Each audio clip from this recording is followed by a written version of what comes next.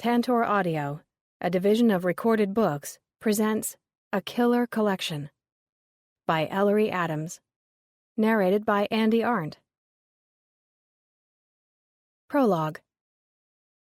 The potter's hands were wide, with short, thick fingers, gnarled and cracked from a lifetime of work. Small burn scars crisscrossed the tough skin on the palms from feeding wood into the kiln. Dried clay was wedged beneath the ragged fingernails. Specks of it dotted the potter's apron and stuck like gray flies to his muscular forearms.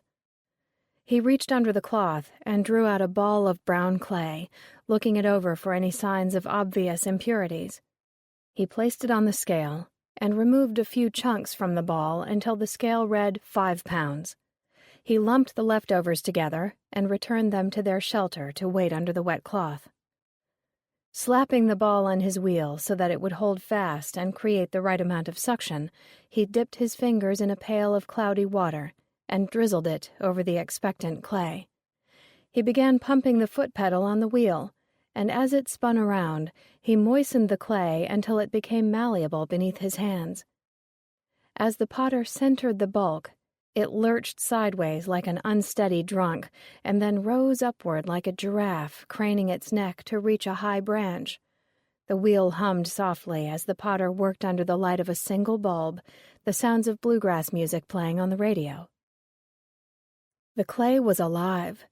Warm below his arms, it moved, stretched, and twisted.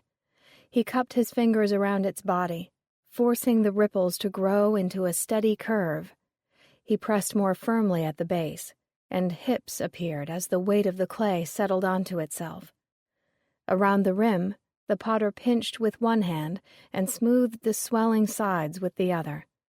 Then, he let the pace of the wheel slow as he curled his hand around the neck of clay, pushing it upward in a gentle choking motion until it was a symmetrical spout, obedient to his will. With a knife, he cut off the extra piece of neck and smoothed the insides of the opening. He stepped back and examined the piece, looking at the base, the round sides, and back up to the top where the centered spout emerged in perfect lines. Satisfied, he slid a length of wire beneath the jug and moved it gingerly onto a stone slab where it would dry. This one would not get a face. It was too late in the evening and the potter was tired. He had made enough for today. As he switched off the radio, he noticed the little lump of leftover clay peeking out from beneath the damp cloth. A new wedge awaited him tomorrow, and he didn't really want to unwrap the whole thing just to save this small bit. Still, he hated to waste a piece of clay. He paused, picked it up, held it, thinking. His hands moved over it, hesitating. They weren't sure what they were supposed to do. Without the wheel, things were uncertain. Pieces could become anything, imperfect, irregular. The potter smoothed the lump into a rounded body and then applied pressure until he'd made a thick neck with one hand, widening a round head with the other. He pinched out 2 long, rounded ears and pulled forward a small nose and cheeks.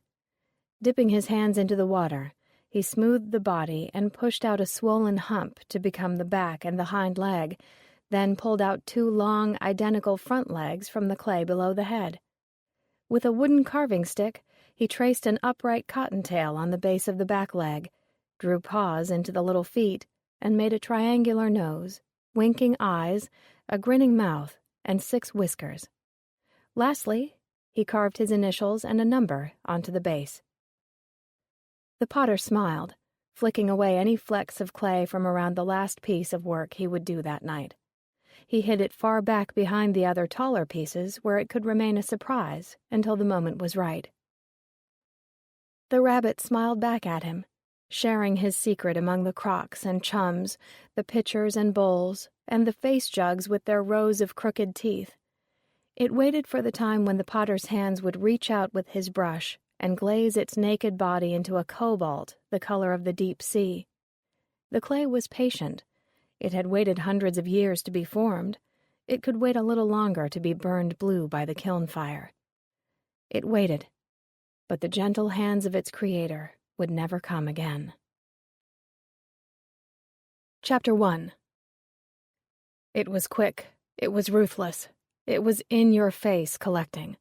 Did people really go this crap over pottery? Andrew Glasgow, from Catawba Clay, Contemporary Southern Face Jug Makers. Time to get up!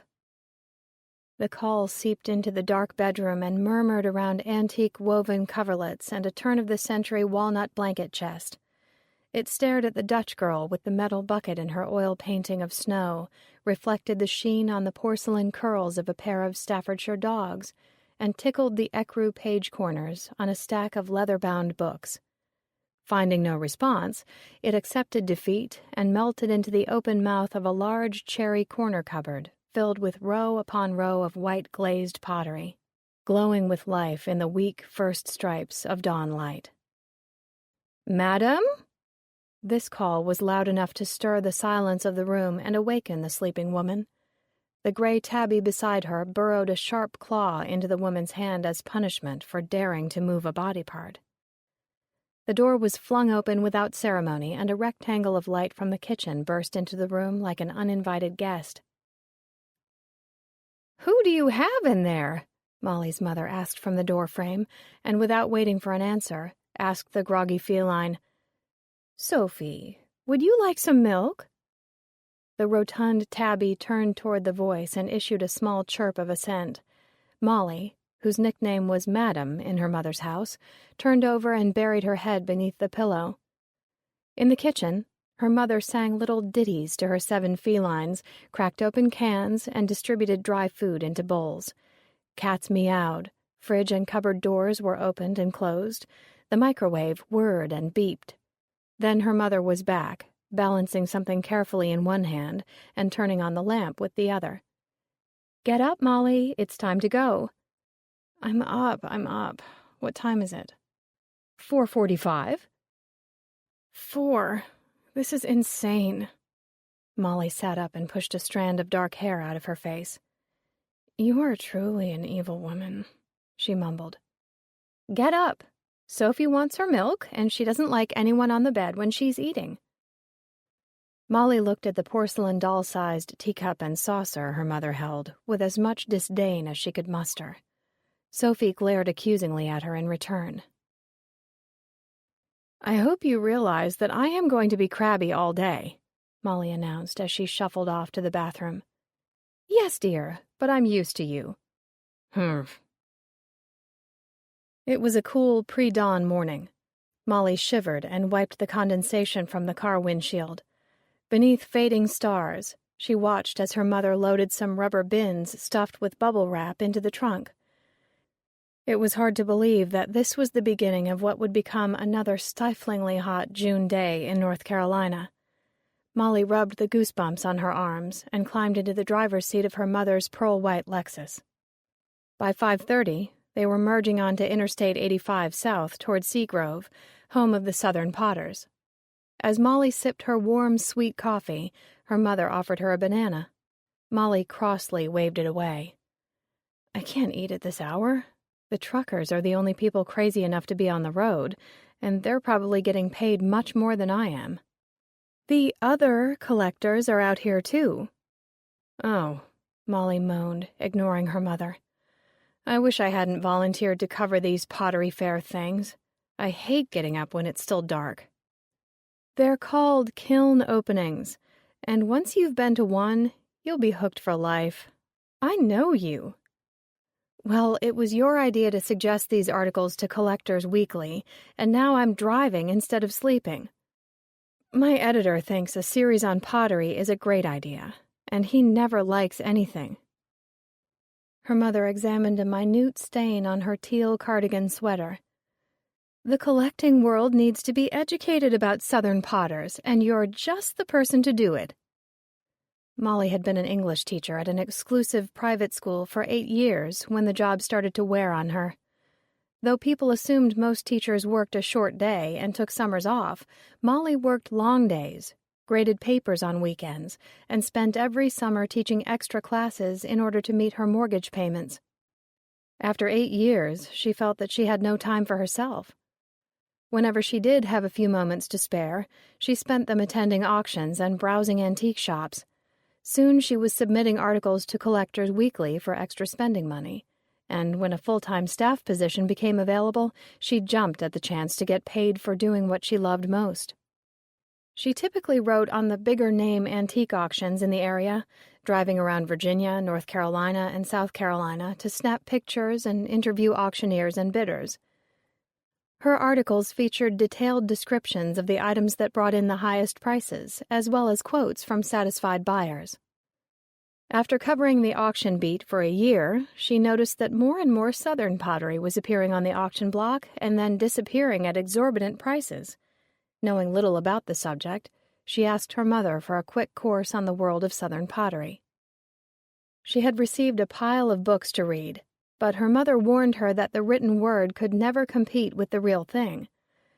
Molly would have to meet the potters and see them working in person to fully understand why people went wild over their wares. Molly's mother, Clara Appleby, had once owned a thriving antique shop. Over time, she discovered that she hated being tied to retail hours and dealing with finicky customers, so she switched her business and became a dealer in Southern folk art pottery. Instead of renting and maintaining a costly shop space, she now conducted business using a simple website and a shop located in the log cabin on her property. Customers could visit by appointment only. Clara's own house was filled with pottery of all shapes and sizes, and she was well known as an expert on all things made of clay. Molly repeatedly teased her that she bought more to keep than to sell. "You have to go to kiln openings to get the pottery at reasonable prices. Dealers can turn right around and double their money by selling the pieces they get at openings on the internet the same day. Plus, some of these potters only make 2 batches a year. That puts a big limit on supply. You've got to grab them fresh out of the kiln," Clara lectured animatedly. Molly threw her mother a sideways glance. "Sounds like a scam to me. Dealers wait for those 2 kiln openings a year and go crazy, buying up everything the potter has, right? I mean, the potters limit the supply and the demand increases, causing normal people to get up with the chickens. Pretty clever." "It takes a ton of hard work to make this kind of pottery. We're not talking about pansy pots or coffee mugs. These art potters may have spent 10 years learning how to make something perfect come off the wheel." "I can't explain it to you. You just have to see it for yourself. You'll learn to love it all, the kiln openings, the pottery festivals, outbidding someone for a piece you just have to have at auction. Trust me, it's a complete addiction. People will absolutely kill for this stuff, you'll see." It took about an hour and a half to reach Seagrove from Hillsborough, and the 2 women pulled onto a dirt and gravel road matted with a plywood sign that read C.C. Burrell Pottery in rough, worn letters. The narrow, tree-lined drive was already packed with cars, and the sun had barely begun to warn the sky of its imminent arrival. "Look at all these cars!" Molly exclaimed.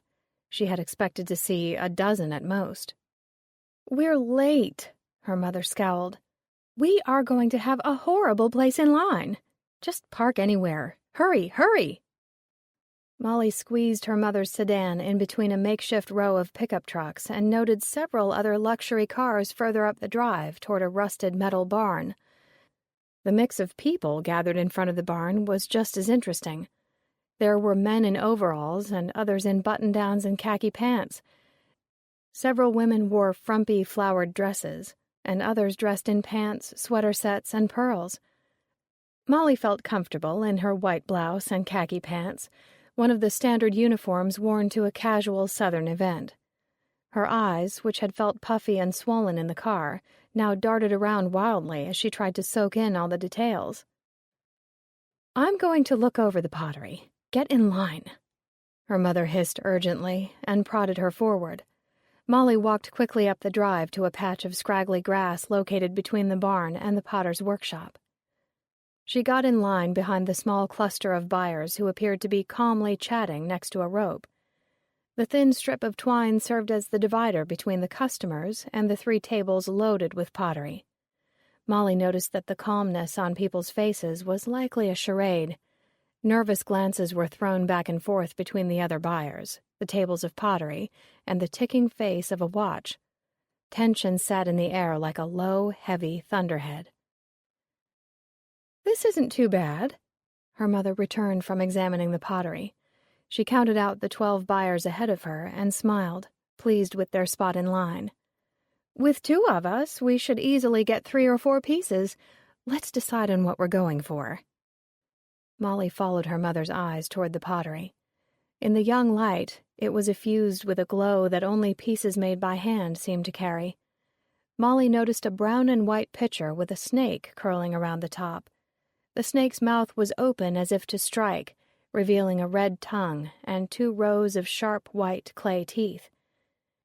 As she scanned the rows of face jugs, churns, pitchers, roosters, and crocks on the other tables, more people began lining up behind them, whispering to one another. "I like that snake pitcher," Molly announced to her mother in a normal voice. "Shh," her mother hissed apprehensively.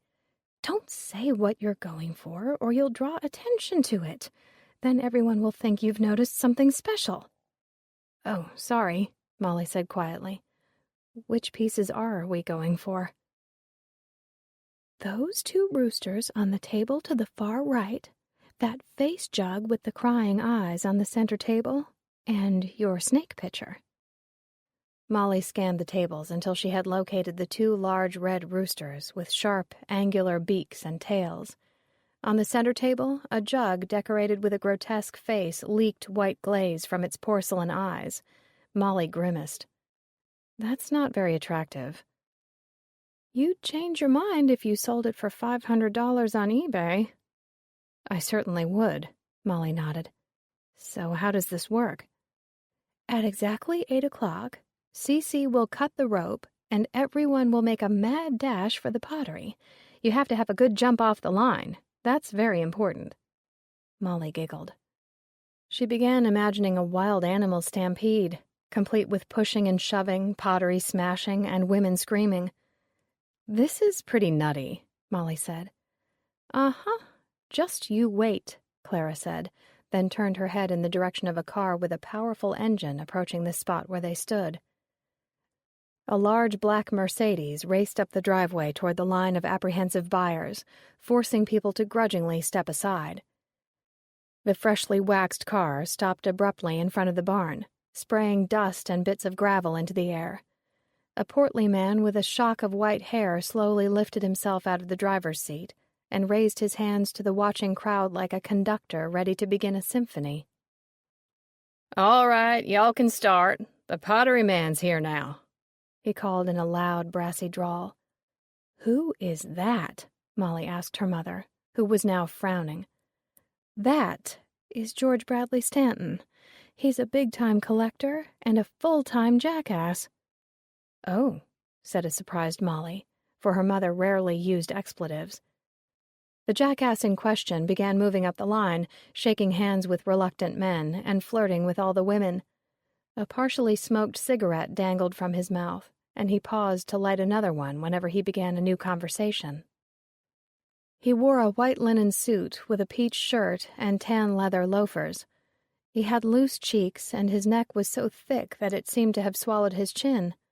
The formless neck and bulging green eyes gave him the overall look of a bullfrog. He dabbed at the beads of sweat on his forehead with a ratty, monogrammed handkerchief, and moved toward Molly and Clara like a king receiving the acquiescence of his subjects. "Well, now, if it isn't the beautiful Clara Appleby, and this fine-looking lady must be your sister." Cigarette smoke was exhaled in their direction. Molly made a visible effort not to recoil from the man's heavy hand, which was resting possessively on her upper arm. He leered at her and her mother, raking both of them from head to toe with his eyes while his thin lips stretched into a snake-like smile, eerily like the one on the pottery pitcher. "You 2 charming ladies must have gotten up pretty early to come on over here and save my spot in line," he announced, laughing. His breath smelled so strongly of tobacco that Molly almost gagged. She turned her face away and pulled fresh air into her lungs. "GB, we're way too far back for you," her mother purred with false sweetness. You need to be much further up to get the good stuff." "Young missy," he said, offering Molly a dough-like, clammy hand. "I am George Bradley Sherman Stanton IV, but you can just call me George Bradley. Are you a new collector I now have to contend with?" "No." She shook and then withdrew her hand quickly and wiped it dry on the back of her pants. "I'm a writer for Collectors Weekly. I'm doing a series on North Carolina potters. This is my first kiln opening." "Well, they're all as different as marbles in a bag. I hope you've got your racing shoes on, girl, 'cause this here big boy is after some 5 pieces this morning." "Good luck to us all," Clara said, and turned away in polite dismissal. With one last lecherous glance, George Bradley Stanton moved up the line. "Lord, what a slime. Does he sell used cars or lots of prime swampland?" Molly asked. Her mother laughed. "He doesn't really need to work. His wife has a very large trust fund, but officially he's a real estate attorney. He's got Esquire on his cards along with that mouthful of a name." "He ought to have Sewer Breath Esquire on them instead." "Oh, he's a sleaze, there's no doubt about it. But he's got the premier pottery collection of central North Carolina next to that man at the front of the line." Clara jerked a thumb toward a nervous-looking middle-aged man wearing a red and white checked shirt tucked into jeans. "Who is he?" Molly asked. "He has an odd name. Ellery Keene. He's the first one on the scene at any major kiln opening." Molly observed Keene as he struggled to take off his silver spectacles. His hands looked swollen and gnarled, as if crooked branches had replaced the fingers and the knuckles had been transformed into wrinkled walnuts. Awkwardly, Keene removed his glasses and tried to clean them against his shirt, but dropped them helplessly on the ground instead. The woman next to him retrieved them, and he gave her an embarrassed smile. Fumbling, Keene replaced the glasses on his narrow nose and cast a cautious glance to the left and right before once again fixing his anxious eyes on the pottery. "Anyway," Clara returned to the original subject of their conversation, "as difficult as it may be, everyone wants to be George Bradley's friend for those rare days when he feels like selling a piece or two." "Have you seen his stuff?" "Not in person. I've only heard about it from friends. His wife is always at home, and she doesn't like pottery or the people in the business, so not many are welcome there. I'd give anything to snoop around that house. Did I ever tell you what happened at this opening last year?" "No." "Oh, my stars, this story is a legend." She lowered her voice. "Everyone was waiting for CC to cut the rope, just like we are right now. When he did, George Bradley sprinted off to get some piece that he had to have. He knocked 2 people over getting to it." Molly looked around at the tight spaces around the tables and considered the size of the current crowd. She thought about George Bradley's wide girth. "I can see how that would happen." "Yes, but one of the people he knocked over was an elderly lady, and she was hurt badly." Clara's face was solemn. "How?" "She broke her leg. George Bradley shoved her so hard that she fell sideways in a twisted heap. She spent a week recovering in the hospital and had to hire someone to help her get around the house after she was released. She told everyone who caused her accident, too. George Bradley denied it, never even apologized, and we all saw what he did with our own eyes." "That is shameless." Molly let a judgmental scowl fall on George Bradley's barrel-round back. "Forget about that greedy lawyer. Cece and Eileen are heading our way." The potter, wearing the traditional denim overalls that seemed to separate the potters from the collectors, moved shyly toward the line and greeted a few friends. He was in his late 70s and moved with the slow stiffness of a man who has spent dozens of years working in mills and bent over a potter's wheel. Molly noticed that the other potters were hanging off to the side, out of line, drinking coffee and humorously watching the tense buyers. One of them looked familiar. "Isn't that Sam Chance?" she asked Clara as her eyes met those of a short, kind-faced potter with white hair and winking blue eyes. "It is." Molly waved, and Sam held up his coffee cup in a smiling salute. Occasionally, Sam Chance would go to area schools as a visiting artist. He'd set up a wheel and demonstrate pottery-making techniques to the amazement of the student body. Last year, he had come to Molly's school, and she had watched, spellbound, as he threw jug after jug for her 6th-grade students. The art teacher had arranged for several North Carolina artists to be guest teachers for a day. In addition to Sam, there had been a folk art carver who cut up logs using a chainsaw and turned them into alligators and giraffes. There had also been a storyteller who recounted Appalachian tales while having the class sketch the feelings her stories invoked. Molly had been asked to sit in on each of these lectures and found them as rewarding as her students did. "Do all the area potters visit one another's kiln openings?" she asked her mother. "Only if they're friends or former apprentices.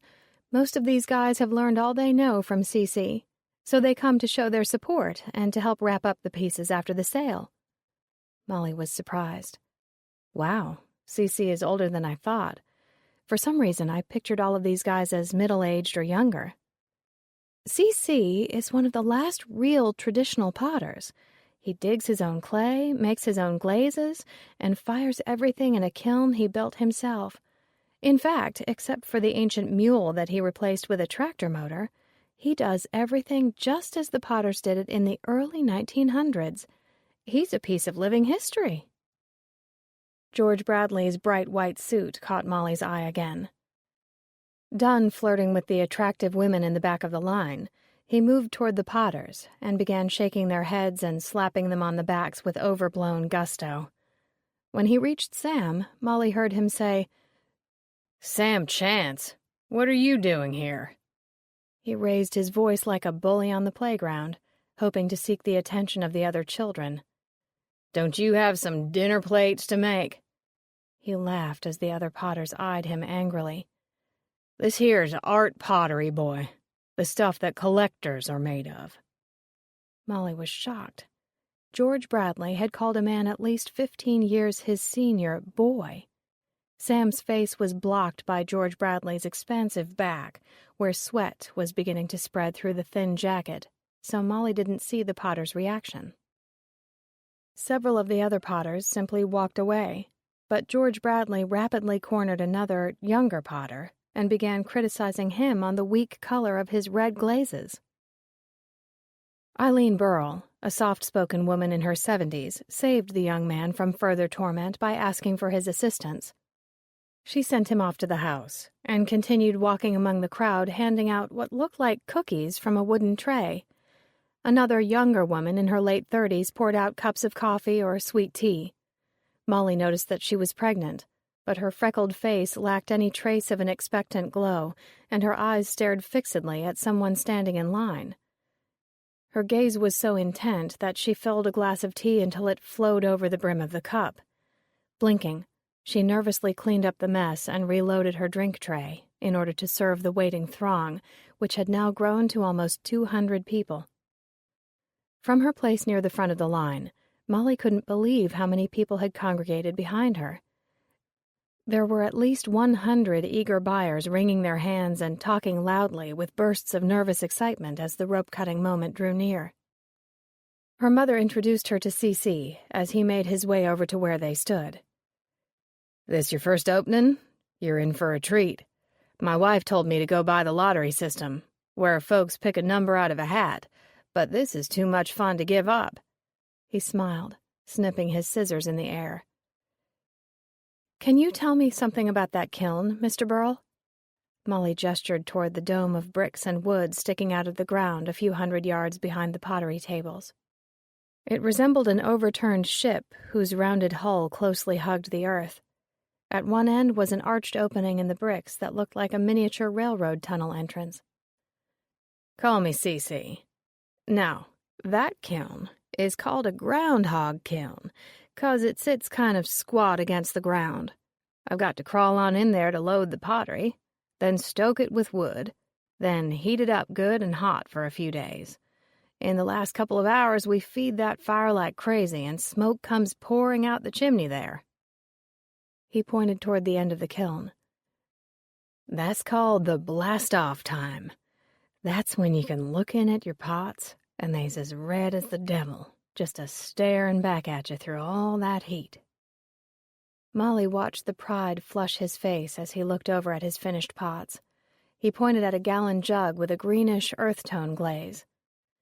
"That glaze is called Seagrove Slip, and it's been made in these parts for more than 100 years. My daddy made it that way, and his daddy did too. It's our family recipe." "I'd love to ask you more questions after the sale, if that's okay." Molly told him about the pottery articles she planned to write. "Sure, I'll take you around and show you all the tricks.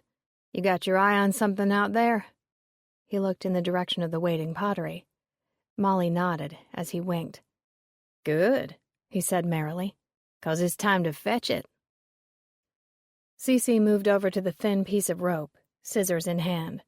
The noise in the yard ceased.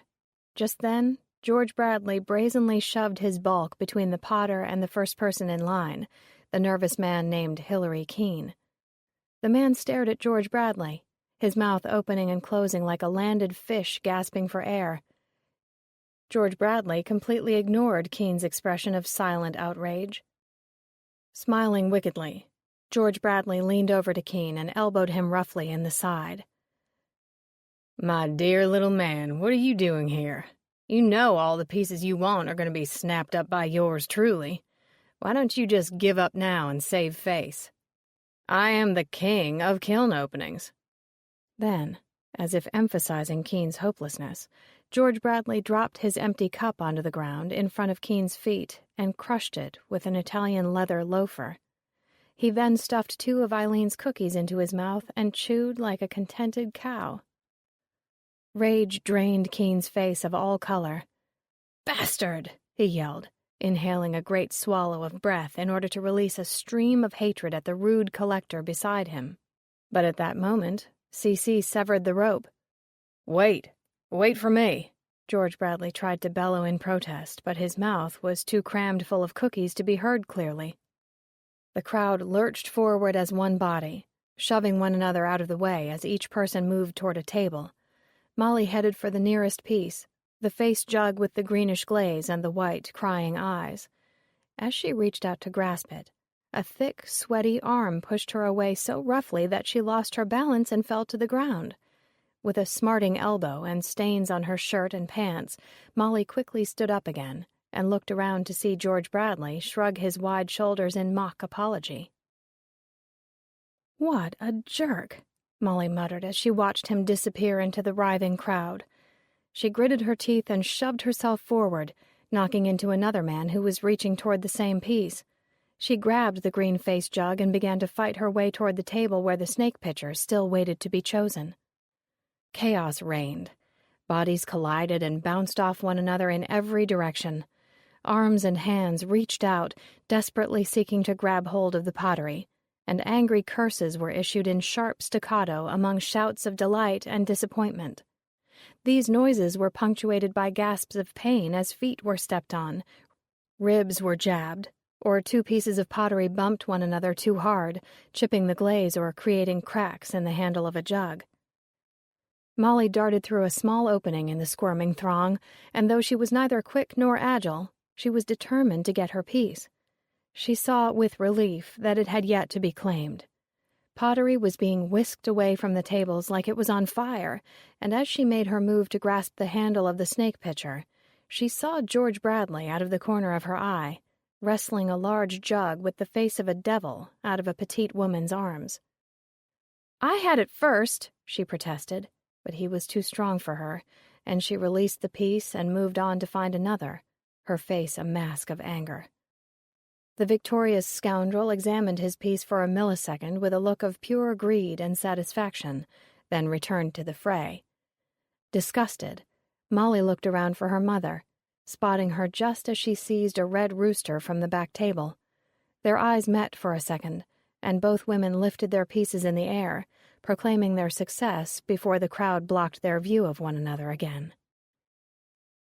As Molly turned to make her way back to the safety of the lawn, she saw George Bradley's face beyond a trio of buyers arguing over a double-handed vase. Eyes darting about frantically, he searched for another treasure.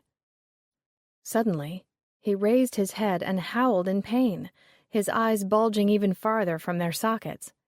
In another flash, Molly's view was obscured, and then she saw George Bradley stagger off toward the side of the barn, out of sight.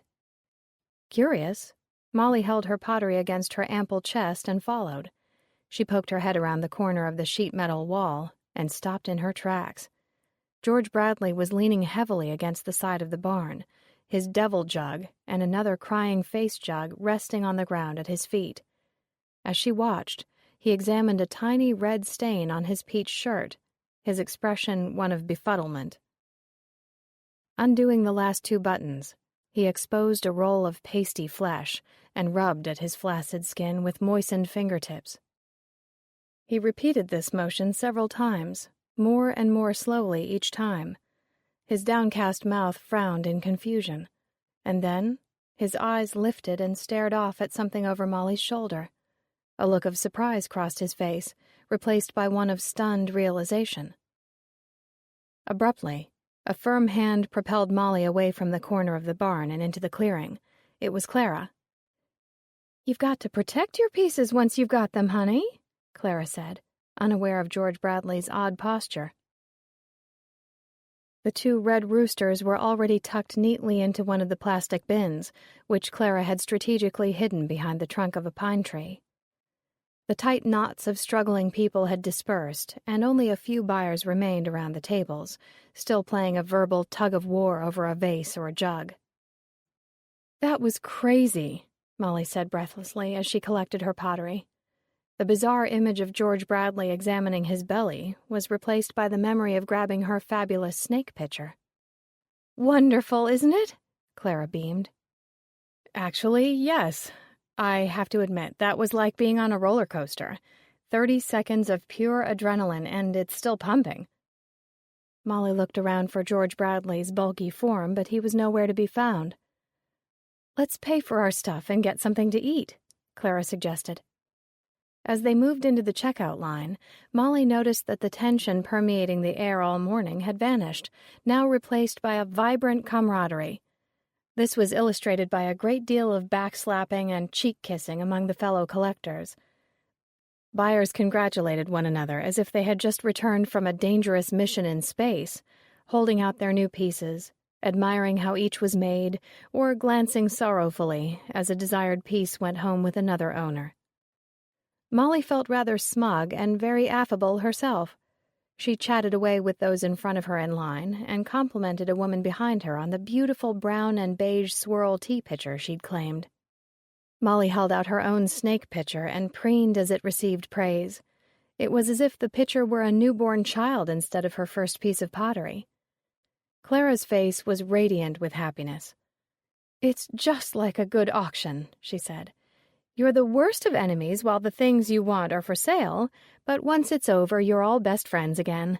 It's pretty much the same group of people at all of these openings, so you may as well call a truce at the end of the day. They are your brother and sister collectors. They're practically family." "And no one even looks at the prices," Molly indicated the tag tied to her piece. "Is every collector this insane?" "Yes, it makes us a tight group." Clara's eyes narrowed as she noticed a green and brown smudge on her daughter's pants. "What happened to your clothes? You've got grass stains." Molly was just opening her mouth to tell her mother about the appalling behavior of George Bradley when a cry of "help" from behind one of the pottery tables rose into the summer air. Molly craned her head to see that the man whose name was on the tip of her tongue was lying face down in the grass, his body almost hidden by the other tables. He was completely still, his face an immovable white mask. A face jug with a snarling mouth and a pair of devil's horns was inches away from George Bradley's outstretched hand.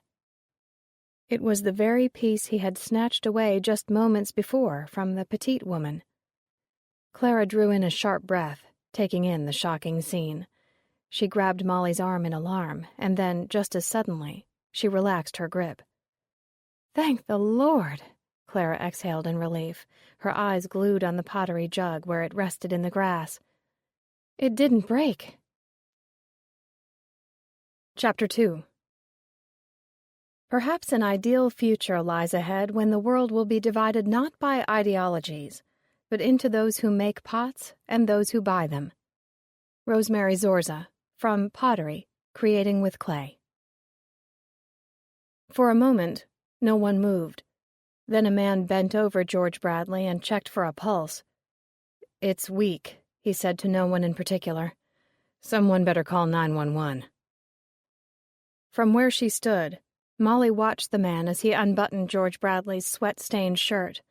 He asked others to lend a hand moving the inert body into the shade until help arrived. Two of the Potters attempted to pick George Bradley up, but reconsidered. Instead, they carried over a large plywood board, which they balanced on the seats of 3 chairs.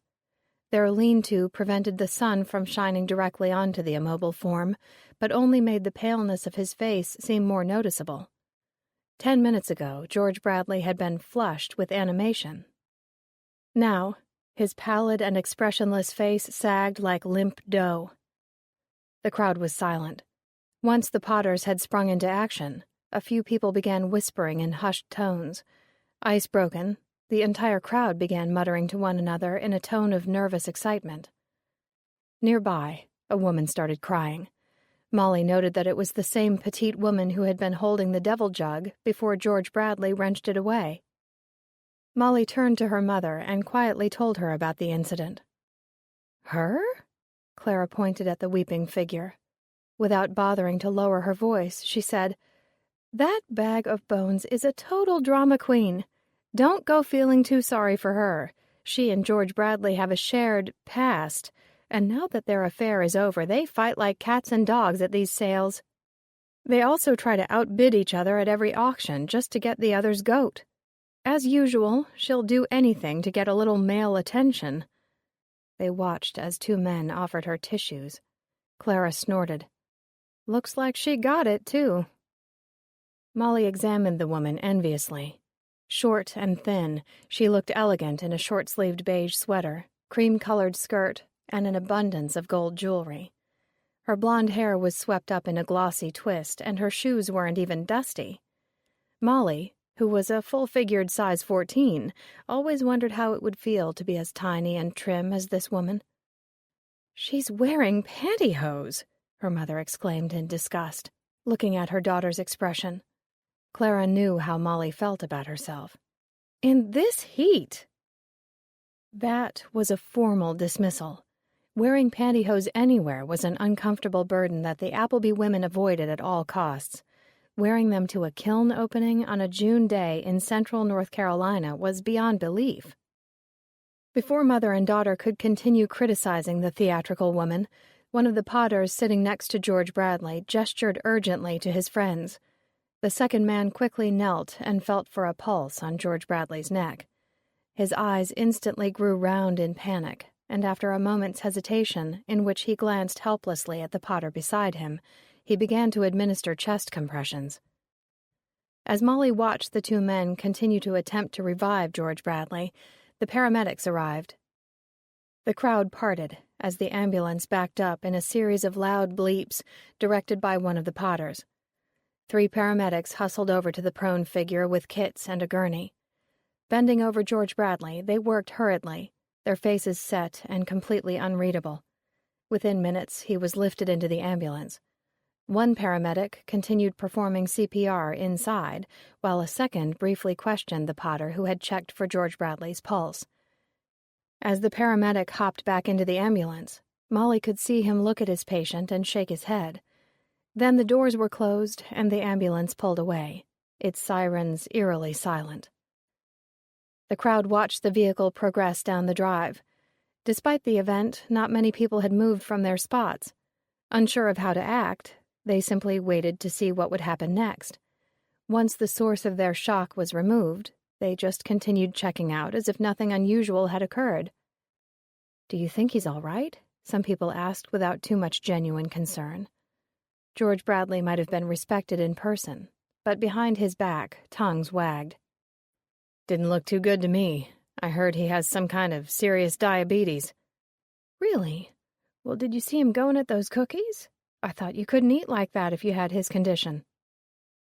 His condition is called too many Big Macs, if you ask me, a woman said with a snide laugh. I'd call it too much smoking and beer chugging, added another. One of the local dealers, a handsome man in his mid-40s wearing a denim shirt tucked into dark brown pants, approached the cluster of buyers. Oh, I know exactly what George Bradley's condition is, he said importantly. Well, a woman holding a large vase with a speckled glaze demanded. What would that be? When an ambulance leaves without using its sirens, he explained, it can only mean one thing. The buyers looked back and forth at one another, realization slowly dawning in their eyes. What you saw leaving here, my friends, the man in the blue shirt declared, was a corpse. The excitement of George Bradley's collapse and dramatic departure had renewed the energy of the crowd. Gossiping at a mile a minute, men and women alike paid for their items and got in their cars, eager to be the first to spread the tale of his death around town. Molly was shocked at their flippant reactions. She had just seen her first dead body, and she felt as though her mind wasn't working correctly. She couldn't seem to move her legs, and as the line moved forward, she simply stood still as other buyers went around her, paid, and left. Finally, only Clara and Molly remained in the quiet yard. Clara comforted Eileen, who suddenly looked years older. Between the stress of the kiln opening and the shock of having one of the area's most notorious collectors collapse in her yard, the woman looked done in. Clara helped her pick up trash and gather the rest of the refreshments. As they worked, the women murmured together in low tones. Molly felt that this was certainly not the time to interview C.C., but he caught her eye and waved at her to join him in the barn. I can come back at a better time, she offered once inside. Nah, he shook his head. I need something else to think about instead of folks keeling over at my opening. Come on, I'll show you around. Cece seemed deeply relieved to have another subject to talk about. Cece showed Molly how he worked throughout the year in the cramped barn that looked like a small metal cabin. He had a fan for the summer and a space heater for the winter as his only comforts. The floor was mud-covered concrete, cool even in the summer heat. The entire length of the back wall was lined with tall wooden shelves used as drying racks, and the rest of the room's accoutrements were reminiscent of colonial times. A crude three-legged stool was pulled up to a wheel that used foot power instead of electricity. An old door on sawhorses served as a table for holding blocks of clay wrapped in tight plastic to retain moisture. Wooden tools like spatulas or cheese knives were stuck haphazardly in chipped crocks near the wheel. Lined up on a warped tabletop were a dozen undecorated jugs that appeared moist to the touch. Every tool and piece of furniture was encrusted with clay. I just threw them this morning. Cece pointed at the jugs with a gnarled and chapped finger. Couldn't sleep. Those new jugs that haven't been burned are called greenware. See, I've turned them on the wheel, but they haven't been in the kiln yet. They'll dry out for a bit and then go in the fire for a good long roasting. Come on in the house and I'll show you some old pieces. Molly trailed after the spry older man on a gravel path that meandered behind the barn. Tucked neatly into the woods, the unpainted house looked as though it had always belonged in the copse of trees. Inside, Molly noticed that the Burrells lived a simple life.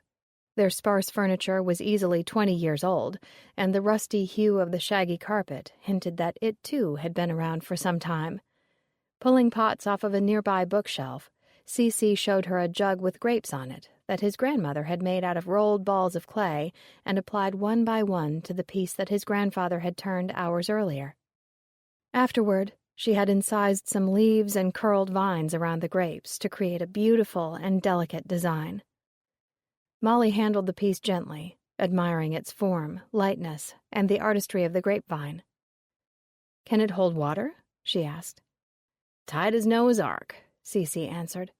After all, the Burrells made this stuff for people in these parts to use every day of their lives. Local people made butter and cream in our churns and stored all kinds of foodstuffs in these crocks. I'm still trying to get used to the idea that people are buying my pottery just to look at it. What's the history of this piece? Molly asked, holding up a piece that looked like two jugs stacked on top of each other with spouts sticking out in opposite directions. Well, that there is a monkey jug.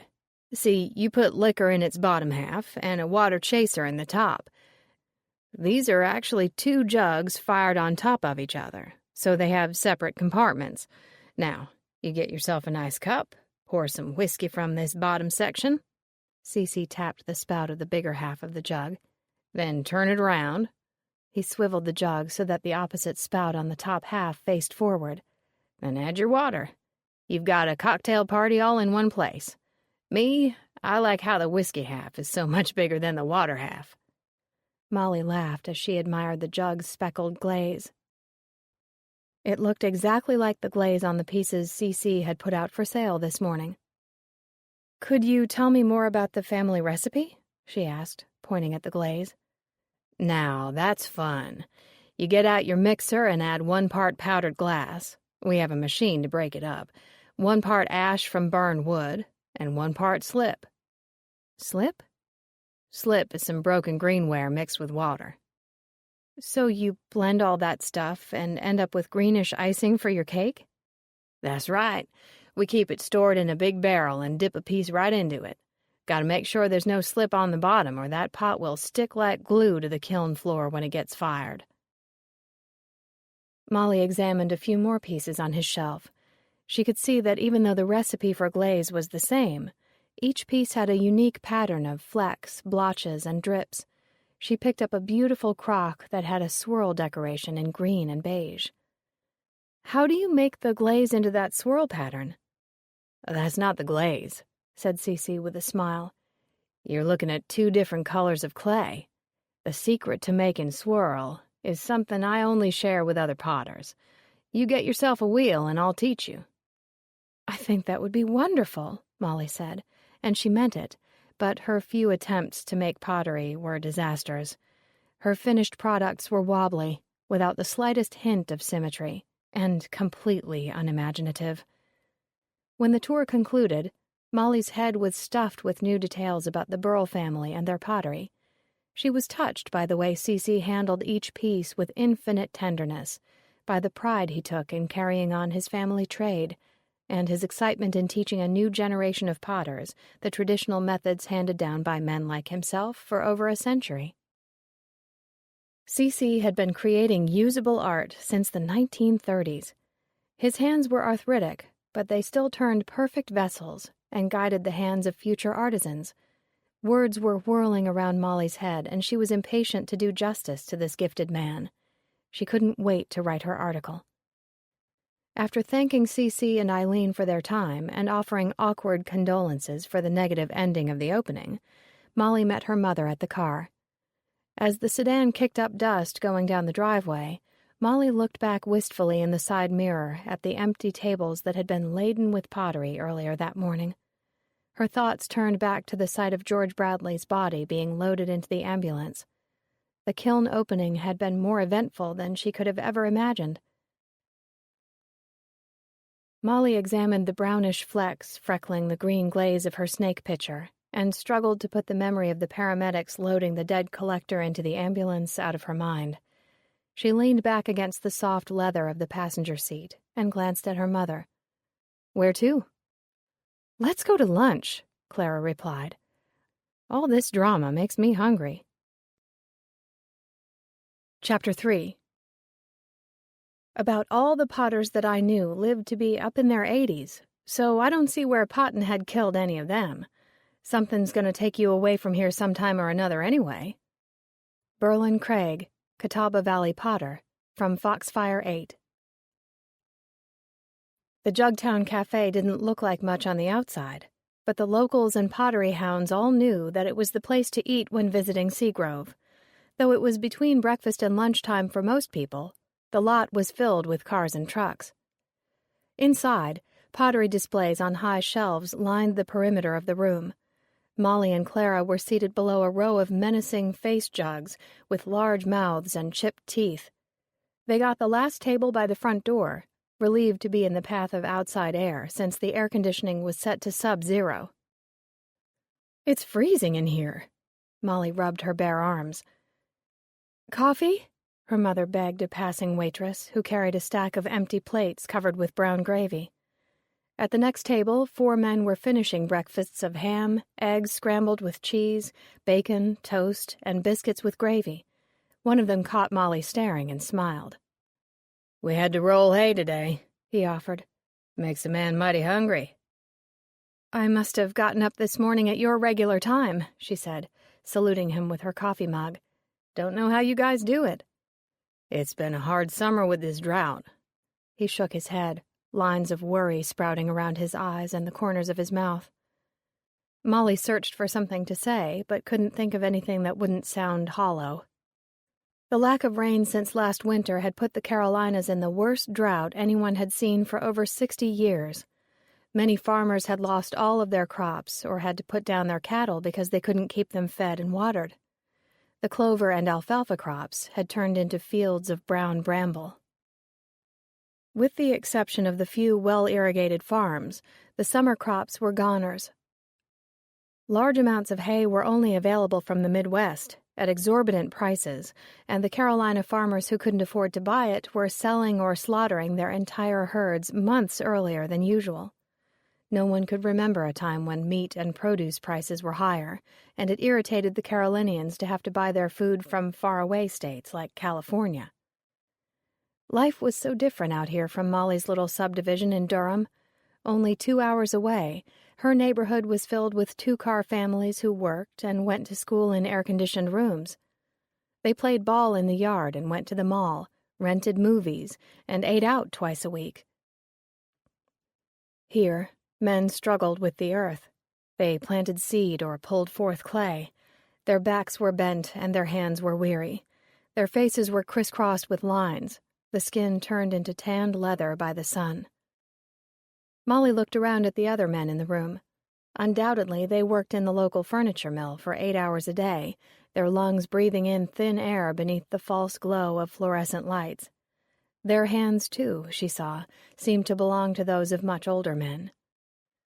Returning her gaze to her own table, Molly examined her mother as she studied her menu.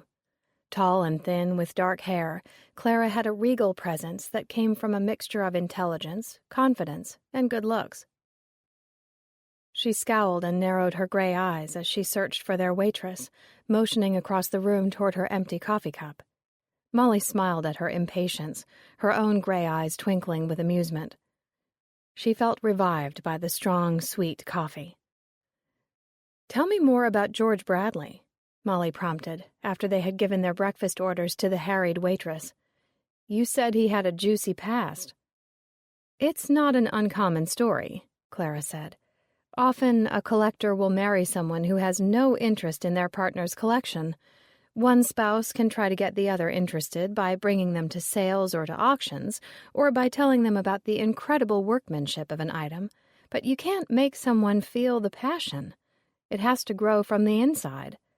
I think people are born as collectors, or they're not. You have to have the gene. George Bradley's wife, Bunny, didn't have it." "The gene?" "Yes. You see, he'd go to sales and shows, and she would stay home or go shopping. She never went with him on the road. And she hated every piece he brought into the house. I've heard this right from the horse's mouth. It got so they practically divided the house in half so that all of his ugly things were in his half. She was born without the collecting gene." "Well, some of those face jugs can be pretty scary. Not the type of thing to put in your guest room." "True, but what happened was that George Bradley spent more and more time with people who shared his passion, especially women. That woman you saw this morning, her name is Susan something. She wouldn't normally be attracted to someone with George Bradley's looks, but when you find a person who loves what you love, it can change the way you look at them. You form this connection that's deeper than mere physical attraction." "So why didn't George Bradley just get divorced?" "Who knows? Bunny's always known about him running around, but she never sought a divorce either. Marriages are full of secrets. You never know what's really going on behind closed doors." The waitress arrived with delicious crepe-style pancakes, eggs, and very crisp bacon, as requested. Molly poured some pecan syrup in a thin drizzle over the melting pat of butter in the center of her light and savory pancakes and licked her lips in anticipation. Clara raised her eyebrows as she watched Molly pour, but refrained from saying anything about her daughter's eating habits. Molly was on the plump side, with her round hips and an ample bosom, but she was still a lovely woman. Clara always marveled at her daughter's flawless and luminescent skin, and the sweep of long dark eyelashes framing eyes that always held a glint of amusement. Such beauty and intelligence should not go to waste, Clara thought. Now, speaking of marriage, she began. Don't start, Molly interrupted. I just haven't found the right guy. But you're 30 now. You'd better get a move on. I want grandchildren before you put me in the nursing home. Molly sighed. I'm working on it, but if you keep nagging me about grandkids, you're going to that home much earlier than you'd like. As her mother fantasized aloud about where to hold the wedding reception, Molly's thoughts wandered to Matt Harrison, the marketing director at Collectors Weekly. She'd had a crush on him since the moment she joined the staff, but even after 2 years, they had barely exchanged more than a quick greeting in the break room or a wave in the hall. Molly could see into Matt's office from her desk, and for 2 years she'd furtively studied his tall frame and watched his shy smile as he talked on the phone or worked on his computer. As she wondered for the millionth time whether Matt had a girlfriend, her mother plowed full steam ahead on her usual litany regarding the family engagement ring that awaited Molly in Clara's jewelry box. Molly was saved from having to listen by the arrival of a group of boisterous newcomers who sat down at a neighboring booth. All 3 women were talking at the same time so that it was difficult to distinguish what was being said. They sounded like a gaggle of geese. As they settled into their seats, it became clear that the loudest woman was speaking about George Bradley. Molly and Clara's ears perked up. This morning, at C.C. Burrell's opening, the woman continued, relating her story to her 2 wide-eyed friends. What happened? Well, Trish said he just keeled on over. Boom! Landed right on the grass without hurting a hair on a single piece of pottery. Did he have a heart attack? Her friend asked. I don't know. Trish said they picked him up in an ambulance and took him away. He was white as a sheet in bleach, but that's all I know. He was stuffing cookies in his mouth like they were going out of style, that's for sure. With the shape he was in, it could have been anything. When Trish told me, I wasn't surprised a bit, but poor Cece and Eileen. The women all clucked in sympathy. Did George Bradley cut the line at this opening, too? Someone asked after a moment. Of course he did. Right in front of Hillary Keene. And Trish said he grabbed a face jug right out of Susan Black's hands. She was spitting mad. I don't know who he thinks he is, that George Bradley, one of the women snarled. When I was first collecting, he took an old crock right out of my hands at a tag sale. He told me it was damaged and I wouldn't want it. Stuck it in front of my face and said, See, look at all them scratches. Then he put a different crock in my hands and said, Allow me to advise you. Buy this one. And stupid me, I bought it. I found out later that the scratched crock actually had a poem written on it about the potter's wife. It was late 19th century and worth over $1,000. I hate that man for cheating me that way. Her friends murmured in agreement. Still, I don't wish a heart attack on anyone. The woman sighed reluctantly, as if that's exactly what she wished. If that's what happened. Oh, we're going to find out, announced the 3rd woman triumphantly, holding up a cell phone. You know Randy, the guy I dated for a while? He works at Ashboro General. I asked him to send me a text message when he finds out what's going on with George Bradley. Molly and Clara exchanged looks. They were done with their meals and their plates had been cleared. Normally they'd be impatient to leave, but a combination of the morning's events, their full bellies, and the opportunity to listen to interesting gossip rendered them immobile. They lingered over their cups of tepid coffee and openly eavesdropped. After the women in the next booth placed their orders, one of them said, I don't hear your phone beeping. Why wait for a text? Call that Randy and find out what happened. I already tried. I'm sure George Bradley will end up being fine. He'll be back at the next kiln opening, breaking the bones of little old ladies and pushing people like me into the dirt." Clara could contain herself no longer. She couldn't leave her neighbors unenlightened. "No, he won't." She inserted herself into their conversation with a conspiratorial whisper. "His days of being the rudest, greediest man in Ashboro are over." "Really?" asked one of the women. She was practically drooling as she leaned forward to listen to Clara. "Yes." Clara stood and placed a few dollars on the table for their waitress. "George Bradley is dead." Molly also rose, watching the women's faces as they digested the news. She felt suddenly uneasy. Shouldn't they all be feeling more than morbid curiosity? Someone she'd just met, that she'd shaken hands with and spoken to, was dead. A man's life was over. The spark was gone from the day. Molly was ready to go home. Above her head, the face jugs smiled crooked, sinister smiles from their lofty positions above the diners, their pointed teeth and slanted eyes gleaming sharp white from within the shadows. Chapter 4. The best pieces of pottery bring out in most of us an almost overwhelming desire to touch, caress, and hold them. Peter Constantino, The Encyclopedia of Pottery Techniques.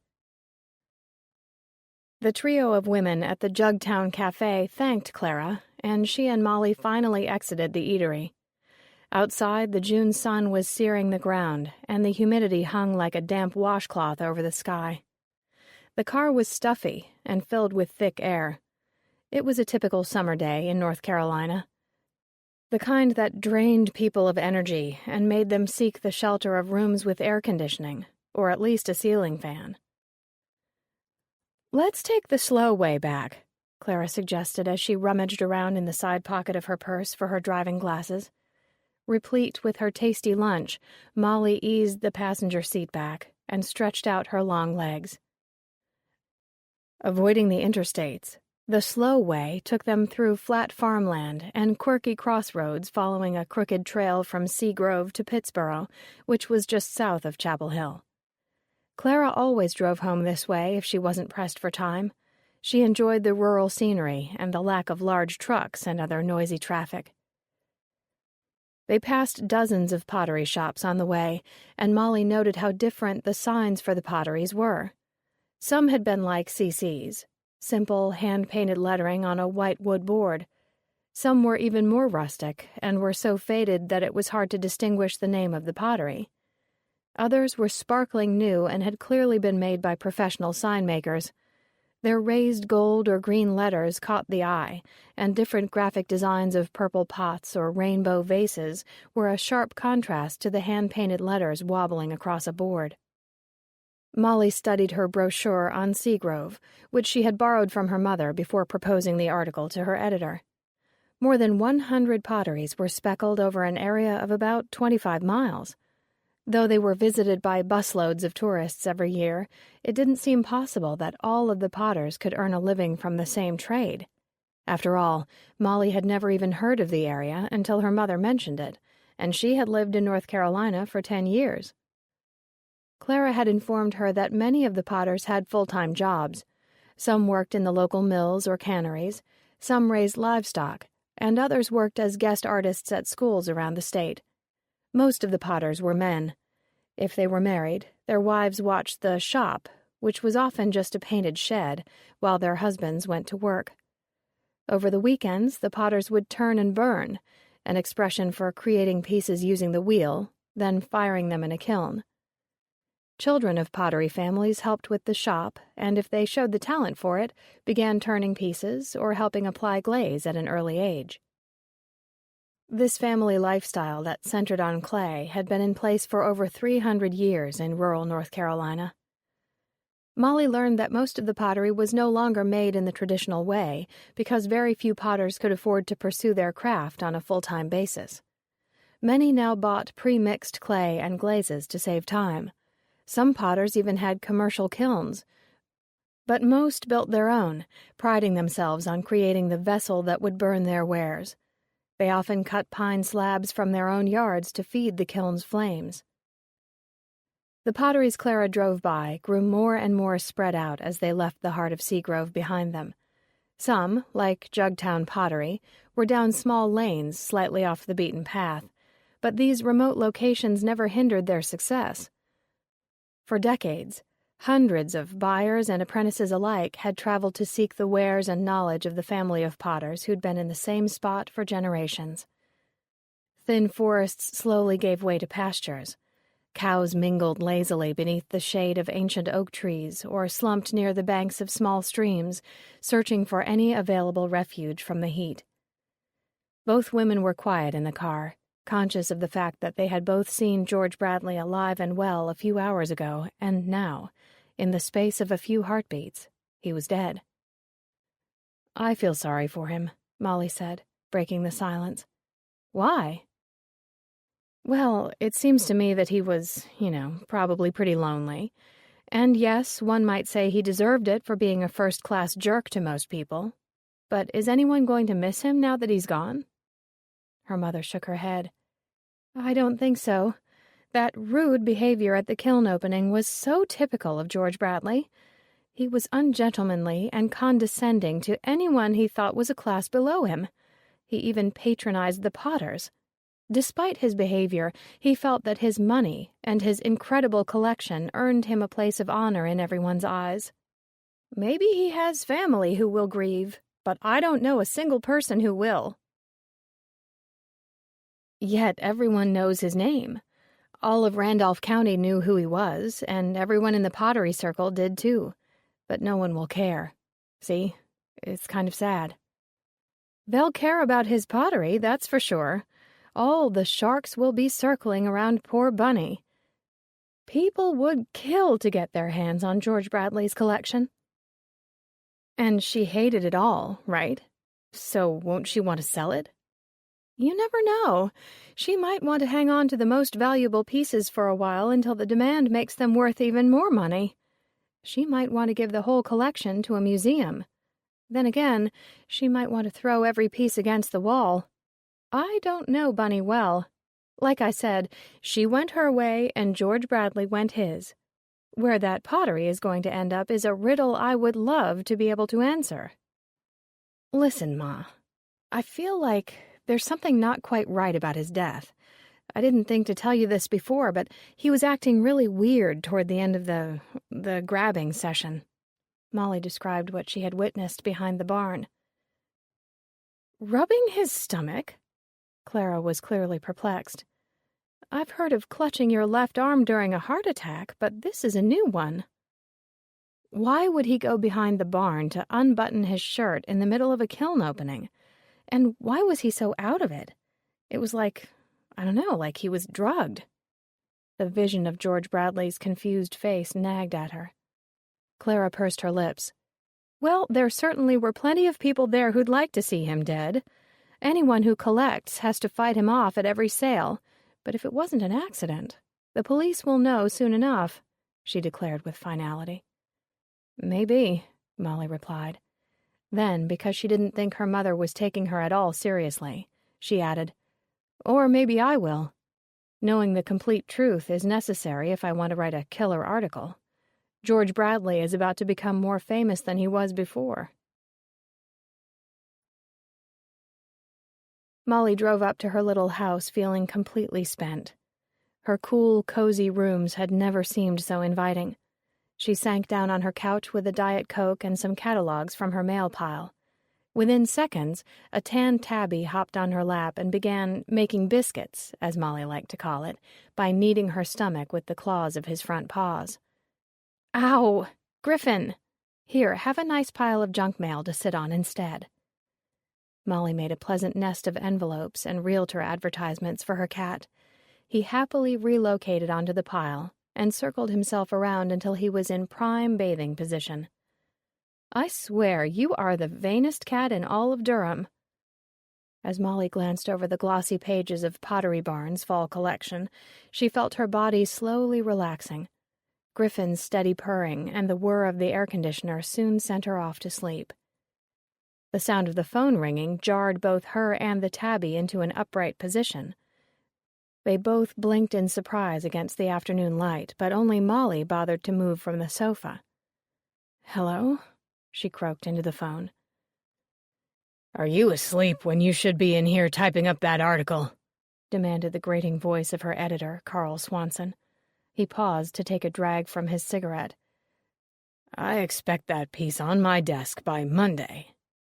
Carl was an overweight chain smoker with a truculent nature and an obsession with the paper's circulation rate. The entire staff of Collectors Weekly lived in constant fear of Swanson's volatile temper and horrible breath, which was a blend of nicotine and strong black coffee. "I was at the kiln opening at dawn," Molly said defensively. "I certainly got enough information for an article, but maybe a little more excitement than I'd bargained for. However," she gave a theatrical pause, "this might be just the article to help our sales. A famous collector died today, Carl. But that's not all." She hesitated again, wondering if she was about to say something she would later regret, but the nagging feeling that followed her home from the kiln opening would not let go. "I don't think his death was accidental." Molly could almost see her boss sitting up straighter in his chair, the ashes from his cigarette falling onto his expansive lap. "Well, go on, girlie. Give me all the details and let's see what we can print." Molly ignored his customary display of chauvinism and gave him a blow-by-blow account of the morning's events. Swanson was completely keyed up over the idea of publishing such a dramatic story. "Get in here right away.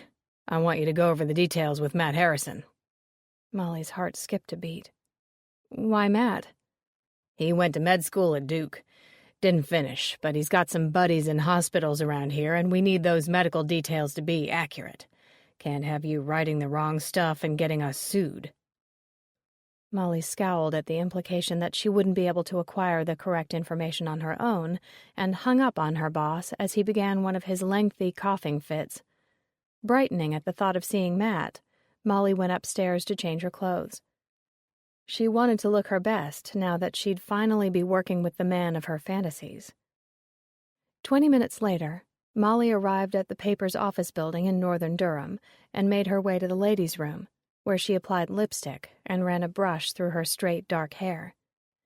Swanson must have briefed Matt, for he was waiting for her with his desk cleared, a welcoming smile on his face. "I hadn't realized you went to medical school," she began. A shadow crossed Matt's face. "For a little while, but I didn't finish. Listen," he said, hastening to change the subject. "Why don't you tell me everything that happened this morning? Swanson's indicated that you believe this collector's death was suspicious. Is that true? Could you explain what you saw?" Molly nodded, sensing a strong amount of doubt in Matt's voice. Still, she related her story once again, and he listened intently while occasionally jotting down notes on a legal pad. He was clearly more interested in the details of George Bradley's demise than in the descriptions of the pottery or the behavior of the buyers after the rope was cut. "So you heard that he had diabetes?" "Yes, someone in line mentioned it after he was taken away in the ambulance," Molly said. "Or I might have heard it while he was stuffing his face with cookies. Either way, it seemed common knowledge." Matt asked, "Did he look healthy?" "No. He was overweight and sweating a lot. He kept dabbing at his face with a handkerchief. Plus, he was drinking tea and eating every sugary snack to be had like it was his last meal." "Sweet tea?" Molly laughed. "Boy, you give away that you're not from around here when you ask that. Of course it was sweet tea. Is there any other kind?" Matt ignored her teasing. "It doesn't sound like he treated himself too well." "Not in that regard." She proceeded to fill him in on the gossip about his affairs and his unusual marriage, pleased that she felt so comfortable talking to him. The Stantons, she concluded, were a couple divided by his pottery collection. He put a great deal of time and energy into collecting. She hated everything he brought home. "Well, I don't collect stuff, unless you count my beer bottle collection or my jar of wine corks. Does that mean I have to marry someone who likes beer bottles?" Molly laughed. "I don't think that all married couples have that problem. After all, it's much more economical if only one person is spending money on eBay. I'm a cheapskate bachelor, so no problem there. He grinned and returned his attention to his legal pad. A bachelor? Did he say that to let her know he was available? Molly tried to decipher the glimmer in Matt's light blue eyes, but he was concentrating on his notes. Okay, he began, still looking at what he'd written. I'm going to call in a favor from a friend over at Ashboro General. I'll find out the medical details. If there is something suspicious about this guy's death, and I'm not saying there is, medical science will bring it to light. Swanson wants this piece out on Monday, so why don't you start the article, and I'll give you the filler you need by tonight. We could... Molly watched as Matt stumbled for words and a ruddy blush crept up his cheeks. Order Chinese, she suggested quickly. Great. He smiled, and Molly returned to her desk and began typing up her article with a zippy rhythm. By dinner time, Molly was growing tired. Matt stopped by her desk as she was stifling a yawn. You'd better knock off for tonight, he said kindly. We can go to that fondue restaurant next door. I'll write it off as a business expense. Yes, please. I can finish this up in the morning, she agreed gratefully. After the waiter took their order for spicy cheese fondue, house salads, and an entree of meat and seafood fondue, Matt seemed to grow fidgety. He crumpled and smoothed his napkin and glanced around the room, looking everywhere but at Molly. Did you talk to your friend at Ashboro General? Molly asked, hoping to make him comfortable by sticking to work topics. Yes, turns out that is the hospital where your collector was taken. My friend was doing his rotation in the ER when they brought him in, DOA. Molly looked at him blankly. What did that acronym mean? DOA? Matt laughed. Oh, sorry. It means dead on arrival. George Bradley didn't even make it to the hospital? Molly was surprised. So the customer at Cece's who'd said that an ambulance leaving without its sirens blaring meant the patient was already dead had been correct. No. And guess what his cause of death was? I don't know. Heart attack? No. Molly thought about what else might have afflicted an overweight man. Stroke? No. Brain aneurysm? Nope. Matt shook his head, his blue eyes smiling. Molly lifted a skewered piece of bread dripping cheese onto her plate. Was Matt being playful with her? To test him, she replied in an exasperated voice, Intensive probing by aliens? Matt raised his brows. I'll give you a hint. It relates to the condition that you mentioned. Diabetes? Yes. I don't know anything about diabetes except that you have to take insulin, right? Molly said. Right. So his death has something to do with insulin? Matt nodded. Now you're getting warmer.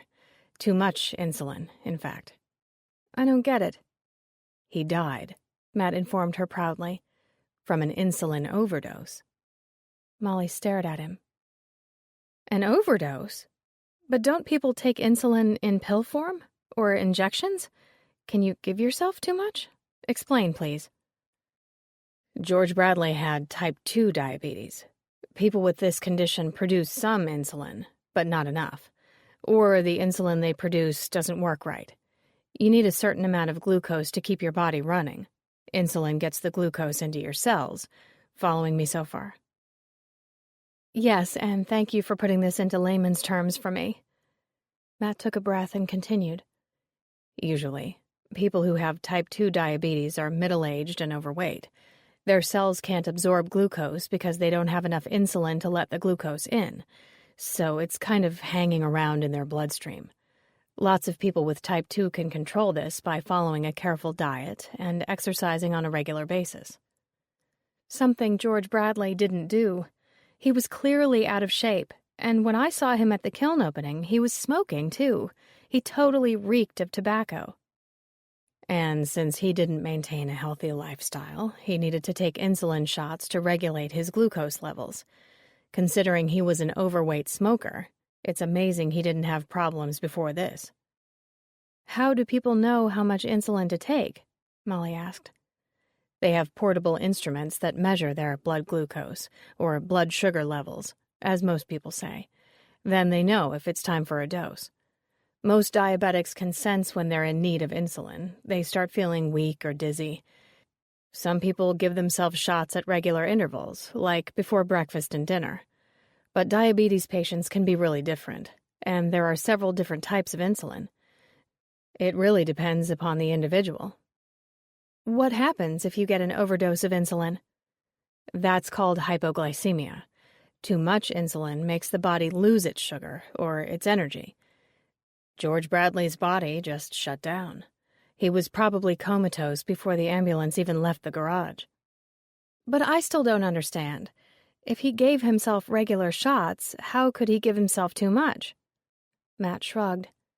It's not common, but I guess he could have forgotten that he already had a shot, or misread his blood glucose level.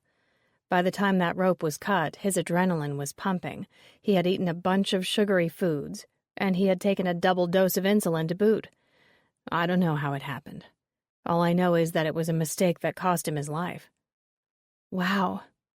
Molly tried to absorb all of the medical details. That's awful. Did you find out anything else? I didn't really ask. I mean, all this stuff is confidential, remember? And all you can put in your article is what has been officially released to the press, which isn't much. It's a start, Molly thought for a moment. But his cause of death will be made known to his wife and the insurance company, right? Yes, why? Molly wiped the condensation off the surface of her water glass as an idea struck her. What if the insurance company views George Bradley's death as a suicide? Did he seem like someone on the verge of committing suicide? Not at all.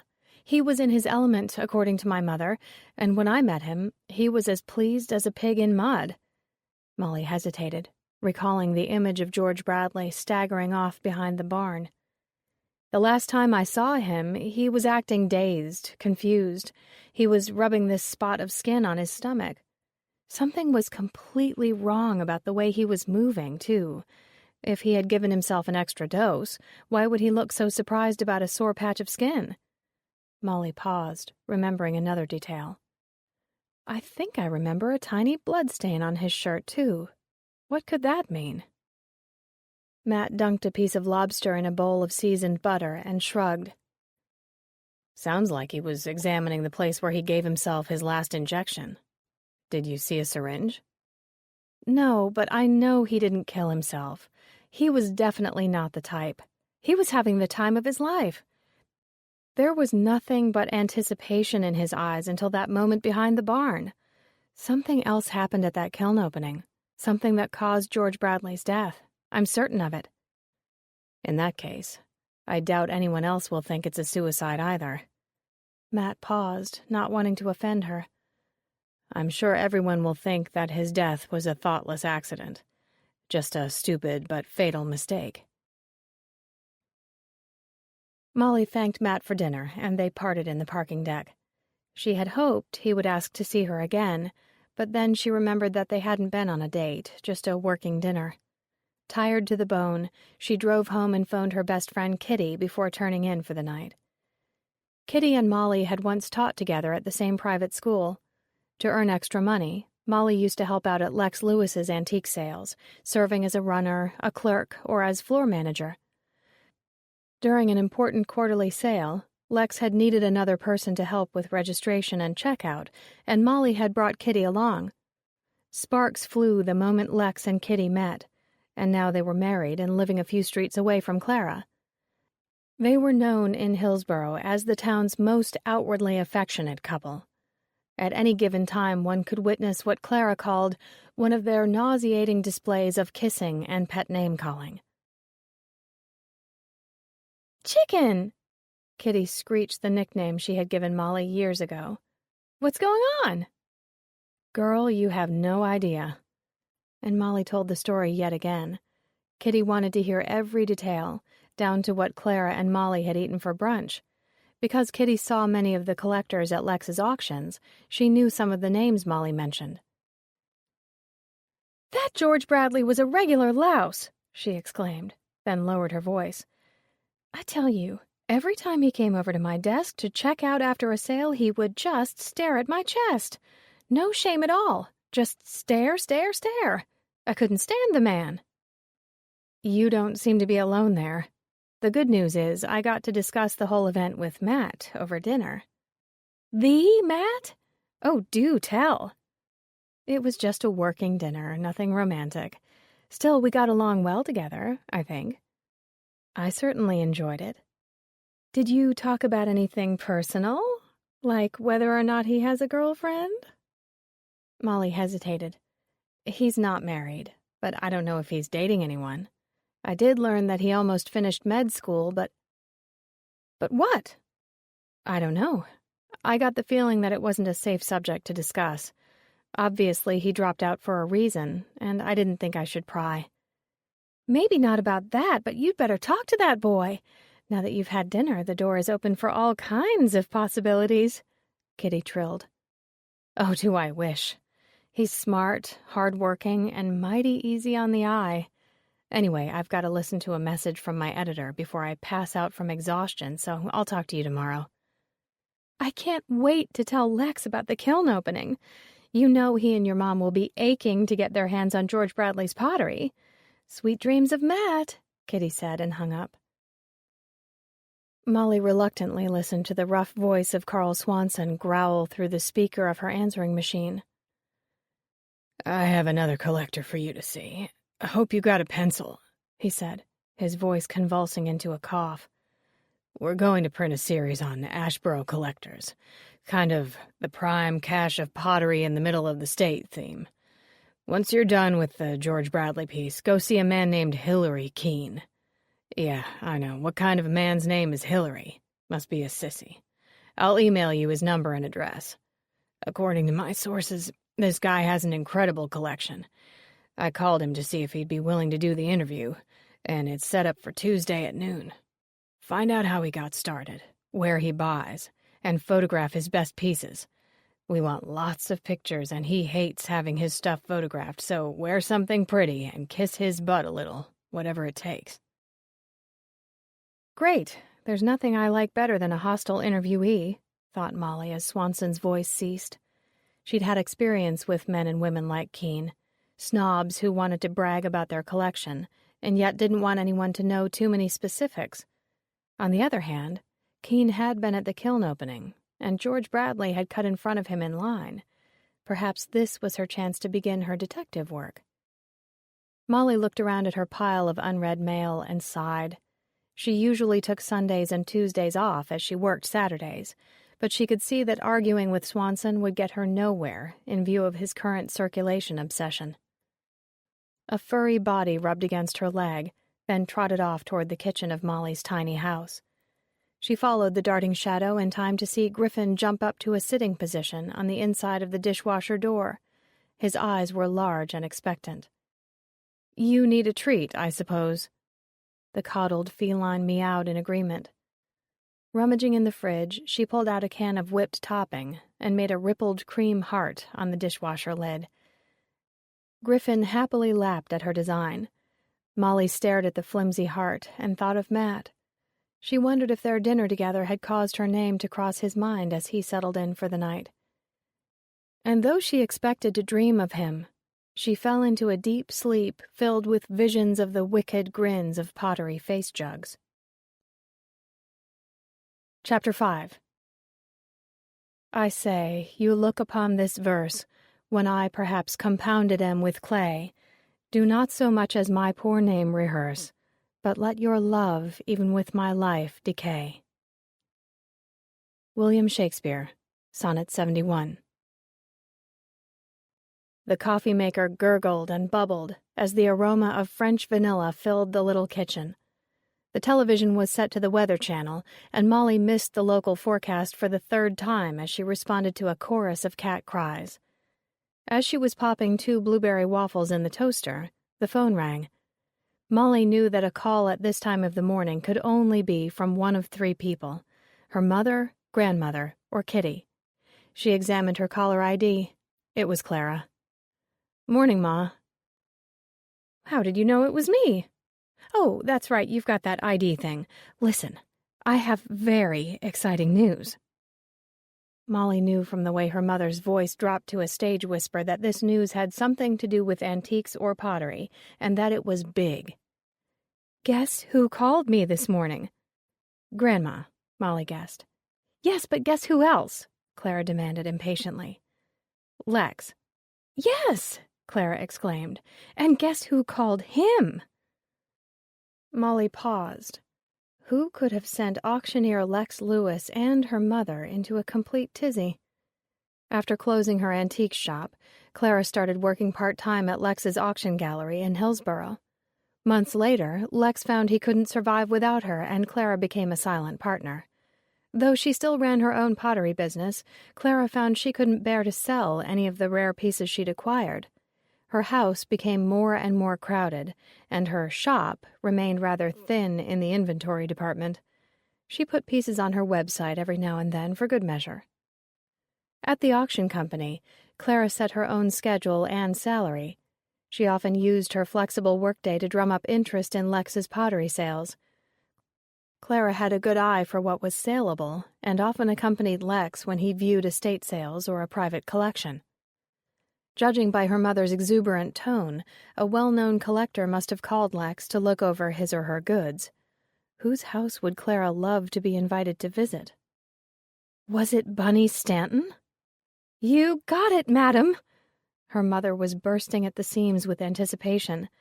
The funeral is scheduled for Monday, and she already left a message on the auction gallery's answering machine early this morning asking Lex to drive right out to Ashboro and look at the collection. The funeral is scheduled for Monday? As in the day after tomorrow? Yes. And she wants you guys over there today? Isn't this all a bit sudden? Molly asked incredulously. Funerals were a big thing in the South, and if George Bradley's body was being released, then the police must not consider his death suspicious. Molly could sense her mother shrugging over the phone. Clara was too busy fantasizing about pottery to worry about Bunny's motives. Impatiently, she replied, Oh, Bunny must be dying to get rid of that pottery. She's always hated the stuff. Get over here this minute. We're leaving at 11 and you don't want to miss it. Her mother's excitement was contagious. Molly was going to have the chance to see one of the finest collections in the region, intact, before it was sent to auction and the feeding frenzy began. No, I don't want to miss it, she assured her mother. Be right over. Kitty waited out in the driveway of Clara's house. A traditional North Carolina shotgun home, the decrepit structure was on the list of endangered houses when Clara spotted it in her Preservation Society magazine. At the time, she was living in a cookie-cutter neighborhood, where every third house was exactly the same except for the hue of the vinyl siding. The builder had cut corners wherever possible. The house had looked fine from the outside, but little details like cheap light fixtures, sparse landscaping, and the lack of wainscotings made Clara long for a residence with more character. When she read that an 1830s farmhouse was soon to be torched as practice for the local fire department, she hopped in the car and drove out to the site. With her ability to envision the potential in things, Clara knew that her desire for a house with personality was about to be fulfilled. She bought the house and its 3 outbuildings for a total of $1,500. Of course, it cost many times that amount to move it to its new lot. Builders had to load the structure in 2 halves on the beds of 2 tractor-trailers in order to deliver it to Hillsboro. The chimney was also disassembled and reassembled brick by brick, and the log cabin outbuilding rebuilt by a pricey expert. Surrounded by perennial gardens, tulip poplars, and crepe myrtles, the house looked like it had always belonged on the gentle rise where it peered down upon a quiet street. At the time, Molly thought her mother had gone completely mad. Who would deliberately embark on such a complicated and risky project? But once the house was rebuilt, Molly was proud that Clara had saved a piece of history and had restored the farmer's home to its simple beauty. It was doubtful, however, that the original owners had as many cats as Clara. Kitty was stroking the fur of one of them. The happy creature was named Arthur Ray Cole after one of the area potters. He was a lean, glossy black cat who rolled on his back with pleasure as Kitty scratched under his chin. Tall and stick-thin, Kitty had a cloud of dark, curly brown hair and wide blue eyes, as pale as the moonlit snow. When she heard Molly's car, she stood up and waved. "Hey, chicken," she greeted her friend in her high, light voice. "Ready to see some stuff?" "Absolutely. I have my camera, too, in case Bunny lets me take some pictures for a future article." "Lex and your mom are beside themselves. I think we need 2 bibs for the drooling." Molly laughed. "Tell me about the message Bunny left." "It was pretty short and to the point. She said that she heard that Lex had handled the deaccession sale for the Mint Museum." And here Kitty broke out into a very exaggerated drawl and mimicked Bunny's voice. "And I may not know much about pottery, but I do know people. Several of my good friends are board members for the museum, so you come highly recommended." "Wow. So then Lex called her back and she wanted him over lickety-split?" Molly asked. "She's going to redecorate," announced Lex, hopping down the porch stairs in front of Clara. Lex was a bit shorter than Kitty, with close-cropped brown hair and a neat, light brown beard. His chestnut eyes were bright with anticipation. "Right, darling?" He grabbed one of Kitty's hands and planted a kiss on her freckled skin. "Enough yapping!" Clara quickly clapped her hands and ordered everyone into Lex's van. "Time to go! Hurry, hurry, hurry!" The Stanton residence was just south of Ashboro, an easy commute to George Bradley's law office in the business district. Driving through the town, it was obvious that the year's drought and bad economy had left their mark on the local businesses. Many of the storefronts were vacant. For lease or for rent signs hung in every third window. Most of the stores in operation had large red sale signs in their windows, but the attempts to attract customers did not seem to be working. The streets were nearly empty. A few people meandered on the sidewalks or looked in windows, but it was very quiet for a Saturday morning in June. The block where George Bradley's law office was located was tucked away down a side street, but Molly caught the gilt lettering of his sign as the van passed by. "What do you think will happen to his practice?" she asked out loud. "He's got a partner," her mother replied. "So I'm sure it will continue under a different name." Molly mused over the gilt sign. It would soon be replaced, and George Bradley's lengthy name would be missing from the new gilt plaque. It would also be erased from the office's letterhead, business cards, legal documents, and, slowly, from memory. It was a sobering thought. Heading south, Lex drove just outside the city limits and turned right onto a curved lane lined with ancient magnolia trees. They were in bloom. Their wide, creamy flowers sat like cupped hands in the waxy leaves. The thick branches met and intertwined across the heights of the narrow lane, creating a sun-speckled path to the Stanton estate. At the foot of the driveway, 2 stately wrought-iron gates had been opened wide for their arrival, controlled electronically from the house. A beautiful cobblestone driveway, slick with water after a morning wash, led them up a crested hill dotted with dogwoods, pear trees, and crepe myrtles. Each side of the driveway was lined with a bed of lilies, coneflowers, and black-eyed Susans. There wasn't so much as a leaf out of place in the yard. When the house came into view, Molly gasped. A large Georgian brick. The house greeted them with a wide front veranda bordered by boxwood bushes. Thick white columns flanked the door, and a flagstone path wove off to the side, leading to a walled kitchen garden. From the center of the house, 2 long wings stretched off symmetrically to each side, giving the impression of a pair of strong arms resting on the ground. The beige trim was clean, the black shutters shone as if newly painted, the windows sparkled without streaks in the morning sun, and the front step welcomed them with a woven doormat with the letter S monogrammed upon it. Lex moved forward and rang the bell. A series of ding-dongs purred through the house. Molly half expected a butler to answer the door, stiff-necked and dressed in full house uniform, but Bunny opened it, releasing a cloud of perfume into the morning air. Bunny looked much like the other wealthy Southern women who came to Lex's auctions. She was short and round, with plump arms and sausage-shaped fingers. She wore a long black pantsuit with a chartreuse linen shirt jacket on top. A thick collar of gold fit snugly around her neck, and she wore several gold bracelets, a Rolex, and rings with large stones on each hand. Her right hand bore a large emerald, and her left a yellow diamond. Her hair was dyed a white blonde that had lost any true sense of color, and was curled until it formed a puffed bob. Molly instinctively knew that it was also disciplined into its form with enough hairspray to choke a bull.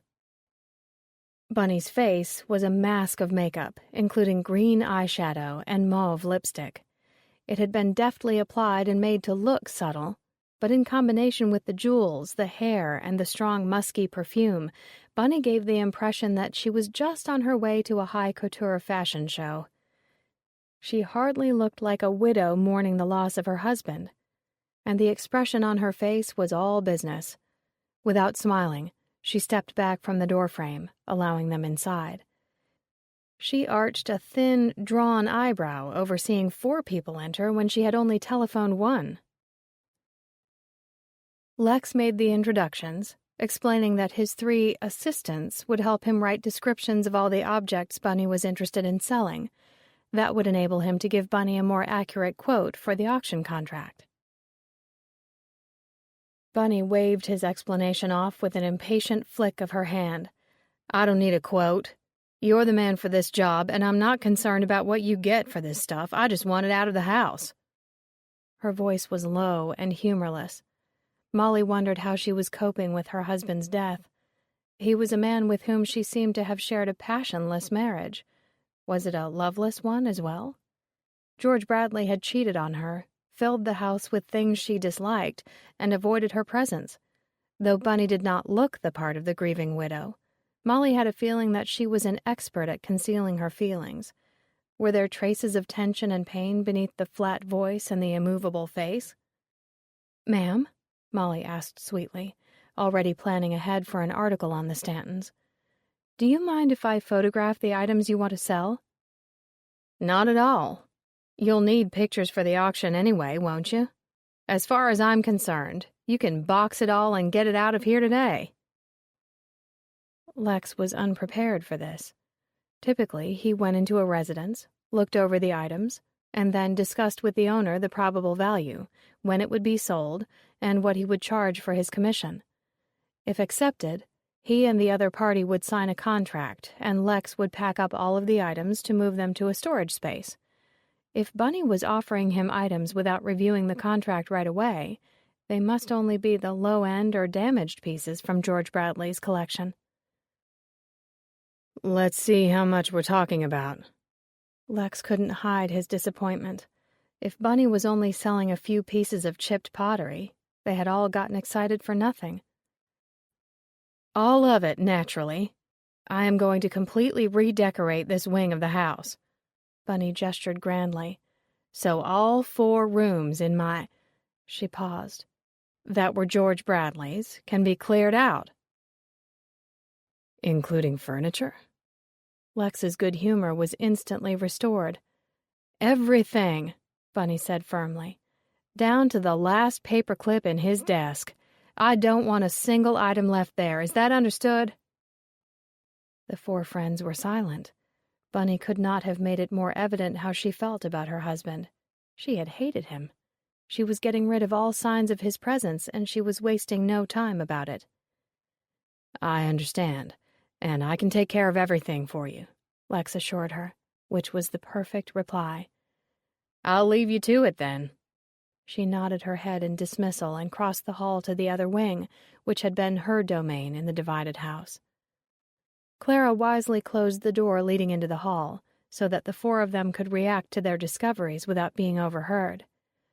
"Wow!" Clara grabbed onto Lex's arm and gave him a shake. "Did you hear what she said?" "I did," Lex replied gleefully. "I heard the word everything." The cause for their excitement was obvious, because this room contained valuable antiques, the most eye-catching of them being a large grandfather clock with a paint-decorated face. Walnut, Lex informed them. Looks Virginia-made, Clara said as she peered into the face. Early. It's right, too. She and Lex exchanged happy looks. Whenever one of them said, "It's right," what they meant was, "This is a real antique that has not been damaged or refinished, and it will bring a lot of money at auction." But Molly knew it was more than that. Lex and Clara respected a good antique piece. They were harder and harder to find these days, so it was a joy to see something so pristine and graceful, an object of history created by means of a true craftsman's passion and hard work. Clara had once told Molly that a person could really fall in love with a chest of drawers, a quilt, or a piece of pottery. Molly understood. It was the power of owning something made by hand. These pieces possessed a kind of magic. It was the mark left inside the grain of wood, the strings of thread, or the smooth skin of clay. It held there, fast, through the decades, yet only certain people felt its presence. Kitty, impatient to get an overview of the rooms, had gone ahead. Now she ran back into the front room, her eyes round with wonder. "You guys are going to pass out," she pointed down the hall. But Lex and Clara would not be tempted beyond the living room. They had an 1840s sugar chest to look over, a collection of Chinese import porcelain to view, the weave on an oriental carpet to examine, and several old oil paintings in gilt frames to inspect. Molly took the bait, however, and followed Kitty's bouncing steps down the corridor. The first room must have been George Bradley's office. His large, leather-topped desk was the only piece of furniture in the room other than the rows of bookshelves. The shelves covered every open wall and partially obscured both windows. Each one held 3 to 7 pieces of pottery. The shelves were perfectly dusted and labeled with a little card that identified the pottery, the maker, and the year purchased. George Bradley's desk was stacked with a neat pile of reference books on pottery, as well as general price guides and books on collecting antiques. Except for last week's Sunday paper, there were no loose papers on the desk surface. George Bradley clearly liked organization. Molly looked over the pottery quickly, as Kitty was calling her again from the next room. According to the labels, the same potter made most of the pieces, a man named Ben Owen. Molly had heard of him only because her mother had a few of his vases on her dining room mantel. She also knew that his work was strongly influenced by Asian shapes and glazes, and that he made several exquisite vases each year that sold for around $2,000 apiece. George Bradley had 6 of these, standing in a dignified row on 2 bottom shelves. The glaze was called Chinese blue, even though it was mostly red in tone, with some hints of blue that peeked through in a brilliant shade reminiscent of the Mediterranean Sea. Clara and Lex appeared in the office. "My heavens," her mother breathed. "I have never seen this much Ben Owen in one room." "Look at those Han vases," Lex exclaimed. "They're perfect. Think of what an awesome catalog cover they'd make." Clara and Lex were in their element. They showed each other piece after piece, admiring the shape, the shimmers of glaze, and the complete lack of chips or firing cracks. "He certainly had excellent taste," her mother complimented George Bradley. "There isn't a piece in here that doesn't catch your eye and demand further inspection and admiration." Molly left Clara and Lex to salivate and continued on to where Kitty waited in the sitting room across the hall. It had a small leather couch and matching wingback chairs turned toward the fireplace. Oriental throw rugs warmed the room in red and blue tones, while English hunting prints raced along the wood-paneled walls. On top of a small hunt board, crystal decanters with sterling silver labels indicated that while gin and vodka were available, the favorite drink was clearly bourbon. A set of shelves were built into the back wall only. The other walls were given space for a cherry game table and 2 very old Southern stands. Both of the stands held stacks of small leather-bound books and a collection of carriage clocks, which ticked merrily away as Molly examined the pottery. "Isn't this your favorite potter?" Kitty asked, holding the figure of a lion out toward Molly. Billy Ray Hussey. Yes, it is. I only have one piece, though. Mom gave me one of his cat doorstops for my birthday. She took the lion from Kitty and examined him with wonder. His solid body was glazed a burnt yellow, like the underside of a sunflower petal.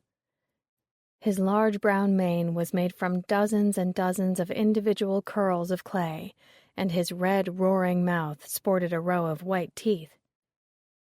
"Look at that mane!" Kitty admired the curls while patting her own. "Kind of looks like mine." "I read that they call that fur coleslaw in the pottery world, all those little pieces of clay." "Are you saying that my hair looks like slaw?"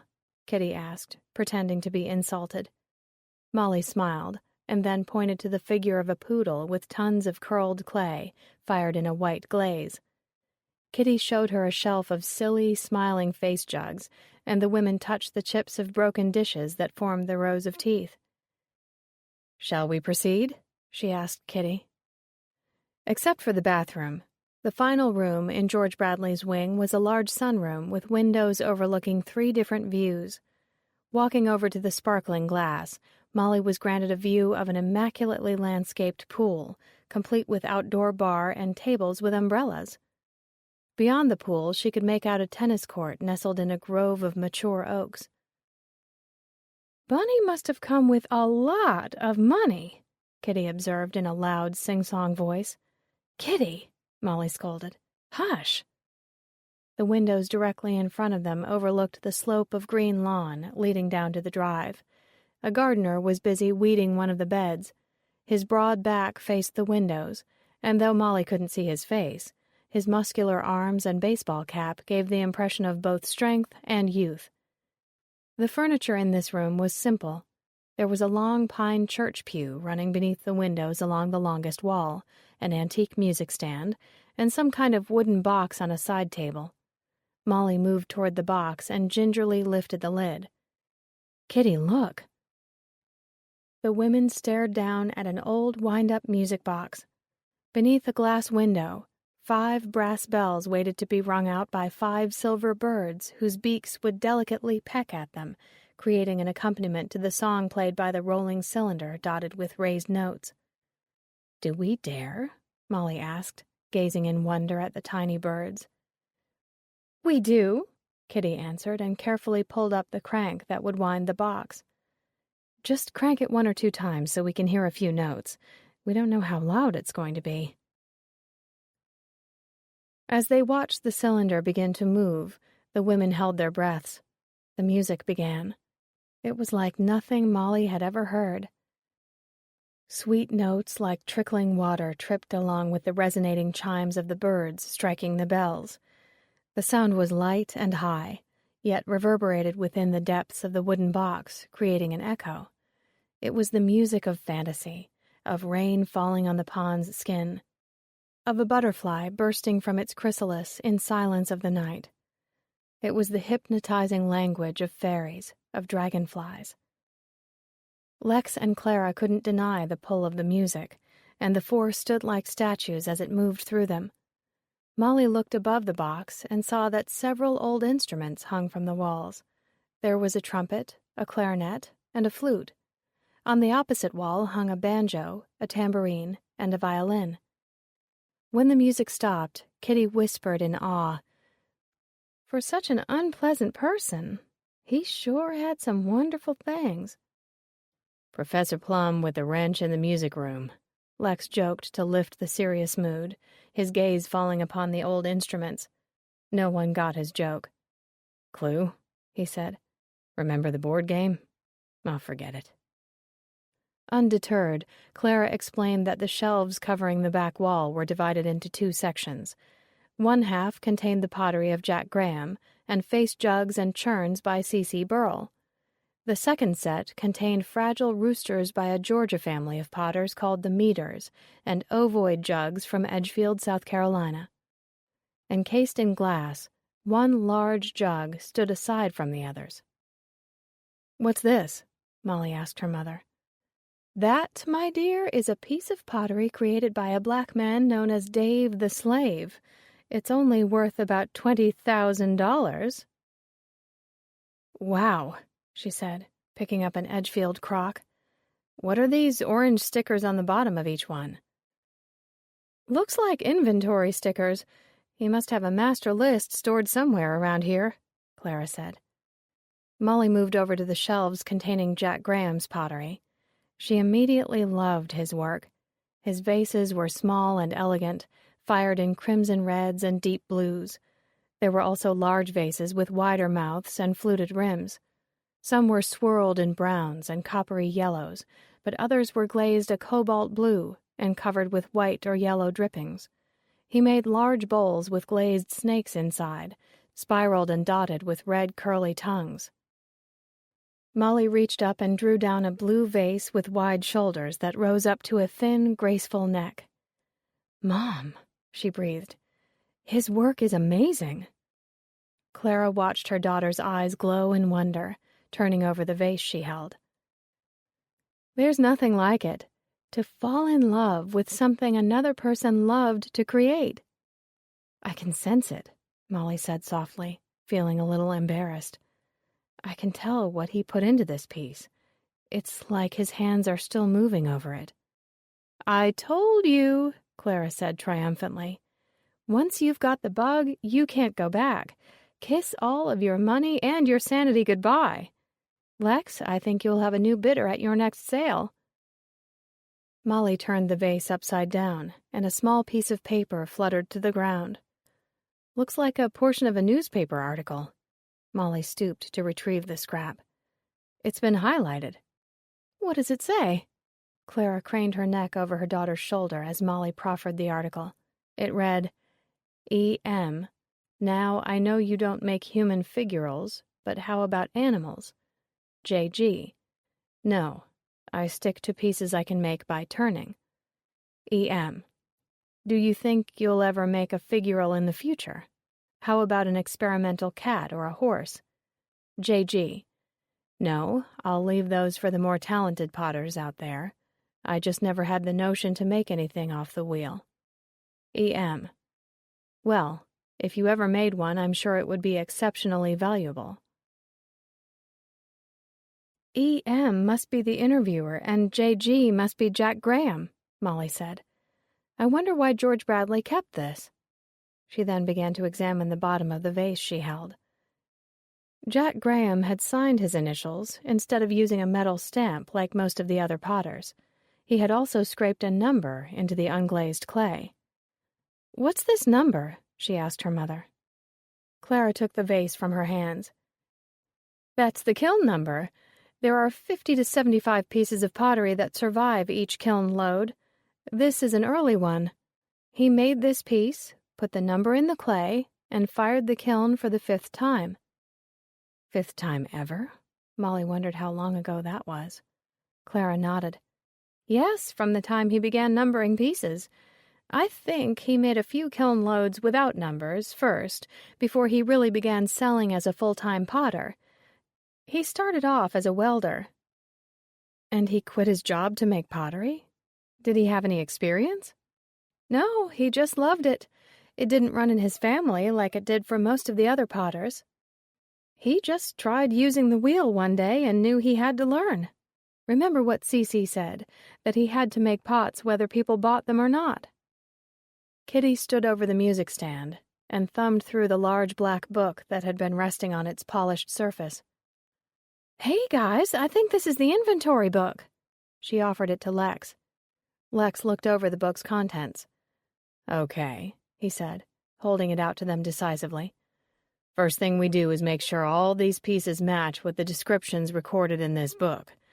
George Bradley has added details about every piece down to what riverbed the clay came from, so we already have a great start for the catalog descriptions." "When will we pack this up?" Kitty asked.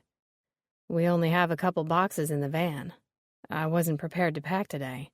I'll come back on Monday with the big truck and some guys to get it all at once." "Let's start in the office and work our way back," Clara suggested.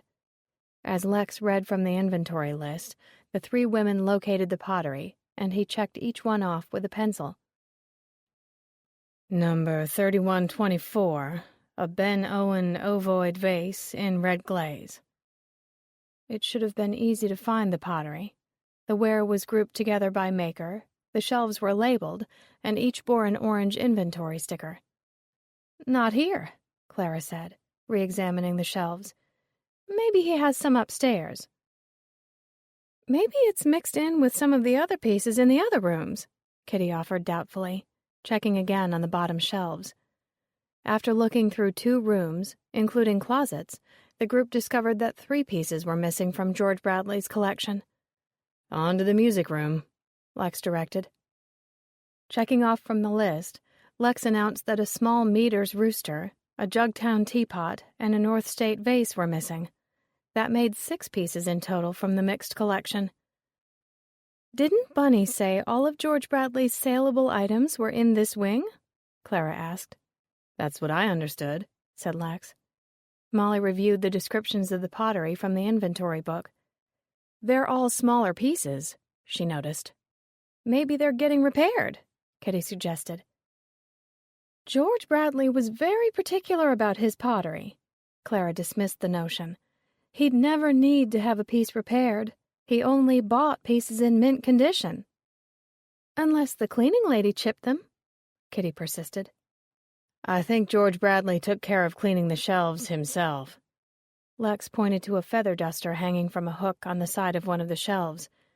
"Those 6 pieces have to be somewhere else in the house. When we're done with the Jack Grahams, I'll ask Bunny." The Jack Graham collection was as orderly as the rest. George Bradley had 1 or 2 pieces from every firing from number 1 to number 42. That piece was a long-necked pitcher called a Rebecca pitcher.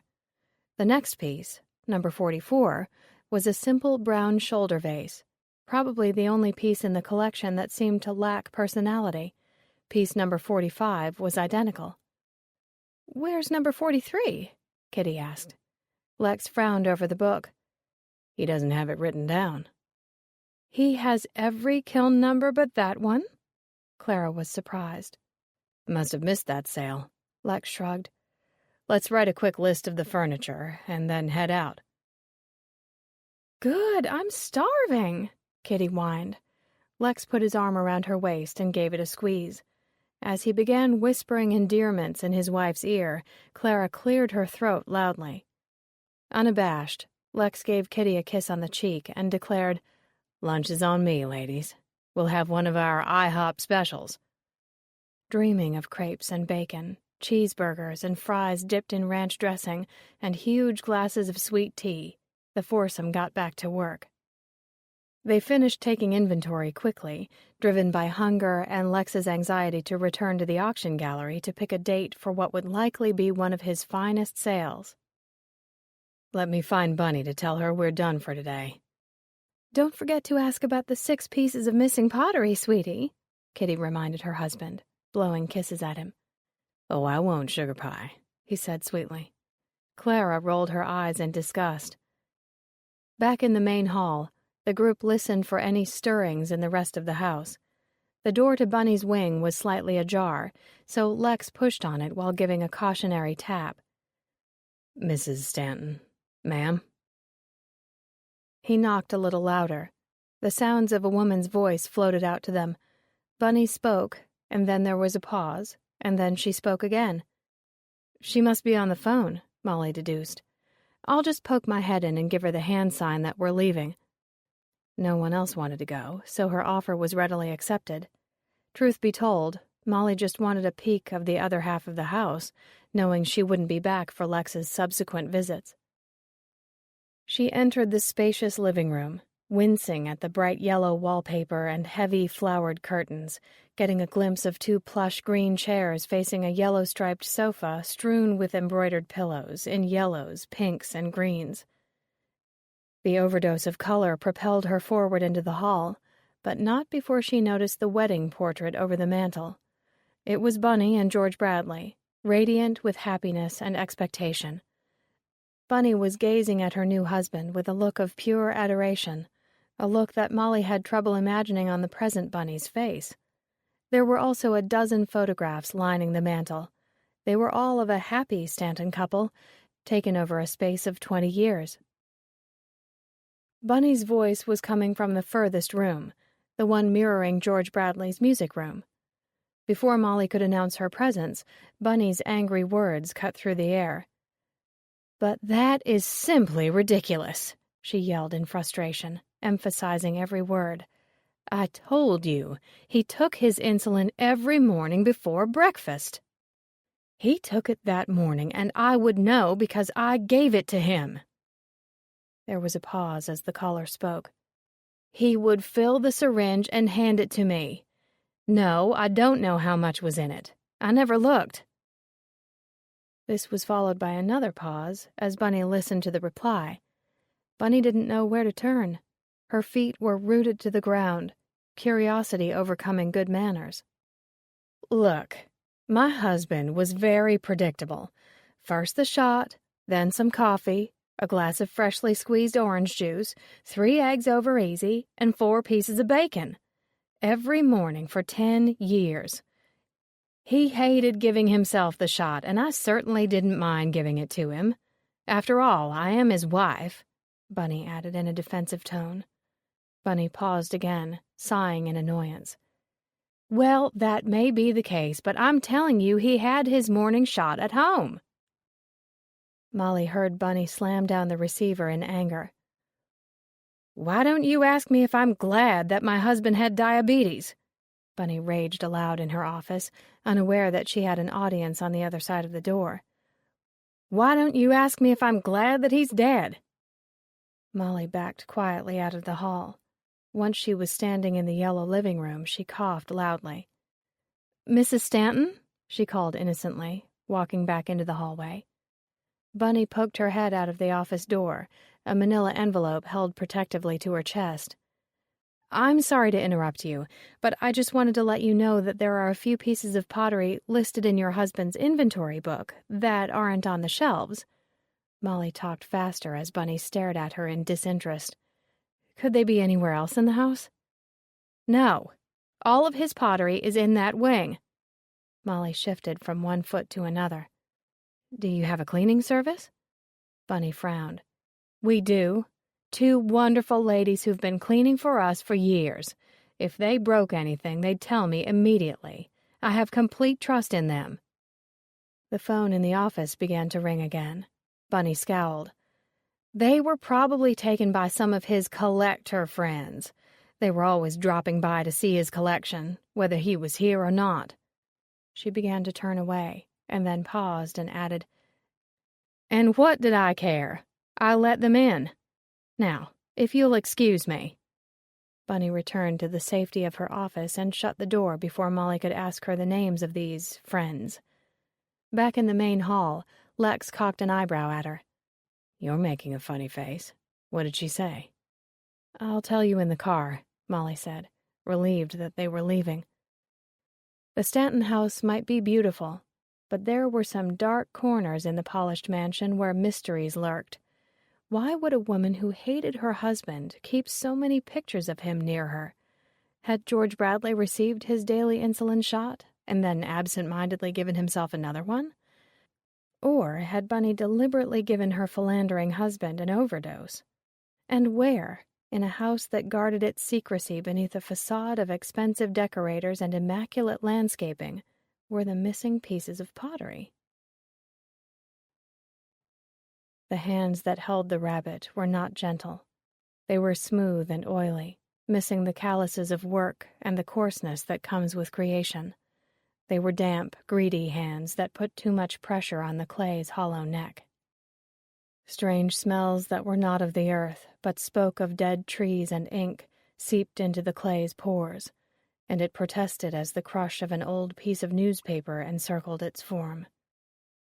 From its place in the darkness, the rabbit could feel the sway of the man's body.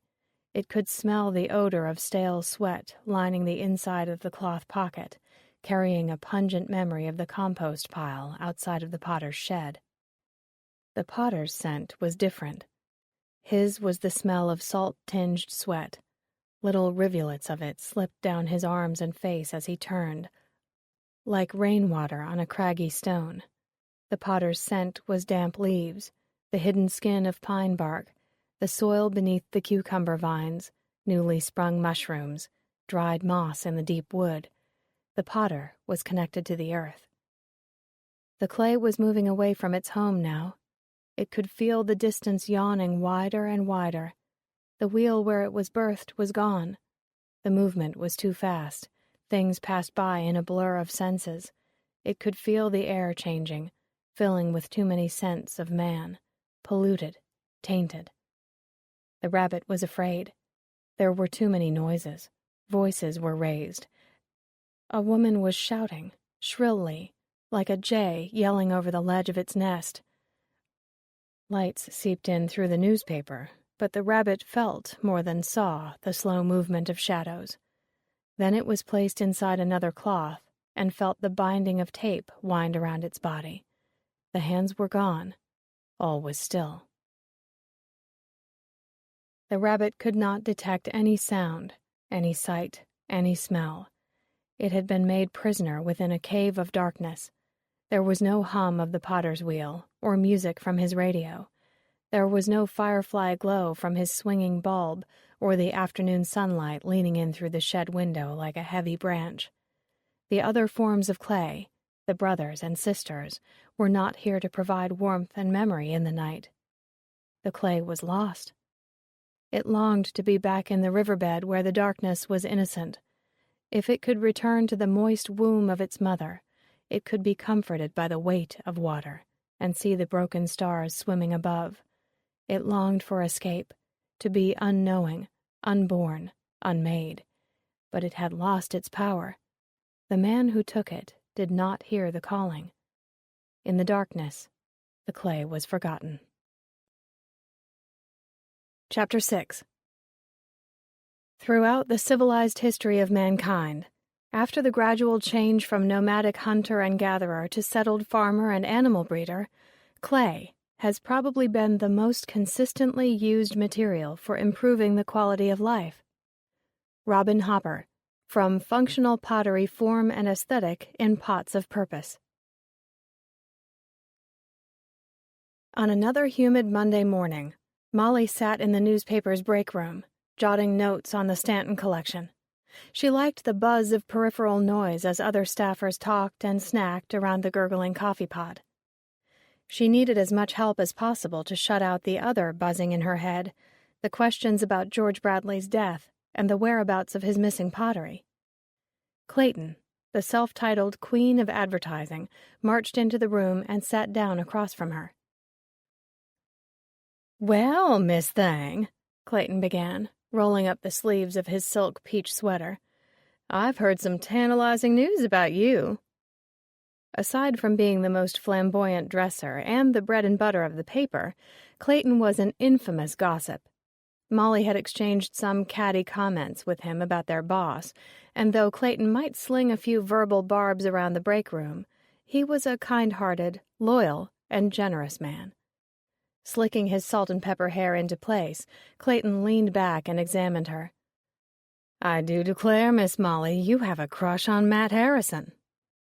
Molly squirmed in her chair and did her best to look preoccupied with her notepad. "Don't even try that act with me. You know I have super-sensitive radar when it comes to this kind of thing. Besides, a little birdie told me y'all went to dinner together." "Clayton, it was just a working date." "But you wish it was more, don't you? He is a fine-looking specimen of a man." "Shh," Molly pleaded in a whisper as another staff member came in. "So you found me out. What are you going to do with this information?" "Darling, what do you think of me? And why look so glum? If I had your eyes and your complexion, I'd drive straight to Hollywood and demand my own decorating show. I'd get it, too." "Thanks, Clayton, but I've got some extra curves you don't have." "Honey, you've got more curves than a mountain road, and there's not a thing wrong with them. Marilyn Monroe was no stick figure. There's no such thing as an anorexic icon.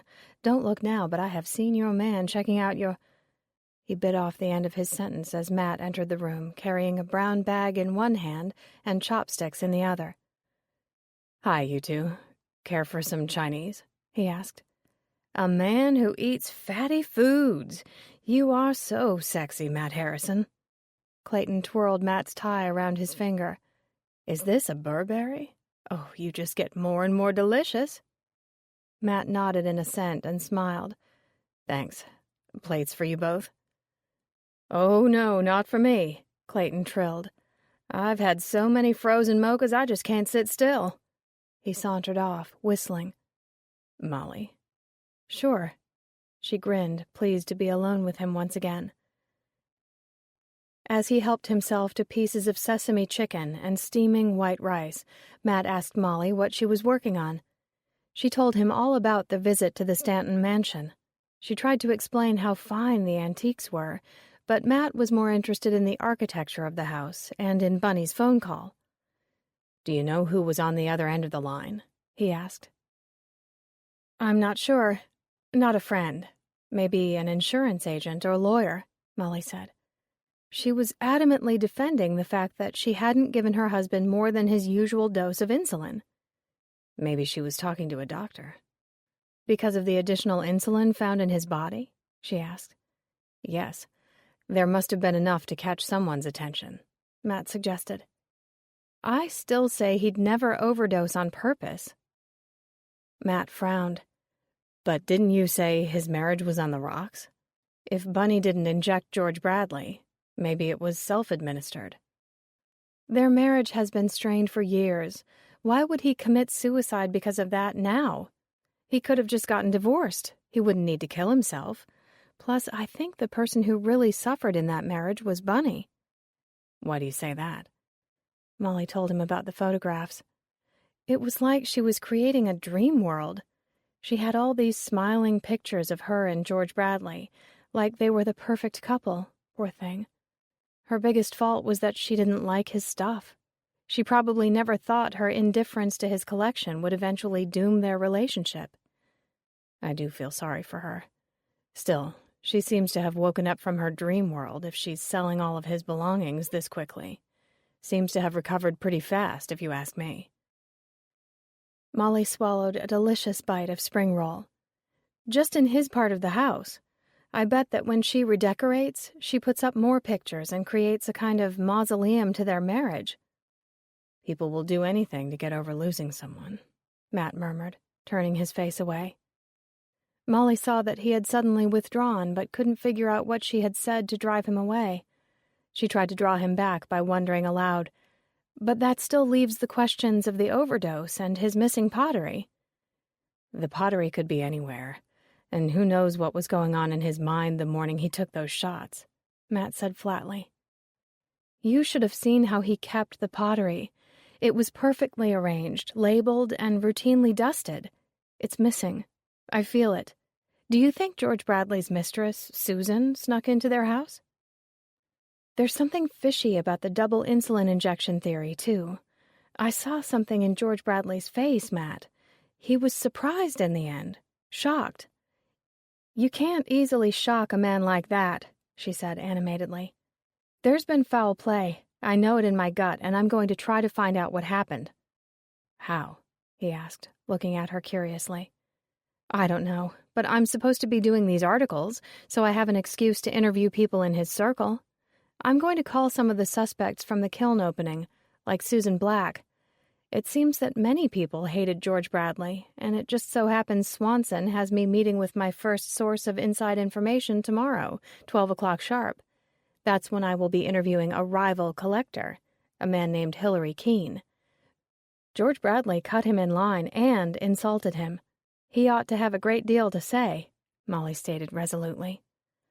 Matt smiled at her stubbornness and laid a tentative hand on her arm. "Just be careful. Curiosity can get you into trouble, especially if you happen to be right and this man's death was no accident." Puzzled by Matt's abrupt swing in mood, Molly was nonetheless delighted by his tender smile and the feel of his hand on her arm. She felt like it was burning heat right into her. Molly loved her days off. On Sundays, she'd often hang out with Clara or Kitty. Tuesday was the day to spend all morning in pajamas with coffee and a good book. Her two cats, Merlin and Griffin, would curl up on the sofa with her as she lounged about, reading and watching the Weather Channel. This Tuesday could not follow the usual pattern. She had her interview with Ellery at noon and needed to fight off her lethargy with a shower and strong coffee. Her cats eyed her with disappointment as she came downstairs dressed for the day. "Sorry, guys." She gave them each a pile of treats. "Mom's got to work today." Because Molly's mind was filled with possible interview questions, the ride to Ashboro felt shorter than usual. Molly consulted the directions Swanson had written in his illegible scrawl and turned off a back road just south of Greensboro. Winding through the countryside, she felt her spirits lift. She was excited about comparing Ellery collection with George Bradley's, and she couldn't stop thinking about the spark she'd felt when Matt had touched her arm. She turned up the oldies station and sang along with Elvis to Viva Las Vegas. A few miles north of Ashboro, she turned onto a smaller street lined with single-story brick homes and two-story bungalows from the 1960s. The lots were large and covered by massive trees and rolling lawns, but the houses were rather dingy and not as well kept as Molly had expected. Disappointed, she searched for house numbers, knowing that a ranch-style house could only hold so much pottery. The last residence on the street belonged to Ellery, and Molly's hopes were restored. A large white colonial, the house looked down on the street from its green crest and yawned widely with a columned mouth. Surrounded by trimmed rhododendron and azalea bushes, the house looked quite comfortable perched above the other homes in the neighborhood. As Molly pulled up the driveway, she admired the large bed of rose bushes to the left and a neat brick walkway lined with an explosion of impatiens leading up to the front door. The driveway led her to the back of the house, where a wide, low porch extended out onto the lawn. Molly parked in front of the garage, surprised that it was big enough to hold 3 cars. She wondered what Keene did for a living in order to afford multiple cars in addition to a large pottery collection. Walking around to the front door, she noticed that the grass was not as neat as the garden beds. Despite the lack of rain, it had grown tall and was long overdue for a trim. Molly rang the doorbell and waited, going over her mental checklist of necessary supplies: mini recorder, pad of paper with questions, pen, and camera. When no one came to the door and Molly didn't hear the sounds of footsteps from within the house, she rang again. She could hear the loud chimes echo inside, but no one responded to the bell. She decided to try the back door. No answer. She checked her watch. It was exactly noon. Maybe Swanson had set the appointment for a different day. He had made scheduling errors before. Stepping up onto the porch, Molly noticed a pair of parched ferns and a strewn pile of local newspapers around the welcome mat. She picked one up. It was the Washington Post. Ellery had left 5 days' worth of papers scattered about. Molly frowned. She hated things to be untidy. Opening the screen door, she knocked on the wood interior door, growing irritated over having given up her day off for no reason. As she stepped back from the door in surrender, a scrap of paper fluttered out from its place between the 2 doors. She picked it up and read, "Sunday. Hey, buddy. Where are you? We had a tea time for this morning. Did you forget? Stopped by here to pick you up, but no one was home. I called you on your cell, at home and at work, but no dice. I don't know what's going on, but let's reschedule for next weekend. Give me a call. Gil." Molly stuck the note underneath the grip of the door knocker, and then peered in one of the porch windows. She could see into the kitchen, where 3 of the Medders roosters stood guard from their prominent place on top of the cabinets, but nothing struck her as odd. A mug sat out on the counter next to some brown bananas. Turning back to the drive, she looked again at the papers and the unkempt lawn. Molly walked over to the garage and tried the door. It was locked. Peering in through the square windows of the garage doors, she could see that only one of the garage bays was occupied. A small, inexpensive pickup truck sat next to an empty bay, while the third was taken up by a large work table surrounded by tools. Molly assumed Ellery kept his other car in the second bay, so nothing looked out of place in the garage. except for rows of cardboard boxes carefully arranged on shelves lining the entire back wall. Whatever was in those boxes took up a great deal of space. Molly moved over to the far bay, hoping to get a better view of the back wall from a different angle. From this vantage point, she could see that several of the shelves were empty, but there were rectangular-shaped clean spaces in the dust, indicating that boxes had once been stored there. The box closest to her had obviously been looked at recently. Because the newspaper had not been completely replaced, no longer obscured by the classified section, the necks of two large pottery jugs jutted out from their nest. The rows and rows of packed boxes all contained pottery. But why would Ellery Keene keep all his pottery out here, out of sight? Pottery collectors love to touch and see their objects of desire. How had Keene planned to show her his collection if it was all buried out here in the garage? She walked back toward her car and dialed the office. Swanson's secretary informed her that he was home with a cold and gave her his home number. She knew that there was a good chance her sick boss would be out fishing, but he answered his phone with an angry grunt. "Carl, it's Molly." "This better be good," he grumbled. "I've got a nasty cold, you know." "Sorry to hear that. I'm at Ellery Keene's house for our appointment, but he's not here." "And what would you like me to do about that?" Swanson demanded. "I'm just checking to make sure this is the correct day," Molly said carefully. "Of course it is," he barked. "I talked to him on Thursday, the day before the Burl Kiln opening. He said he was thrilled to be able to show off his collection. Really wanted to help spread the word about the local potters. Seemed like a decent guy." "Well, maybe he had to leave town. What should I do now?" Swanson sighed. "I'll call my friend and see if he knows what happened to Keene." "His name wouldn't be Gil, would it?" Molly asked. "No, it's Bryant. Why?" "Keene was supposed to play golf with Gil on Sunday. There's a note here from him. Apparently Keene missed his tee time." Uninterested, Swanson replied, That's where I'm going right now. I need something to get my mind off of this cold."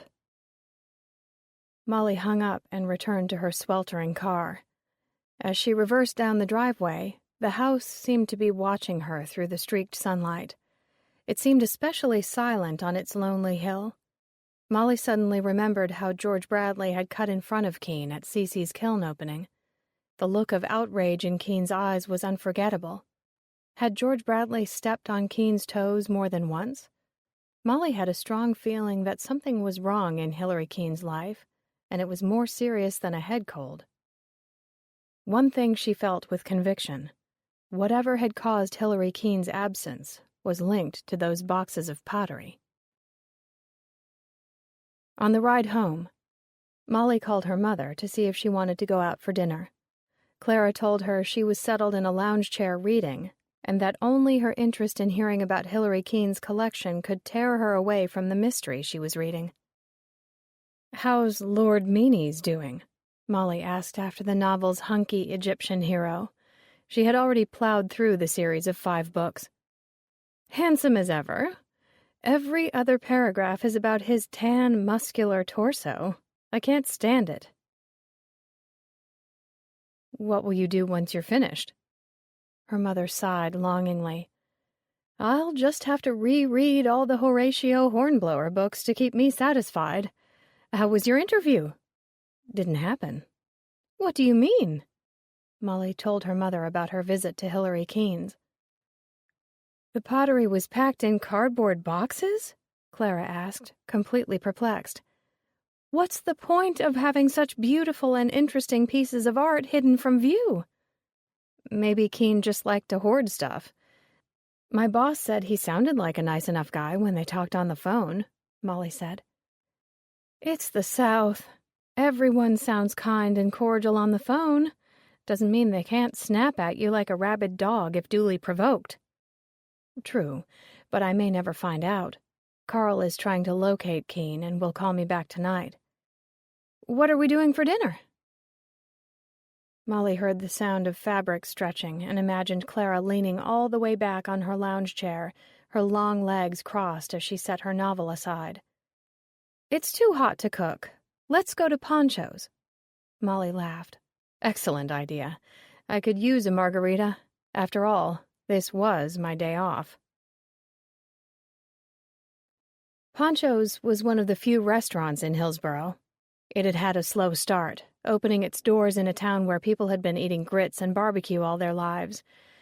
But it hadn't taken long for the delicious and inexpensive Mexican food to seduce the taste buds of even the least risk-taking eaters around. Molly and Clara ordered jumbo margaritas on the rocks and dug into the warm tortilla chips and spicy salsa. "Time to talk about serious matters," Molly began, swallowing a sip of her chilled delight. "There is something rotten in the state of North Carolina." "Such as?" Molly pushed the basket of chips toward her mother. "George Bradley's death, for starters. Bunny was adamant that she gave him his daily insulin shot. On top of that, there's the missing pottery. Lex is going back over to the Stanton place tomorrow. He'll ask the cleaning lady if she knows anything, and one mystery will be solved. As for the insulin issue, what are you suggesting?" What if someone gave George Bradley more insulin? Someone who knew he had diabetes and knew his habits well enough to know that he'd already had one shot. "You're still fixated on the possibility of murder?" Clara asked loudly. At that awkward moment, the waitress arrived to take their orders. Clara chose a vegetarian plate with 2 bean burritos and a cheese enchilada. Molly skipped the beans and opted for 3 cheese enchiladas. "I need my calcium," she told the waitress sheepishly. Turning back to her mother, she answered, "Yes, I do believe George Bradley was murdered." "Who are your suspects?" As a plate of sizzling fajitas passed them by, Molly suggested that either Bunny or Susan could be the killer. "I don't know," Clara pondered. "Susan wasn't exactly chasing after him at the kiln opening. I don't even think she'd want him back as a boyfriend. What reason would she have to kill him? I think Bunny had more motive." Molly rubbed salt from the rim of her glass. "But what about all of those pictures Bunny had of them together? They were so nostalgic and a little sad. She could have still loved her husband." "Those photos don't mean anything," Clara said dismissively. "They were probably put out just for show. Bunny wouldn't let it seem like she and George Bradley were anything but happy. I doubt her closest friends knew if there was anything wrong in that marriage. Bunny cares about appearances." "She didn't bother concealing how she felt when we were there." "That's because we don't count as people who matter. We're the help." "So what about Hillary Keene's anger at the kiln opening? Keene knew George Bradley. I could tell by the look he gave our victim. And what about Keene blowing off both my interview and his golf buddy? The man is gone, I tell you." "He had to leave town. He'll turn up. Look, as much as I love a good mystery, I don't think there is one here." As the waitress arrived with scalding plates of food, Molly's phone chirped from within her purse. She quickly grabbed it and made for the door. It was a pet peeve of hers that people had loud phone conversations in restaurants, and she vowed never to be so impolite. "Hello?" Her boss coughed in her ear. "Seems that Keene really has disappeared. He hasn't been to work for the last couple of days, and my friend hasn't heard a word from him either. Says the two of them are pretty close, too. He's actually going to call the police. In the meantime, why don't you interview that Potter who used to visit your school? You told me about him last year." "Sam Chance? I would love to see him again." Molly was thrilled. Swanson was lining up another person who had been to the kiln opening. However, she thought of one drawback. "Just so you know, Sam produces mostly functional pottery, nothing fancy." "That's fine. We want to represent a varied mix of potters. It's not like people don't collect dishes." "True. I'm also hoping to arrange an interview with Susan Black, another collector. I left a message on her answering machine, but haven't heard anything yet. Listen, is Keene married?" Molly asked. "Nope. He's a bachelor, unlike me. And my wife is calling me for supper." "Wait," Molly caught him. Just tell me one more thing. What is Keen's profession? He's a pharmacist. Molly snapped her cell phone closed and rejoined her mother. Let's examine one of the suspects on my list, she told Clara proudly. Okay. According to you, we have Bunny the jealous wife, Susan the vengeful mistress, and now? Hillary Keene. What did your boss say? Clara asked. Keene has officially gone missing. Hasn't been home, hasn't been to work, and no one seems to know where he is. The police are being called in to investigate. And why does that make him a suspect? Because of his job. He's a pharmacist, Molly exclaimed. Clara sat back in her chair and sipped her drink thoughtfully. Then her eyes widened. He's got access to insulin! Exactly. And maybe he gave himself access to some of George Bradley's pottery. That could explain the where in our "where has the pottery gone" question. All right, for argument's sake, let's assume Keene wanted to knock off George Bradley and take some pieces. How would he give him the extra insulin? I saw him at the kiln opening, but only for a moment. I don't know. I'd have to ask Matt for some ideas. Clara's glass stopped in midair on the way to her mouth. Matt? Oh, he works with me at the paper. Molly tried to keep from blushing, but Clara sensed there was more to be discovered about this co-worker. Why would your co-worker know about diabetes? She asked. He went to med school for 3 years. He knows quite a bit. Molly defended Matt, and then quickly changed the subject. Back to Keene. Clara put up her hand to stop her daughter from continuing. If Keene had stolen pottery, he could never put the pieces on display. Molly jerked her fork in the air. Thus, the box is in the garage. Clara was still doubtful. He'd be taking a significant risk to hoard away a bunch of stolen pieces. Someone would know. Maybe he was selling them. That's possible, Clara thought for a moment. He could be selling up north to buyers who wouldn't know the provenance of the pieces. They'd have no idea they were writing checks for stolen goods. But Keene couldn't use an online auction or anything on the internet. People around here would recognize every jug and pitcher and know whose collection they belonged to. The two women mused over their theories. Riddles circulated like pesky summer flies. The real question is, Molly paused for emphasis, who would know more about the relationship between George Bradley and Hillary Keene? If one of them bore a grudge against the other, maybe we can link all this up. I'll call Donald, Clara signaled the waitress for the check. He knows everyone in the pottery circle. If there's a person alive who knows the intimate details of the connection between George Bradley and Keene, it's Donald. Without a doubt, Clara's friend Donald had the largest and most valuable Southern pottery collection of the region. His collection was even larger and more impressive than George Bradley's. Unlike his former rival, Donald also supported the Potters in other ways in addition to buying their wares. He helped them market their pieces and even lent them money to open their own shops after completing an apprenticeship. Donald attended almost every area kiln opening, bought at auction, and made deals with other collectors. His trade was in the jewelry business, but his real love was pottery. He and Clara had met over 10 years ago at a sale and had become fast friends. Now they helped each other track down unusual pieces for their collections, and often invested in pieces together that were later sold at the region's largest pottery show for a tidy profit.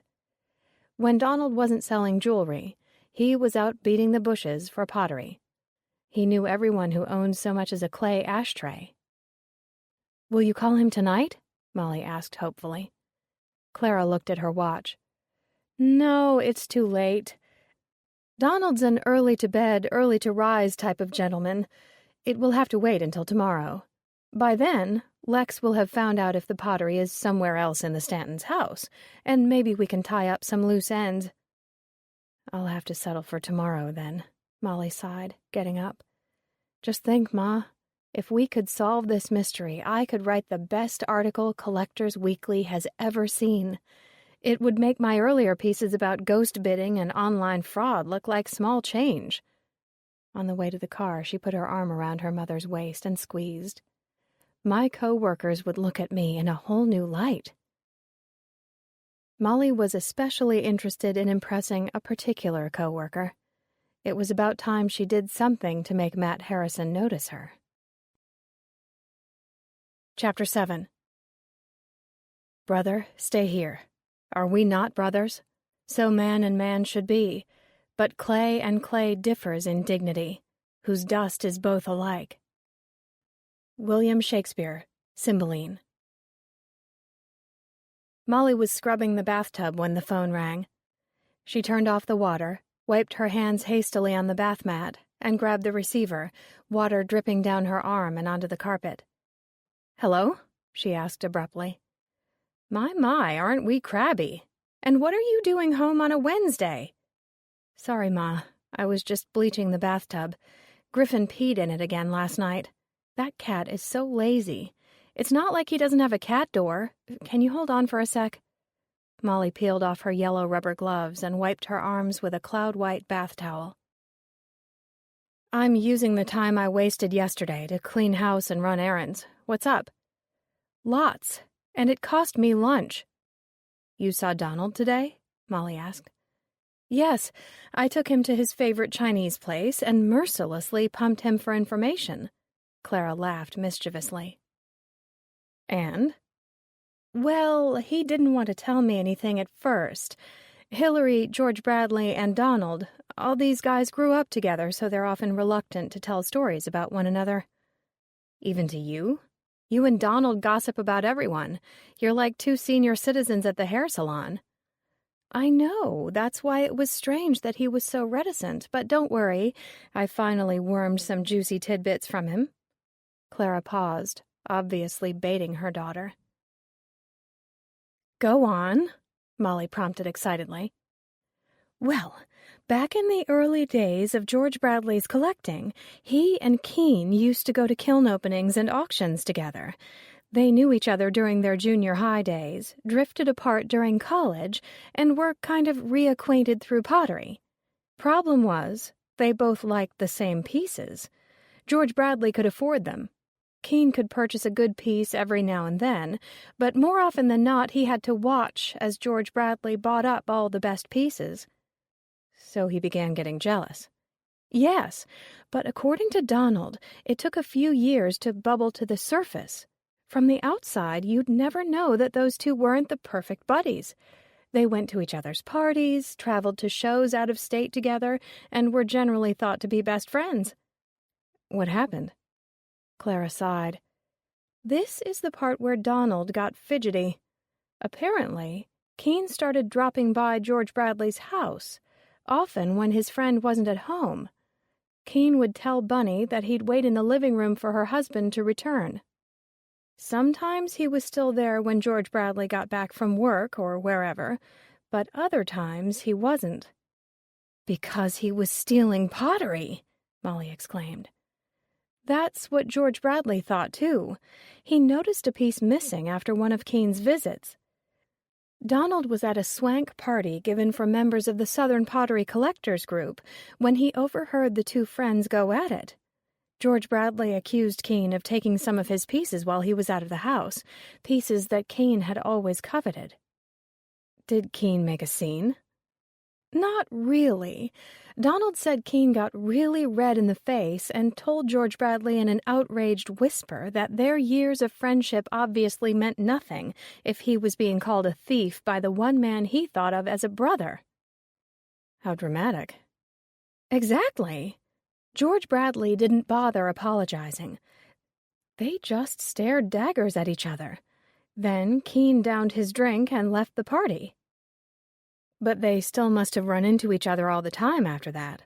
The world of pottery collectors is fairly small and intimate."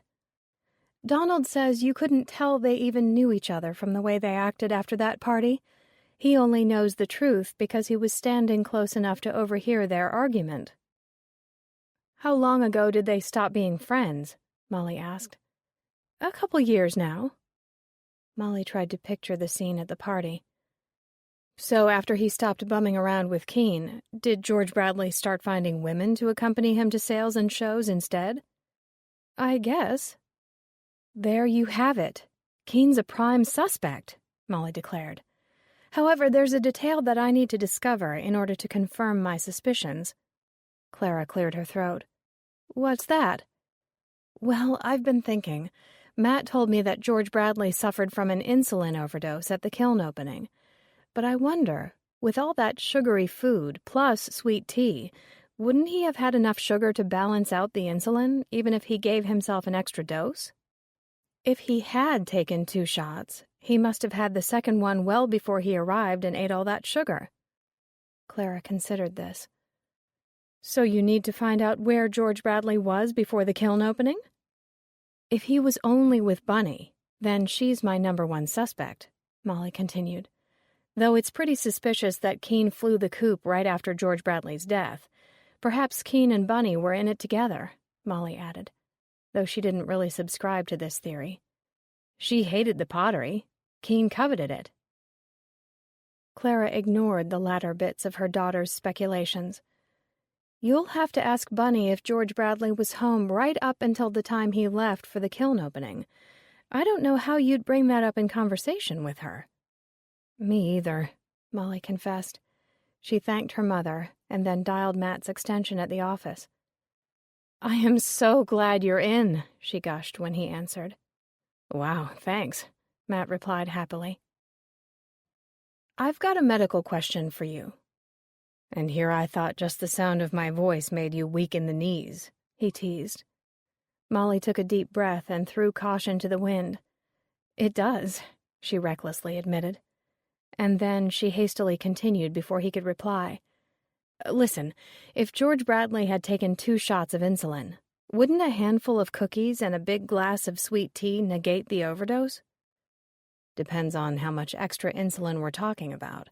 It could certainly slow down any negative side effects, enough to get him to the hospital for treatment. So that's a yes? It depends on how many units he took with each shot. If that second shot were a much higher dose, there'd be a bigger risk of death. And who would know how many units he regularly took besides his doctor? Molly asked. Matt paused to think. His pharmacist, I suppose. His pharmacist, Molly repeated. Are you still playing detective? He asked breezily, and she related all of her suspicions to him while trying not to sound like a fool. The biggest hole in my theory revolves around the question of how Keene could give George Bradley the extra insulin. Molly was grateful that Matt was taking her seriously. And why kill his former friend now?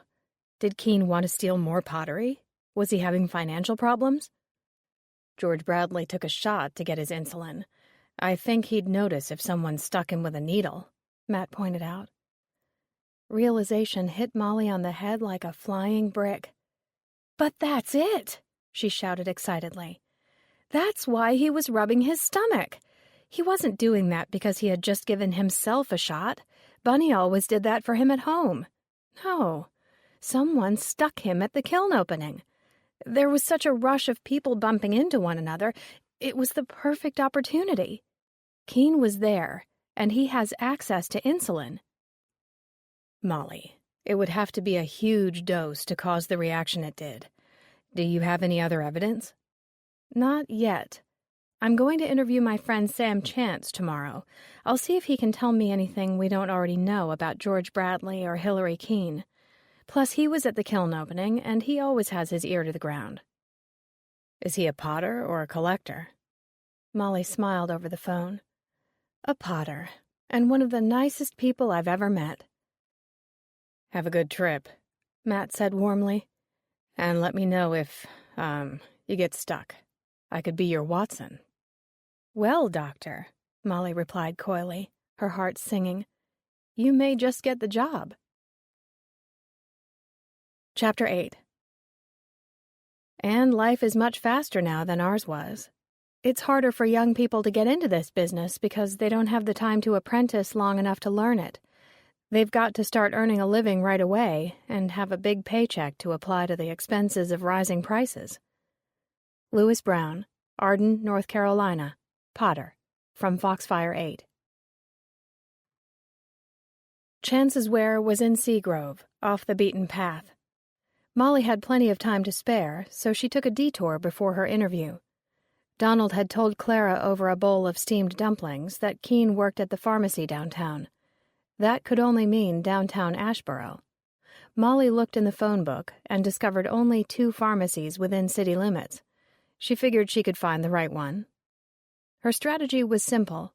Find out exactly when Keene took off and if anyone had noticed him acting strangely before he left the area. She planned to pretend to be a friend delivering a piece of pottery who hadn't heard a thing about Keene's disappearance. Molly had a weak poker face, so she prayed she could carry this off or her detective work would meet a quick end. The pharmacy closest to the highway was a small brick building on the corner. Urns of pink petunias turned their faces up to greet the rays of sun bouncing off the store windows in a wash of white light. The parking lot was swept clean, and a little bell trilled out her arrival as she opened the paneled door.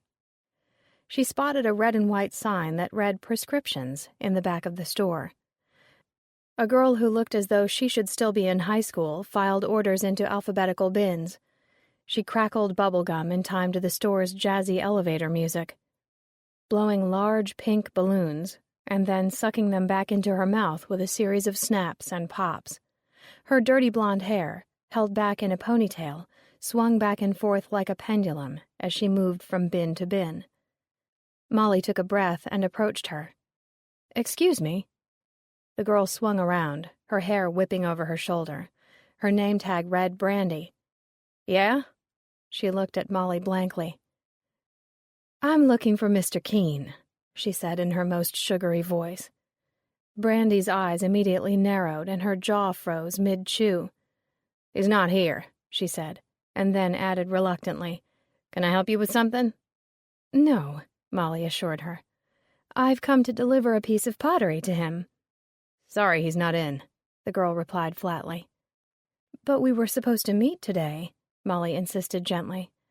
"I drove all the way from Durham as a favor to him." Brandy digested this bit of information while indecision played across her freckled face. "Look," her voice became strained.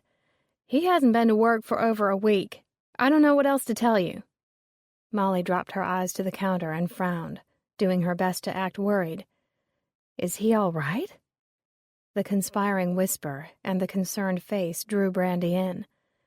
"We don't know," the girl admitted, leaning closer. "He's missing."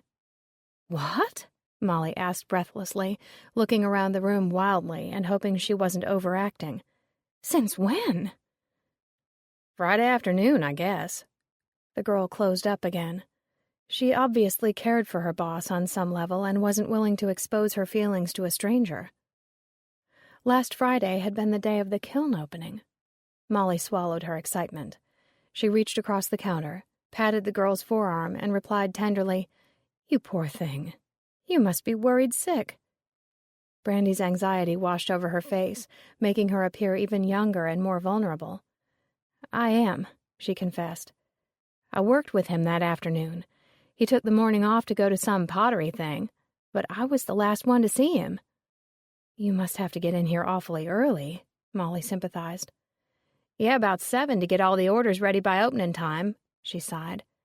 "The cashiers don't have to be here till 8:30, but Mr. Keene and me, we got to be here early every single day." "Do you always have the same shift?" Molly asked, an idea forming. Brandy blew an enormous bubble and sucked it back into her mouth as she studied Molly. "Yeah. There's a pharmacist's assistant who works evenings, but he's always here by himself." "Then you and Mr. Keene must be close, working side by side every day," Molly suggested. She was hoping that showing a willingness to listen would get Brandy to confess something more intimate about her working relationship. Her intuition paid off. The girl hesitated and her shoulders slumped. Finally, she said very softly, "We are.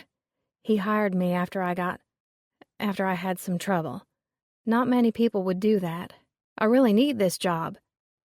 "He is a good man," Molly agreed with false enthusiasm. She suddenly felt guilty about pumping this girl for information. Brandy might look young and innocent, but she clearly had to grow up swiftly. Now her benefactor had disappeared, and the town was probably rife with rumor. "I wouldn't worry," Molly said brightly, trying to ease the girl's mind. "Maybe he took a last-minute trip to get away from it all. Did he seem stressed to you?" The girl shook her head, her mind elsewhere. "Well, these pottery people are always running off to some show or another." She felt another pang of guilt. "Did he act like he was excited about an upcoming event, or maybe worried about something?" Brandy looked at her like she was the village idiot. "He's always worried. He has a good reason to be." What did that mean? Suddenly, an image flashed before Molly's eyes.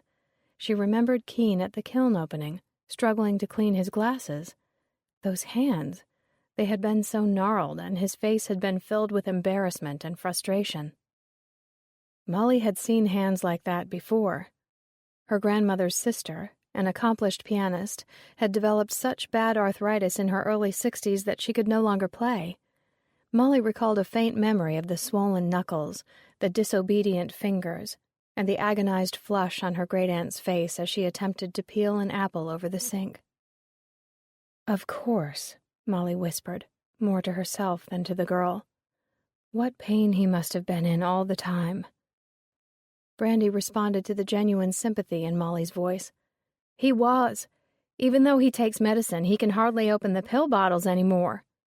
She looked around to make sure no one could overhear a confession that could ruin her mentor's career. "I have to use all the keys for him.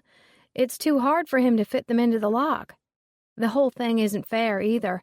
It's not like he's an old man, but he has such a serious case, and he's afraid he'll have to retire if anyone reports him to the district manager."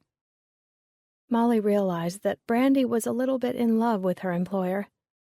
"It's good of you to give Mr. Keen a hand," she said kindly. "He helped you, so now you keep his arthritis a secret. You make it so that he can still do his job. That's admirable, Brandy." But Molly had gone too far in voicing Keen's affliction. Brandy gave her a guarded stare, mumbled, "Yeah," and returned back to her work and defensive gum-chewing. "Look, if I hear anything about his whereabouts, I'll call you," Molly offered, even though Brandy had turned away. "No matter what, you'll be just fine. You obviously have a good head on your shoulders." Brandy raised her face and gave a slight nod. Molly retreated to her car, feeling like a complete jerk. Her theory about Keen had been shot to bits. If he had such an advanced case of arthritis that he couldn't open a bottle cap or turn a set of keys, there was no way he could squeeze the tiny syringe used to give George Bradley the extra shot of insulin. But if Keen was innocent of the murder, why had he run away? Molly stopped to pick up a dozen donuts. Sam Chance loved anything with sugar, and his apprentices were always hungry. Consulting her Seagrove area potteries map, she remembered that the landmark closest to Chance's Ware was the abandoned Chance Beans factory. The dilapidated building and overgrown lot proudly displayed a real estate sign. Molly was surprised to see that the sign read, "Sold." Chance's Ware was down a long gravel road, much like 100 other potters in the area. The yard was deserted, except for the polished Ford pickup resting under a carport. "Someone has a new truck," she greeted Sam with a hug as he came out of the workshop. His kind face broke out into a wide grin, scattering laugh lines across his cheeks and carving creases into the corners of his blue eyes. "Yes, indeed." He rocked back on his heels, hands tucked into his overall pockets as the two of them admired the sheen of the vehicle. "Did some Chance Beans relative leave you a pile after they sold their land?" "Now you know I'm no kin to them. If I were, I'd be messing around with clay for fun and wouldn't trouble over selling a pot. Nope," he said as he patted the hood of his truck affectionately. "Bought this by sweat and tears." "I brought you something to cure your sweet tooth," Molly said as she handed him the box of donuts. "Oh, boy," Sam whistled. "This'll help, but my case is hopeless. Come on up to the shop." They walked up the driveway to the metal-sided barn, which housed Sam's wheel, drying shelves, glaze barrels, and all the ware available for purchase. Molly looked around at his utilitarian pieces. He made plates, bowls, pitchers, candle holders, bean pots, casseroles, and birdhouses in 4 different glazes.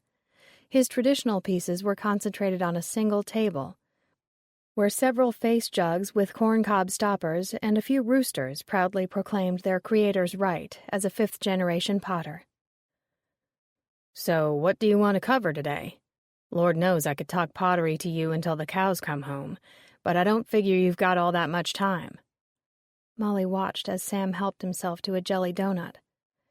"How about digging the clay and turning? Unless you want to talk about firing, too." "Well, you've been to CC's," Sam said, "so you've seen the best kiln around these parts. He's got the genuine article in that groundhog kiln of his." "Let's cover how a piece of wet clay becomes a jug," Molly suggested. "All the action before glazing." "Right." Sam dusted sugar particles from his overalls, pointing to a shelf of unglazed pots. "It's called bisqueware when the pottery hasn't been glazed yet. Lots of us say biscuit for short." "If it sounds like food, then I can remember it." Molly took a chocolate-frosted donut for herself. "Where are all your apprentices today?" "Oh, they're delivering a load to some gardening place in Asheville. Lady bought up all my flower pots and birdhouses except this one." "That's great, Sam. And where's your talented son, Justin, the famous 6th-generation chance potter?" A look of sadness surfaced in Sam's eyes, then darted away like a startled minnow. "He's going to law school." "Oh, what does that mean for the future of your business?" "Well, he's using the kiln at the university's main campus, so he hasn't quit pottery. But I don't think he's going to be a full-time potter. I can only hope that I live long enough to wait for him to retire from the law and take over the business." Molly reassured her friend with a pat on the hand. "Maybe he just needs to spread his wings for a few years.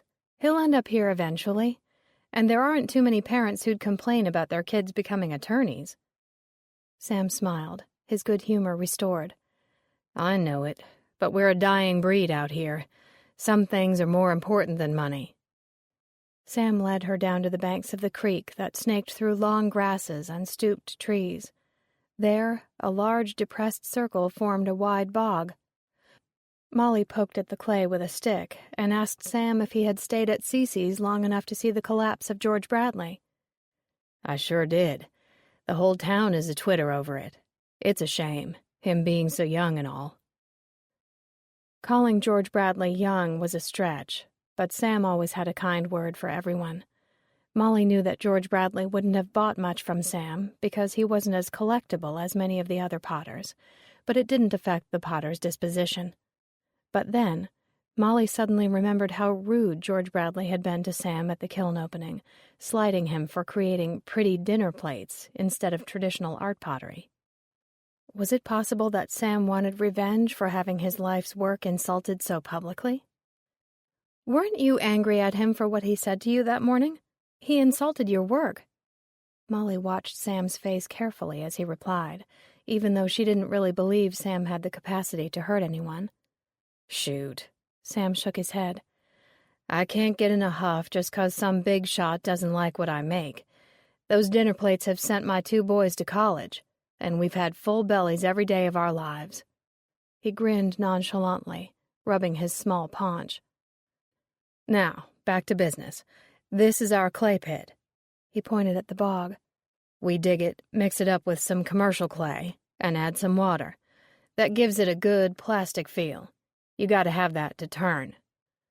"I bet you get some serious mosquitoes from that pit." Molly felt itchy just looking at it. "I wear overalls for more than one reason." Sam laughed, leading her back toward the shop, where he pointed at a square machine the size of a refrigerator turned on its side. "This is a motorized pug mill. It mixes the clay. Back in my daddy's day, they had a pug mill turned by a mule. Most people had those kind, but none of us keep mules anymore." "Does this do a better job?" "Not really, but we just got sick of putting that poor mule to work. Us kids were all crazy about that mule. She was our family pet."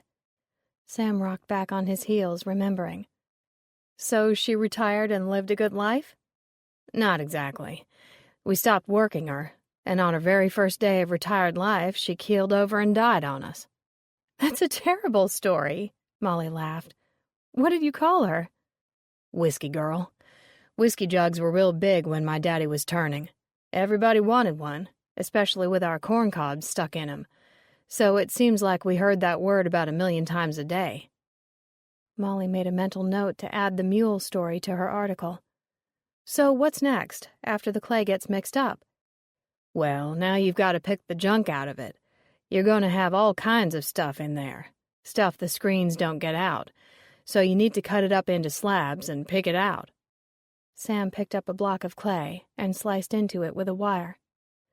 "Banjo string," he told her, cutting a bread-sized piece of clay that revealed embedded pieces of grass and stone. "May I?"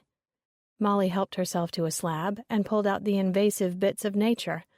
The clay was cool and moist, nestling comfortably in her hand. "Now you've got to get it ready for the wheel.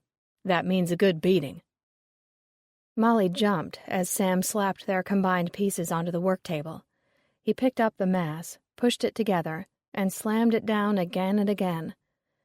"That looks positively therapeutic," Molly said. "It helps after a weekend of not selling a single thing." Once the clay was worked into the right plasticity, Sam slapped it on the wheel. "This is the hard part." Sam gestured to her to approach the wheel. "Give it a try." He issued instructions on how to use the foot pedal, and as she pushed down on it, the wheel sprung into action, and the clay mass lunged sideways, seeking a means of escape. "Whoa, slow down there," Sam laughed, easing her foot off the pedal. "Now let's give this guy a shower."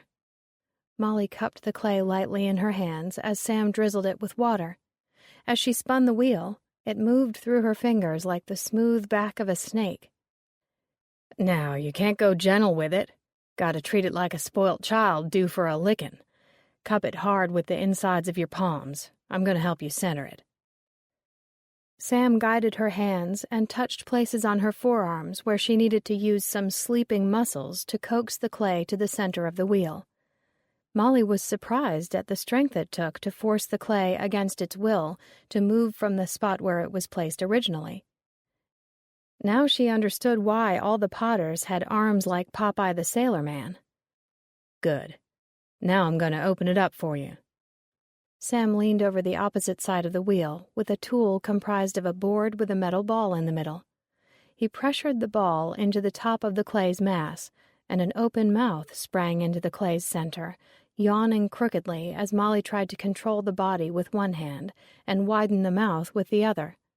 Her novice hands were no match for the clay.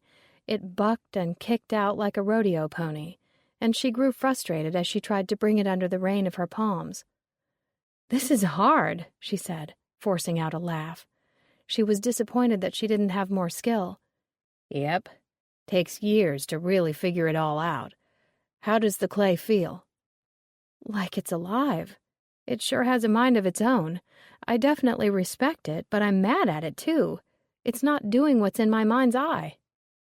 Sam chuckled. "Well, that's your first lesson. You don't think when your hands are on the clay. You let go. Your body moves its body."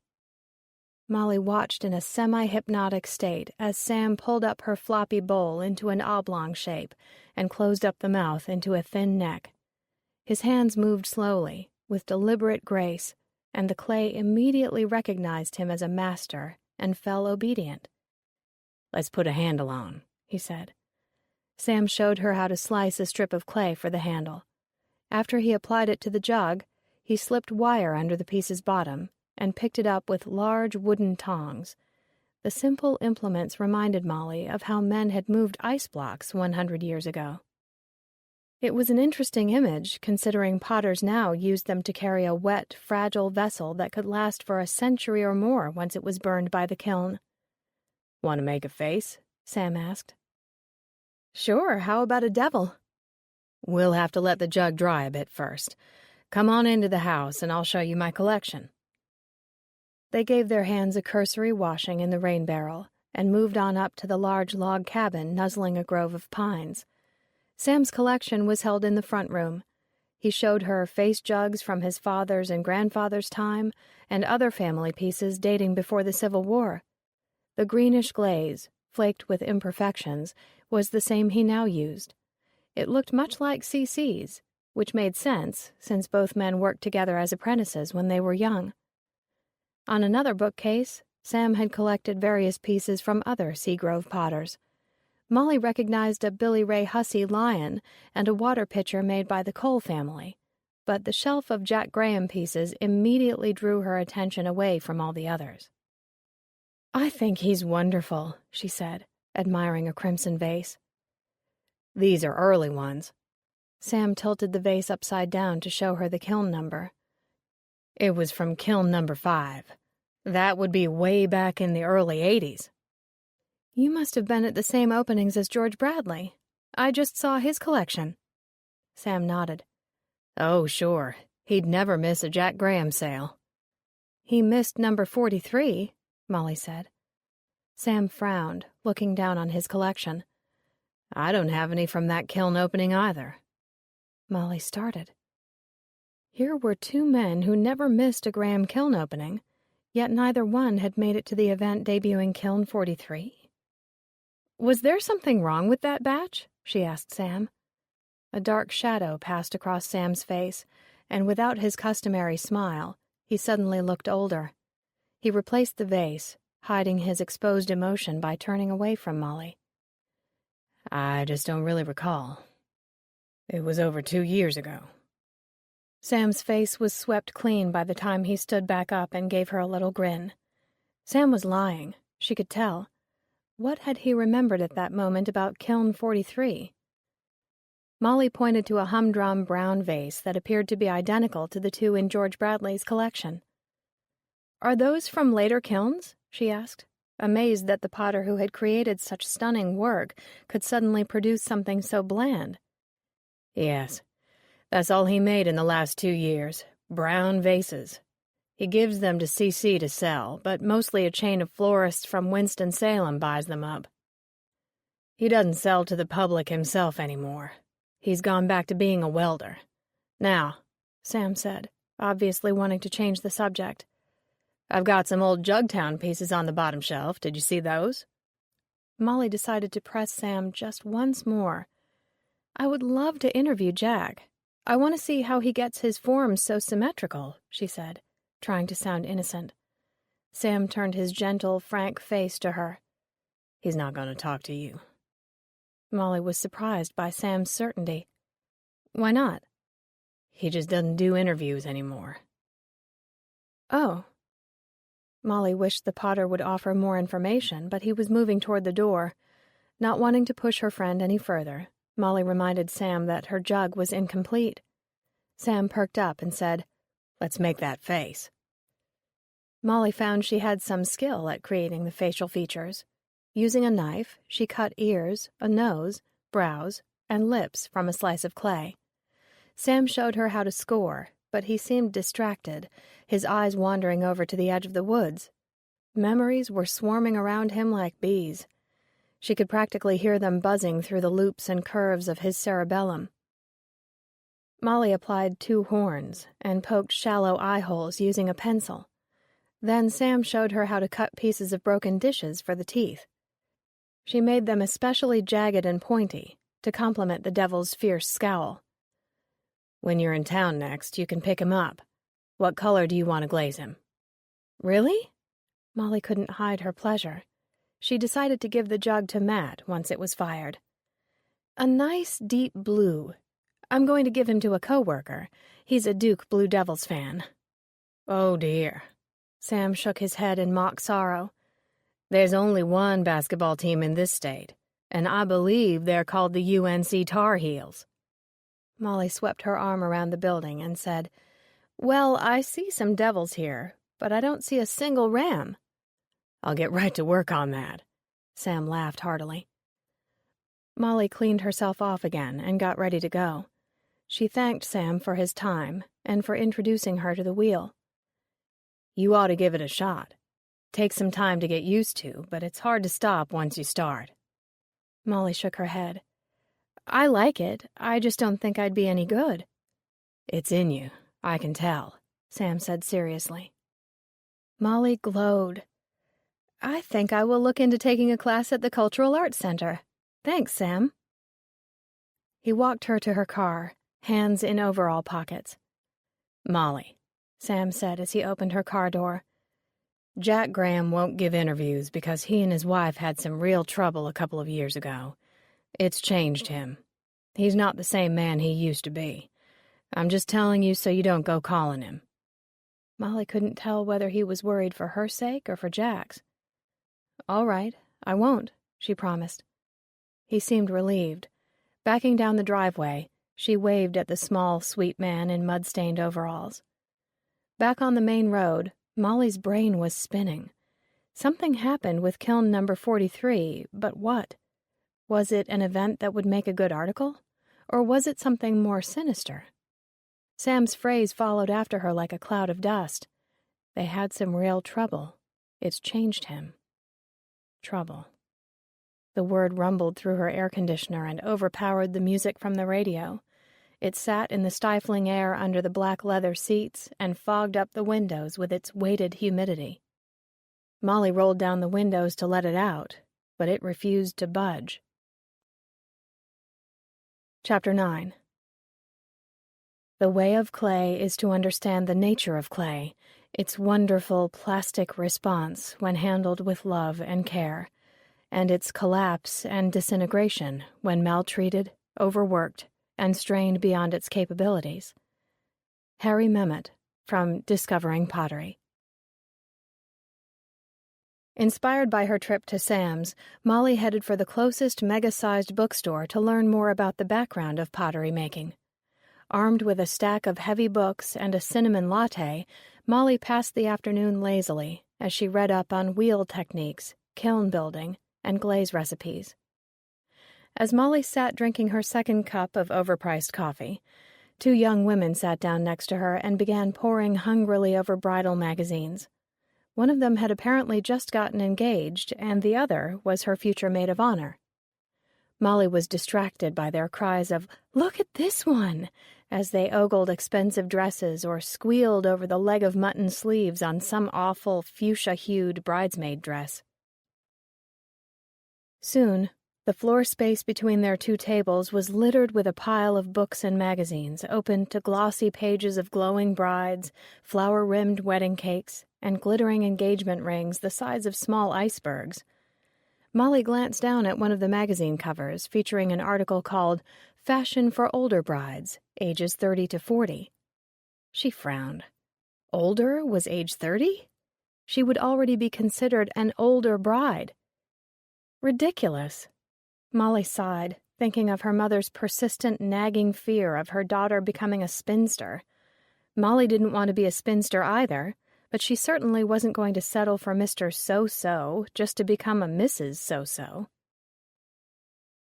The former gloom of the day settled back on her shoulders like a cloak. First there was Sam's warning to stay away from Jack Graham. Now, in a haven of books and caffeine that usually formed a comforting setting, Molly felt out of place. The pile of bridal magazines pointedly reminded her of her single status, and the magnificent sparkle of her neighbor's ring caught her eye with each excited wave of the girl's manicured hand.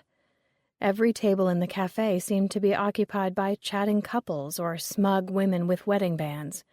Molly sighed. It was time to go. Perhaps a connection with Matt was in order. If she could just get him out of the office again, they might have a chance to get to know each other better. Molly envisioned a candle-lit table with Matt listening raptly to her witty conversation. Yes, she could take charge and ask him out. Molly had never asked a man on a date before, and she was terrified. But why not give it a shot? After all, women now performed all kinds of feats once reserved for men. Gender roles were being redefined all the time. Driving back to the newspaper's office building, she pictured Matt's laughing blue eyes and his easy smile.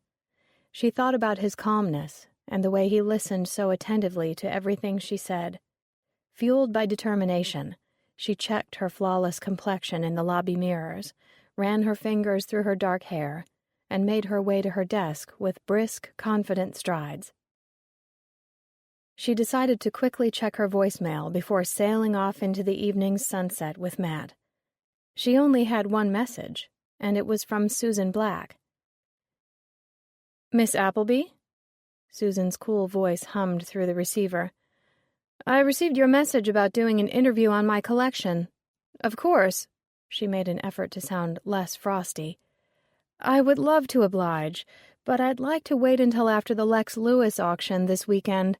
You see, I plan to enhance my collection by adding several notable pieces from that sale, so let's plan on the week after, all right? I'll get in touch with you as to when I'll be available." "Yes, Your Highness," Molly smirked, replacing the receiver. Then she made her way to Matt's office. Rapping lightly on his closed door, her insides churning, Molly could hear the sound of giggling coming from inside. Matt was not alone. Suddenly, footsteps moved toward the door. Molly beat a hasty retreat to the nearest cover, a large ficus tree next to the water cooler. Peering between the leaves, Molly prayed that her green shirt would provide enough camouflage to avoid being spotted by Matt and his visitor. Still giggling, a young, long-legged blonde stepped out of Matt's office with a smile on her full lips. She wore a pewter blouse in shimmering silk tucked into a short, brown suede skirt. High heels that came to a sharp point at the toe accentuated her trim legs. Her body was long, lean, and sinewy. She was like a beautiful blonde lioness. Swinging her long mane flirtatiously over one shoulder, she turned back to Matt and laid a graceful hand on his shoulder. "You and I make such a great team," she purred. Matt's cheeks reddened as he agreed. "I'm glad you had a chance to stop in today." "Me too," Blondie oozed, leaning into Matt's chest a little. "Well, Matt stammered, looking exactly as he had when Molly suggested they have dinner together the other night. What a fool she had been. Did he perform his Mr. Shy routine on all women? "Well, nothing, darling." Blondie gave him a playful poke in the chest. "I'll see you tonight. Bye for now." She turned and sashayed down the hallway. Matt stood rooted to the floor, watching the sultry figure sway away. Molly caught a whiff of a strong, citrus-scented perfume. Who was that woman? Was Matt dating someone after all? From the way they'd been talking to each other, they obviously weren't strangers. Molly felt crushed. She could never hope to compete with someone who had the body of a Barbie doll and the fashion sense of Audrey Hepburn. Even the woman's heady perfume created a glamorous signature in the air around her. Feeling she was going to be sick from the overwhelming scent and her own humiliation, Molly waited until Matt went back inside his office and closed the door behind him. Then she moved out from her hiding place, took a deep drink from the tepid water cooler, and fled. Chapter 10. The kiln is a constantly changing personality, from the quiet beginning to the dramatic climax of full fire, flame issuing from all ports, and greedy demands for fuel. Harry Memmott, from Discovering Pottery. Molly woke the next morning, hoping that the sultry figure she had seen yesterday had belonged to a dream. Surely, that long-legged sex goddess wasn't Matt's girlfriend. Walking blearily into the bathroom, Molly turned on the shower and took a hesitant look in the steamy mirror. She examined her curvy, big-boned body and compared herself to the thin, lithe blonde. She felt totally depressed. "Apples and oranges," she muttered to her foggy reflection. No, not even. More like celery and pears. Molly dressed in loose, comfortable clothes, stuck her hair in a ponytail, and went downstairs to eat breakfast. The kitchen was strategically bare of comfort food, so she absently chewed on some nutritious cereal that was strongly reminiscent of the mulch she had recently put down around her bed of daylilies. Her sweltering car and an accident blocking both lanes leading to the office did nothing to improve her sour mood. At work, she sat listlessly at her desk and avoided looking in Matt's direction. It didn't take much of a sleuth to see how dejected she was, and when Clayton sat down opposite her later in the break room, he wasted no time in bringing up Matt. "I can tell you saw our boy with that vixen yesterday," Clayton began, grimacing as he struggled with the wrapper of a banana moon pie. "Did you smell that perfume? Ugh, eau de tramp." Molly smiled despite herself. It was awfully musky, but she's still a stunning woman. "Sure, if you like giggling twigs who smell like the cosmetic counter at JCPenney," Clayton said, closing his fingers over his nostrils as if the scent was still present. "Do you think she's Matt's girlfriend?" "I didn't think he had one, and I know everything about everyone's love life." Clayton paused to think, his forefinger tugging at his bottom lip. "Still, I can find out." "How?" Molly asked cautiously. Clayton took a dainty bite out of his moon pie and dusted a smattering of crumbs from his shirt as if each one were a poisonous insect. "He's got an appointment book. If she was his girlfriend, he won't have her written in. Heaven forbid she is. I will have totally misjudged the man for having good taste. Or," he taunted, "I could just ask him." "No," Molly started. "Don't do that. He'll guess I put you up to it." "Honey, you just leave it all to little old Clayton. I'm not the queen bee around here for nothing. Go get yourself busy with your next scintillating article, and I'll be in touch." Clayton winked and blew her a theatrical kiss as he walked out of the room. As she was ahead of schedule at work, Molly decided to shut down her computer and spend the rest of the day at home in her sweatpants, napping with her cats. Swanson was out, no doubt enjoying the fine weather by playing 18 holes of golf, so there was no one to question her absence. Her late afternoon snooze session on the deck, surrounded by bird song and perky geraniums in terracotta pots, was interrupted by a call from her mother. "Why aren't you at Lex's preview party?" she demanded. Molly plucked a red gummy bear from its bag underneath her plastic chaise and dropped it into her mouth. "Because," she said, chewing, "I'll see all those people tomorrow." "But you always go when you're covering an auction, and we managed to work a dozen of George Bradley's best pieces into tomorrow's sale by making an addendum to the catalog. It's mobbed here already, so why aren't you coming?" Molly hesitated. She was upset about the discovery of Matt's possible girlfriend, but she also didn't feel like getting dressed up in order to talk shop. She felt like an evening of TV, her 2 cats snuggled like bookends on her sofa, and a good sulk. "I'm just tired," Molly told her mother. "Fine. Listen, there's another reason I'm calling. I heard something on the radio today about Ellery Keene. Apparently he's been found, whatever that means. I couldn't hear anything else because Lex was on the cell phone extolling the virtues of an Empire chest to a client. I did hear that there's going to be a report on the 6 o'clock news. I thought you'd be interested." "He's been found?" Molly asked in wonder, the candy on her palm forgotten. "As in his body, or as in discovered holed up in some seedy motel room with 2 kilos of coke?" "I don't know. In between all the descriptions of the carvings and the details of the chest's provenance, all I heard was Hillary's name and full details at 6. You'd better watch," Clara said. "Wow. Listen, I have to tell you what I discovered about him when I stopped by the pharmacy." Molly quickly filled Clara in on her conversation with Brandy. "I am going to be glued to that TV tonight, aren't you?" "No. I came over to the gallery early to give the boys some directions for tomorrow.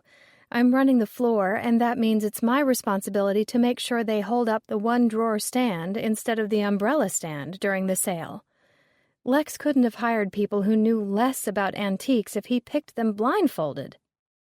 Molly laughed, imagining her mother henpecking the 4 young men employed to haul furniture during sales. True, they weren't the sharpest tools in the shed, but at least they were capable of carrying huge wardrobes and heavy chests of drawers to people's cars. Those old pieces of furniture were solid masses of wood, awkward to carry, and even harder to cram into backs of minivans and SUVs.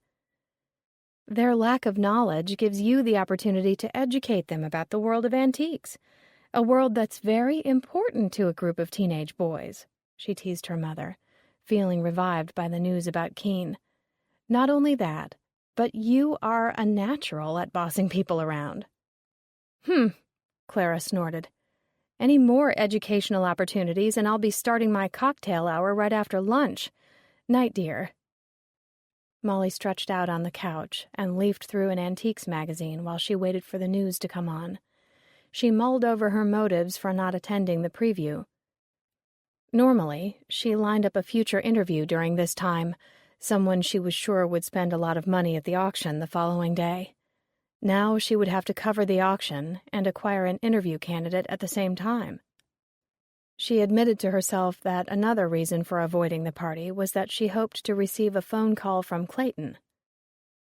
Popping several more candies in her mouth, she switched to the local news. The lead-off story concerned a national kidnapping case that, for once, had resulted in a happy ending. The little girl who had been taken to an abandoned house and tied to a pipe with duct tape had chewed through the tape and shouted for help from a broken window. The footage showed her safely at home with her parents and grandmother, being hugged tightly and given flowers and plush animals from the neighbors. Molly was pleasantly surprised to see a positive story leading off the nightly news. She never watched it anymore because the focus of every piece was celebrity gossip, a grisly crime, or a political scandal. After a teaser about a possible baseball strike and a long commercial break, the anchorwoman lifted her shiny crown of platinum blonde hair and announced the capture of an antiquities thief in the western part of the state. "This afternoon in Hendersonville," she intoned in a voice of dried-up honey, "authorities arrested 44-year-old Ellery on charges of theft and driving under the influence. Sources say Keene swerved off the road, nearly hitting a jogger, before colliding with the guardrail and coming to a stop. Here's Phil with more." The screen switched to a mountain road winding its way through a small town. The reporter, frowning in well-rehearsed consternation, stood before a curve in the road where the guardrail had buckled beneath the weight of Keene's van. The van was being removed on a flatbed tow truck behind Phil as he gave his report. "This is the scene of what could have been a serious tragedy. Ellery Keene, a pharmacist from Ashboro, was swerving all over this twisted stretch of road when he almost hit Hendersonville's Clyde Farmer.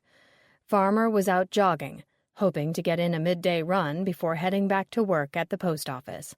He almost didn't make it. When he saw Keene's oncoming vehicle, Farmer leapt over the guardrail in an attempt to avoid the oncoming car. He missed being hit by a matter of seconds. Farmer suffered minor injuries from his fall and is being treated at the local hospital." Phil gestured at the guardrail and continued. "As if driving under the influence weren't enough, Keene is in even more hot water. Authorities report that several bins of stolen pottery were found in his battered vehicle.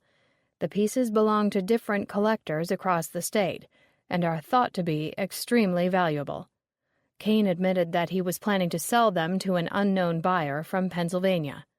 Fortunately, none of the valuables were damaged in the crash.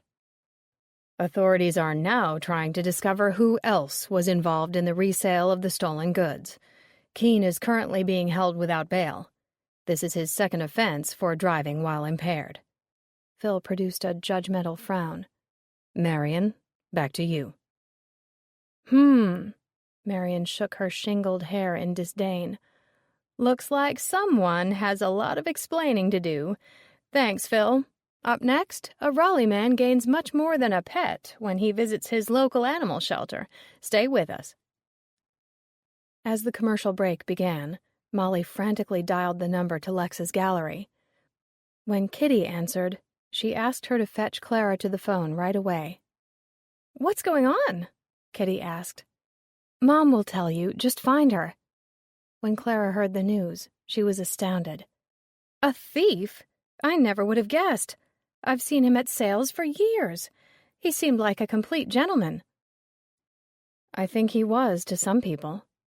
Molly told Clara about the girl Keene had helped at the pharmacy. Still, I bet Keene was stealing George Bradley's pottery, and he found out. And now we know that he had a prior conviction for drunk driving. He probably had a hell of a time driving with those hands, even when he was sober. Do you know what I'm thinking? You still believe there's a connection to George Bradley's death? Maybe he just supplied the insulin. With such advanced rheumatoid arthritis, I don't think it's possible for him to have directly given George Bradley the shot, but he's still a shady character. Clara paused. Keene was after pottery. He was greedy, but I don't see him aiding a killer. And why help someone kill George Bradley now? Who else would benefit from his death? Molly heard a crash in the background. Listen, I can't think about all this detective stuff right now. I've still got so much to do here, and Tweedledee and Tweedledum aren't getting any smarter. Molly grinned. I assume those are your new helpers. How's the crowd? It's been super busy. This should be a terrific sale. Lex is going to rake it in. Good for him. He worked so hard for it. So do I. Clara pretended to be hurt. And you do too, Ma. See you in the morning. Molly cooked chicken in a creamy mustard sauce for dinner, and then watched the 10 o'clock news to see if there were any more updates on Keene. What had that man been thinking? Why was he so desperate to sell the pottery that he stole from other collectors? Did he only steal from people he disliked as a kind of revenge? Was he an accessory to murder as well as a thief and a drunk? Maybe the girl in the pharmacy was covering for him. She obviously cared for him deeply, so she'd gladly give him an alibi. Turning down her bed sheets, Molly stroked Griffin's soft brown and black fur as he curled up next to her. If Keene was guilty of being an accessory, she was sure the police would follow the trail created by the stolen pottery. Inevitably, that trail would lead them to George Bradley's house, where they would learn about his friendship with Keene from Bunny. Next, they would link the day of George Bradley's death with Keene's sudden exodus. They would interview people who knew both men, and someone like Donald would tell them about the night George Bradley called his former friend a thief. Linking all these clues together, the police would realize this was not a case of accidental death. They would ferret out the truth about Keene and question him about the person he had helped murder, a man no one seemed to miss. Satisfied that the mysterious death of the infamous pottery collector was about to be solved by capable professionals, Molly drifted off to sleep. Chapter 11. People need pots. You can see that from the way they love to look at them, to handle, and to buy. Rosemary Zorza, from Pottery, Creating with Clay. A low fog hung out the window, holding the humidity hostage. Blades of grass reached wearily upward as dewdrops weighed down their yellow-green ridges. It was early. Even the birds were silent. No cars passed by. Lawn-mowers rested in their sheds, and children were still turning in their sleep, dreaming of triple-decker ice cream cones and riding their bikes to the pool, where they would find the courage to dive off the high board. Molly's alarm pierced the tranquility with a high shrill of a Victorian policeman's whistle. Her cats remained immobile on the bed, their eyes closed in tight slits as they burrowed farther into their own feathery stomachs and ignored her movements as she shuffled downstairs to make coffee. Once she reached Lex's gallery, she noticed that the parking lot was awfully full for an auction that didn't begin for another 2 hours. Before the sale started, Molly typically photographed the items she believed would bring the highest prices, but today she could see this might prove difficult if mobs of people were trying to preview pieces before the sale. Clara agreed it would be a challenge. "I told you to come last night," she scolded her daughter from her position behind the checkout counter. "How are you going to take pictures with all these people around?" "I'll manage." Molly smiled at the signs of her mother's unusual nervousness, watching as she scanned her notes in the catalog. Molly knew that organized, capable Clara had the location of every item memorized and could run the sale in her sleep, but her mother still worried. Some courteous use of good manners is all it'll take. People won't mind standing aside for a few seconds. Don't worry, Ma. It's going to be a great sale. Clara closed her catalog and frowned. "I don't know," she said gloomily. "I woke up with this bad feeling that something was going to go wrong today." Molly did not dismiss her mother's instinctual feelings. Like her own, they had too often proved correct. "Like what? Lex has obviously gotten a great deal of interest. I looked at the internet bids last night, and many things have already reached their estimates, and the sale hasn't even begun." Clara lowered her voice. "It's not the prices. It's something else." "You didn't say anything to Lex about your vibe, did you?" Molly asked. "Of course not." Her mother gestured to where Lex stood chatting up one of his frequent buyers. "He's already got a fever."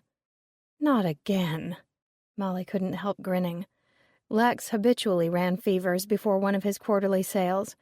These were the ones that brought in the real profits for him. His weekly sales just paid the rent, and since he and Kitty were dreaming of buying a new home, this sale was especially important. Molly watched him pat his forehead with a handkerchief before moving on to refocus the projection screen. Lex also hired people to hold the smaller items aloft so the crowd could view them with ease. After they were sold, the items were brought to a cordoned-off holding area, where they were later packed and given over to their new owners only after a receipt was presented. Between the internet bidding and the live bids, Lex needed a large crew to run one of his premier sales, and though Molly enjoyed working the sales as much as Clara did, she found she could not glean the details she needed for her Collector's Weekly article while dashing to and fro looking for a snuff box or a set of sterling spoons to hold up for the crowd. Inside the main room, groups of buyers clustered before the display cases, carefully examining the selections of Southern pottery, some of which were from George Bradley's collection. A sign taped to the sliding glass doors read, "Please do not handle the pottery. Ask for assistance." It was being completely ignored as collectors and dealers raised pieces out to the light, searching for minute cracks or flakes to the rims. They swiveled jugs upside down, looking for the potter's stamp or a date. Each did their best to appear disinterested in the piece they examined, setting their faces into ambivalent masks as they ran their fervent fingers over the curves of clay. It was always the hands that gave their desire away. Molly spotted Donald scrutinizing a pottery poodle glazed in earth brown. She watched Donald's face as he angled the piece and bobbed his head up and down so that his bifocal glasses could absorb all the details. Brows knit in concentration, he replaced the handsome poodle in its case and made a note in his sale catalog. He liked the piece. "Are you planning on buying up the whole showcase?" Molly greeted him with a teasing pat on the arm. "Hello!" Donald hugged her warmly. "I might not be able to afford the prices today, but that N. Fox jug in the third case is a keeper." He glanced worriedly at the stream of incoming buyers, more of whom were filtering wide-eyed into the room like fish released into the open sea. "Looks like a lot of people waited to preview until today," Molly said, following his gaze. "It sure does," Donald agreed. "I came on Monday night so I could take a long look in private. It's good to have a friend inside." Donald nodded in acquiescence in Clara's direction.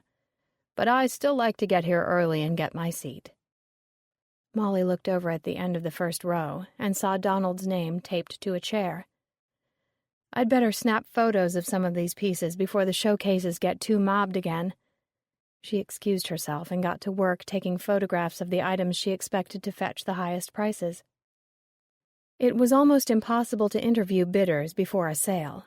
They were too preoccupied and reluctant to say anything that could indicate their preferences. Molly focused on taking all the photos she could, then ambled over to the front desk, where Kitty was registering bidders and handing out reserved seating cards. "Hey, Kitty," Molly greeted her friend with a quick hug. "Is it going to be a full house?" "And then some," her friend said as she patted the pile of bidder numbers. They were already up over the hundreds. "We had to rent extra chairs, and people will still be standing." Lex came over in search of his absentee bid sheets, his eyes darting about without settling on anything. Kitty placed an arm on his chest and handed him a bottle of water and 3 aspirin. You burning hunk of man, take these, and I'll get you the sheets. I know exactly where they are. Lex kissed her cheek and downed the aspirin. Molly got some short quotes on his feelings about the prime pieces in the sale, but then he was hailed by several prospective buyers and had no more time for chatting. "We've got a problem," Clara said gravely as she appeared from the back room, holding one of the cordless phones in her hand. "Wade just called. Craven threw his back out last night and neither of them is coming. What are we going to do?" Wade and Craven were experienced auction workers. They could lift the heaviest pieces of furniture without breaking a sweat and courteously help customers load their goods at the end of each sale. Molly looked at her watch. It was 9:30 and the auction was scheduled to begin in 30 minutes. 2 of the 4 men had called out sick. The other 2 were new and would be scrambling to move and locate all of the furniture during the sale. Also, there was so much pottery to be displayed, taken to the back, and carefully wrapped without damage. It was a serious problem. "I don't think Will and Mike can handle the whole job," Kitty wailed dramatically in between chewing on her nails. "They are too green." "They don't have any choice," Clara snapped. "Today is the day Will learns what a mantle is." And she hurried off to find her victims. Just then, Will shuffled in and grabbed a soda off the patron's buffet table. Clara appeared with hands on hips, a clear sign that she was unhappy. "What kind of outfit is that for working a sale?" Will's cap covered his eyes completely, and he had to peek out from under its brim to read the listing. As he snaked away from Clara's glare in order to review the listing of furniture he was to move, Molly noticed an odd shadowing on his skin. Browns, greens, and blues swirled around his eyes like smudges of paint. The left side of his lower lip was bloated and hung slightly forward, and a small cut worked its way through his upper chin. "What happened to you?" Molly asked in concern. She didn't really know Will or Mike well, as they were relatively new crew members, but she was shocked into bluntness by the sight of his bruises. "Got in a fight," Will mumbled, a gleam of pride in his sunken eyes. "When? Last night?" Molly couldn't believe he had been out carousing the night before one of the big sales. "Nah, Thursday," Will said nonchalantly and walked off. "Looks like you lost," a bent old lady who was a regular buyer called after him, cackling maliciously. Finally, it was time for the auction to begin. The last stragglers took their seats, while those who were too edgy to sit found places to stand behind the back rows. Lex came to the podium to make his opening announcements. Molly winked encouragingly at Clara as her mother surveyed the crowd, her crew poised to begin the frantic pace. From his elevated platform, Lex reminded the crowd that all of the items had been available to preview for over a week and that all purchases were final. Most of the audience talked through his opening speech, having heard it all a dozen times before. "And lastly, thank you all for coming. Let's get started, shall we? Lot 1. We have a fine gentleman's shaving stand made out of cherry. Excellent patina on this early piece. Let's start it off at $100. Now $150. Now $200. Thank you."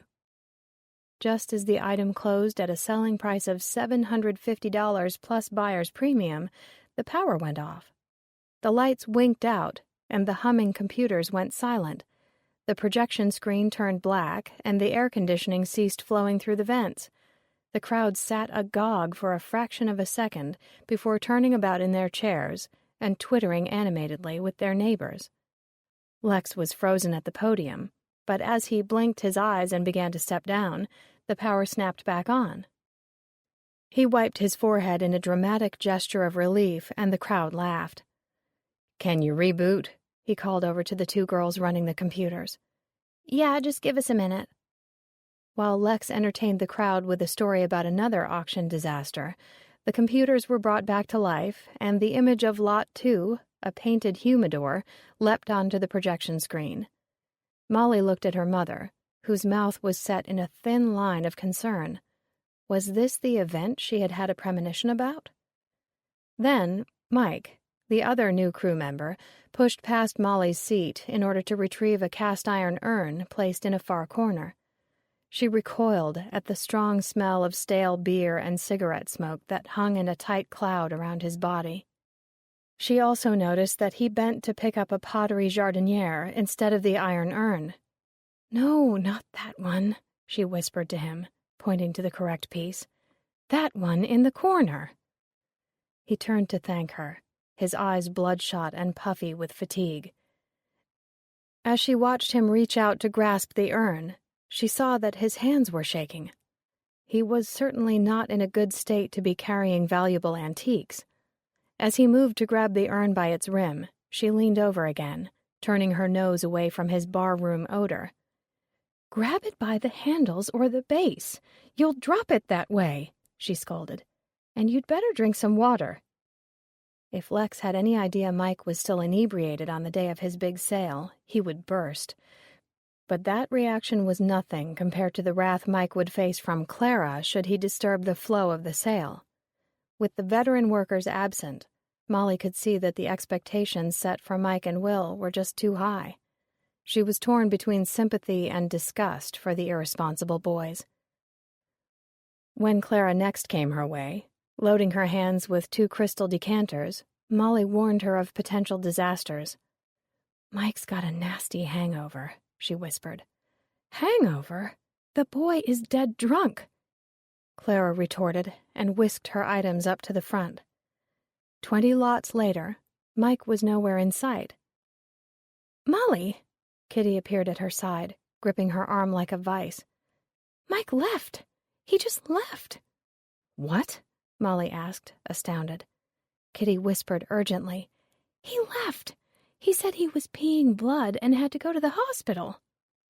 Molly looked across the room at her mother, who was scrambling to prepare a table full of pottery to be auctioned off in the next few minutes. "Oh, Lord." "You've got to get up there. Your mom can't handle all this," Kitty pleaded.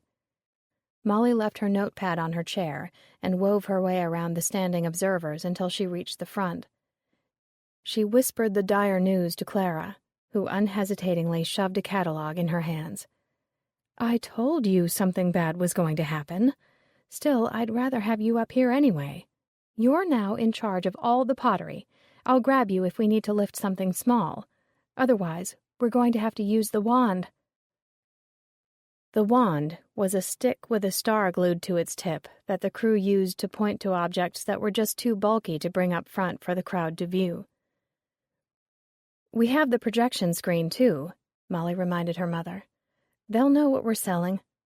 And she quickly grabbed the next lot, a pottery lamb, and held it aloft before the audience. Lex did a double take when he saw her, but didn't miss a beat of his selling lilt. As he opened the bidding, Molly watched the same old lady who had cackled at Will hold her bidder number firmly in the air. Donald raised his as well, and it came down to just the 2 of them fighting for the pottery animal. Finally, Donald shook his head and looked back down at his lap, a sign that he was done bidding. The old woman lifted her face and smiled with pleasure. "That lady is having a ball," Molly whispered. "I'm glad someone is," Clara returned, waving for Will to pick up the next lot. As Molly watched him carry a Persian runner up to the front, her eyes fell on a familiar puff of hair in the audience. Bunny Stanton was seated in the 3rd row. She had never come to one of Lex's sales before, but since some of her late husband's pottery was about to be sold, she probably wanted to bear witness to its true value. Catching Molly's eye, she gave a cursory nod of recognition, then turned her gaze to the next lot, the first of her husband's collection. The piece, a Ben Owen 2-handled tapered vase glazed in Chinese blue with large patches of red, was an extremely handsome item. The large amount of red glaze seeping through like a sunrise would raise the price, and bidding cards flapped around the room like white wings, eager to be spotted. Finally, the last 2 bidders battled it out. One was a man seated toward the back wearing jeans and a faded flannel shirt. Molly knew, despite his casual dress, that he was quite wealthy and was a fervent pottery collector as well. She craned her neck to catch a view of the second bidder, and instantly recognized the neat, trim figure wearing a silk blouse and a double strand of pearls. It was Susan, George Bradley's former mistress. She sat on the opposite side of the room from Bunny, about 2 rows back. She could observe Mrs. Stanton, but Bunny couldn't see her. Susan's lips, shiny with a trendy gloss, were pursed in dogged determination as she won the lot. She made a notation in her catalog and prepared to bid on the next. As each piece of George Bradley's collection came up for sale, she waged a relentless war against other bidders until she laid claim to the majority of his better pieces. Soon, several people turned to see who the persistent buyer was, including a disgruntled Donald. Even Bunny was curious, and she turned to look behind her shoulder just as a large C.C. Burrell devil face jug came up for sale. It was the very piece Susan and George Bradley had wrestled over at the kiln opening. Susan sat erect in her chair, raising her bidding card with delicate flicks of her tiny wrist. From her vantage point, Molly could see the 2 women clearly. As she held up an unsigned whiskey jug for the audience to view, she watched Bunny discover the identity of the determined bidder. Susan glanced over at Bunny, her bidding card held up like a shield. The 2 women locked eyes, but only for a moment, exchanging looks of venomous loathing before Bunny sneered in disdain and turned back around. Molly could see that underneath her thick makeup and attempts to control her expression, Bunny's eyes were filled with a cold rage.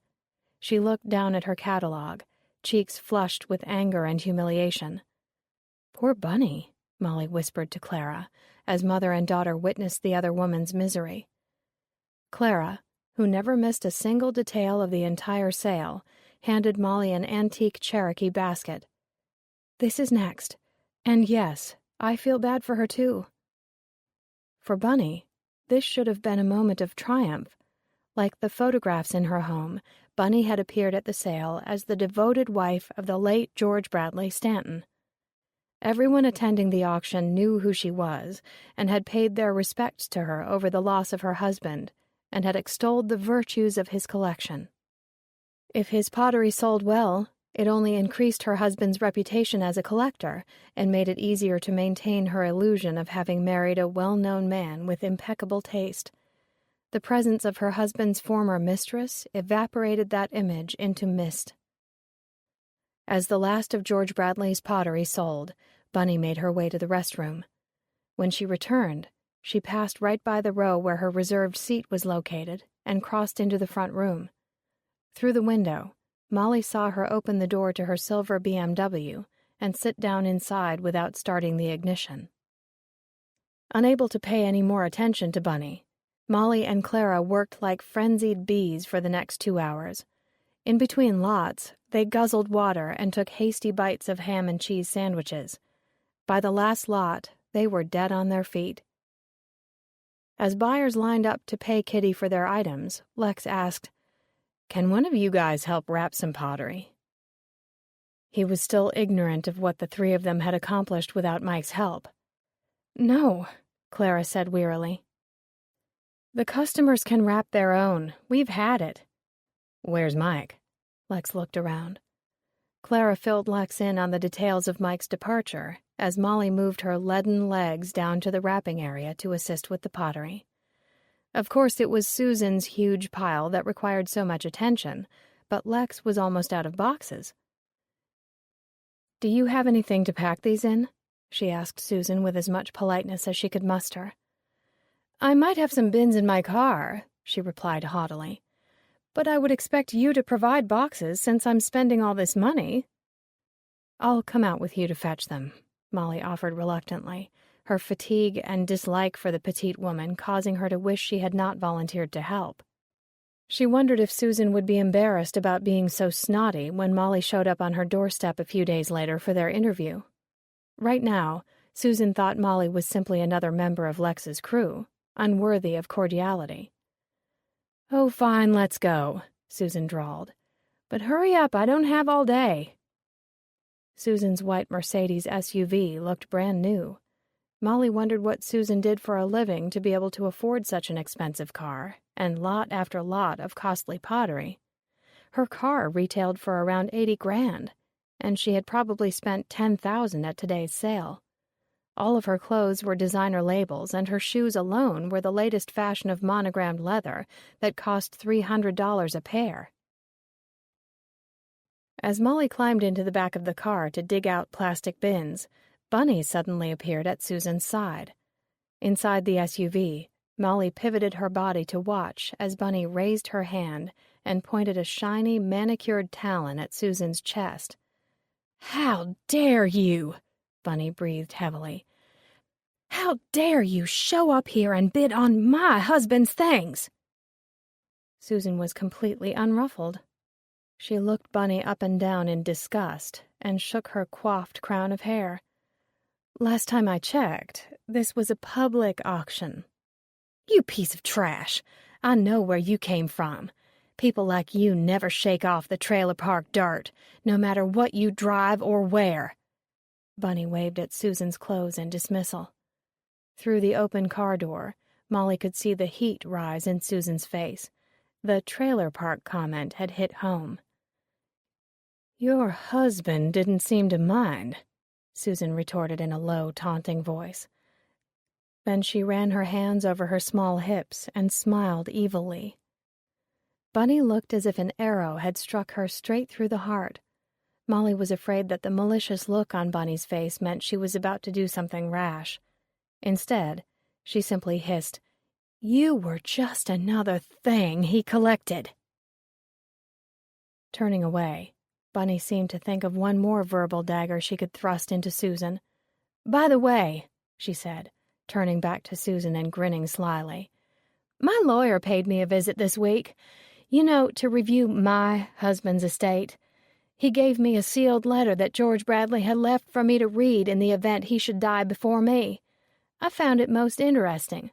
Do you want to know what it said?" Susan stood silently, her face empty of expression. She looked as though she had forgotten how to breathe.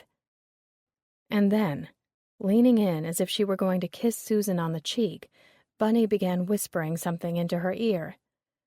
Molly brazenly scooted over the warm surface of Susan's leather seat in order to get closer to the open door, but the only thing she was able to catch was, "Your little car ride in the backwoods that day." Susan's face, which had been screwed up in anger, rapidly blanched chalk white, and her eyes grew round in shock. She stood rooted to the ground, fists clenched at her sides like a hoplite statue. All the fight was gone from her. Triumphant, Bunny walked away, slowly and with careful dignity. Molly saw her opportunity to leave, grabbed her bins as quietly as possible, and scurried back to the gallery. As she watched Susan drive off with all her pottery left behind, Clara came to stand beside her. "Susan left without her pottery!" Clara exclaimed. Sinking down into the nearest chair, she mused tiredly. "Who won that fight, I wonder?" Molly thought about the circumstances that had driven the opposing women together. Bunny was now a widow, desperately trying to hold on to her public image as George Bradley's happy wife. Susan, whose passion for pottery had once united her with the same man, now sought to buy all the pieces George Bradley had owned. Somehow, Susan's relationship with George Bradley had soured. They had become rivals, fighting over pottery at Cece's kiln opening like two children squabbling over a toy in the playground. What had Bunny whispered about a car ride to elicit such a powerful reaction? It must have meant something awful to Susan to make her leave behind thousands of dollars of pottery, even temporarily. Molly sighed, thinking about her first impression of George Bradley. He had been rude, lecherous, and greedy.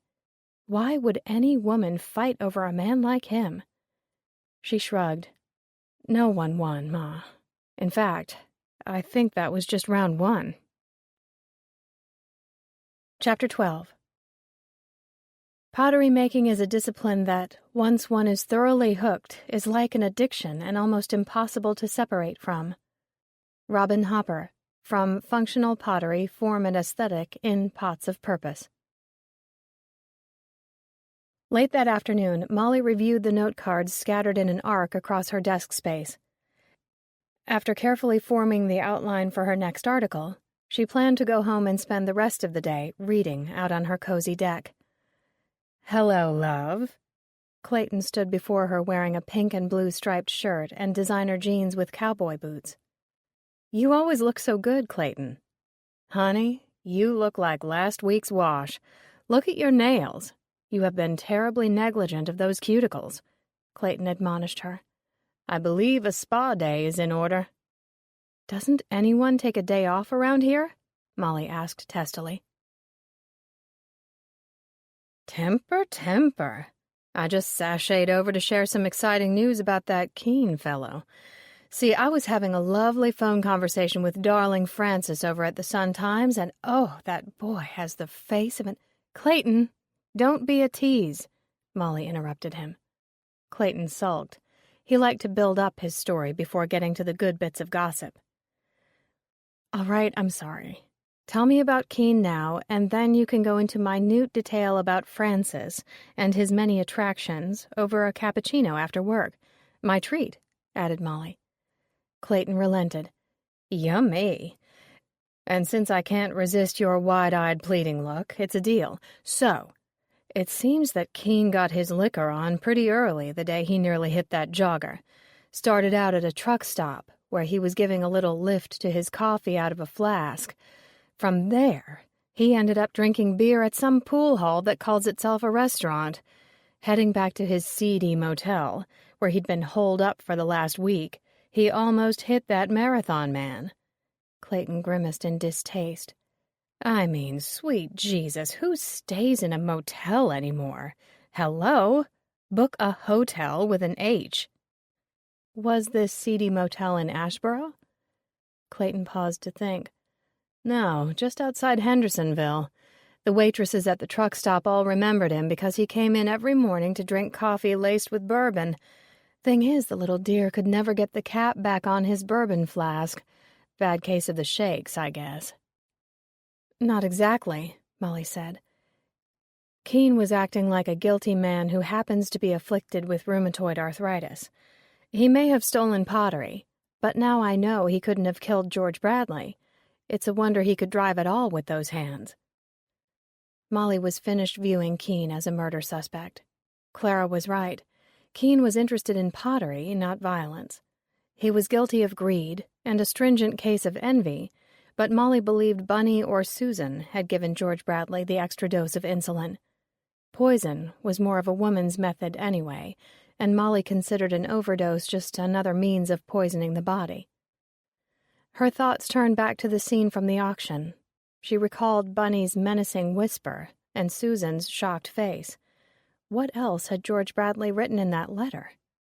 And the calm rage Bunny had exhibited was certainly a side of the widow that Molly hadn't guessed the older woman possessed. Bunny must have committed the murder. She was alone in the house with her husband, and was the only other person who had access to his medicine. Of course she had wanted revenge.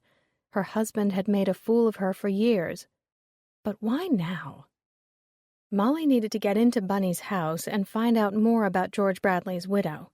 It was time to arrange an interview with Mrs. Stanton. "Miss Molly," Clayton interrupted her thoughts, "I do believe you haven't listened to a word I was saying. Let's go get that cappuccino and a manicure. I can see that you need a break." "You're right. Let me check my messages first. I forgot to listen to them yesterday." There was only one new voicemail message. As Molly listened, a muffled voice began to speak in a near whisper. A flat, cold tone filled with malice hissed through the receiver. "Stay out of things that don't concern you," the voice threatened slowly. "Some stones are better left unturned. If you don't butt out, you'll be sorry. I'll be watching you." The message ended. "Molly, honey," she heard Clayton's voice as if from a long way off. She handed him the phone and replayed the message. "Mother Mary and all the saints!"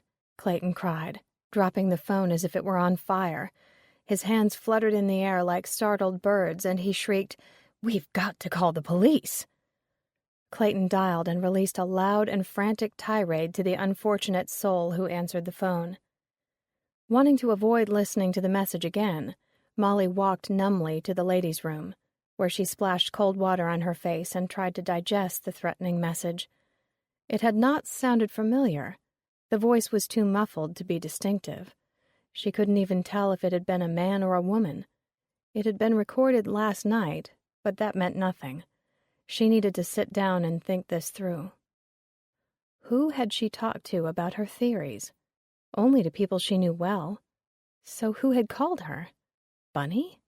She had no idea Molly suspected her of murder. Susan? Could Susan have killed George Bradley, and Bunny had discovered proof within the letter? Was that the frightening secret Bunny had whispered in Susan's ear? There were no clear answers, and none of Molly's theories explained why she'd received the call last night. Clayton suddenly interrupted her thoughts in his full dramatic glory. He flung open the restroom door with a cry and dragged her into the break room. Clucking like a mother hen, he plied Molly with coffee and a stale cheese Danish and wrung his hands over her until a policeman arrived.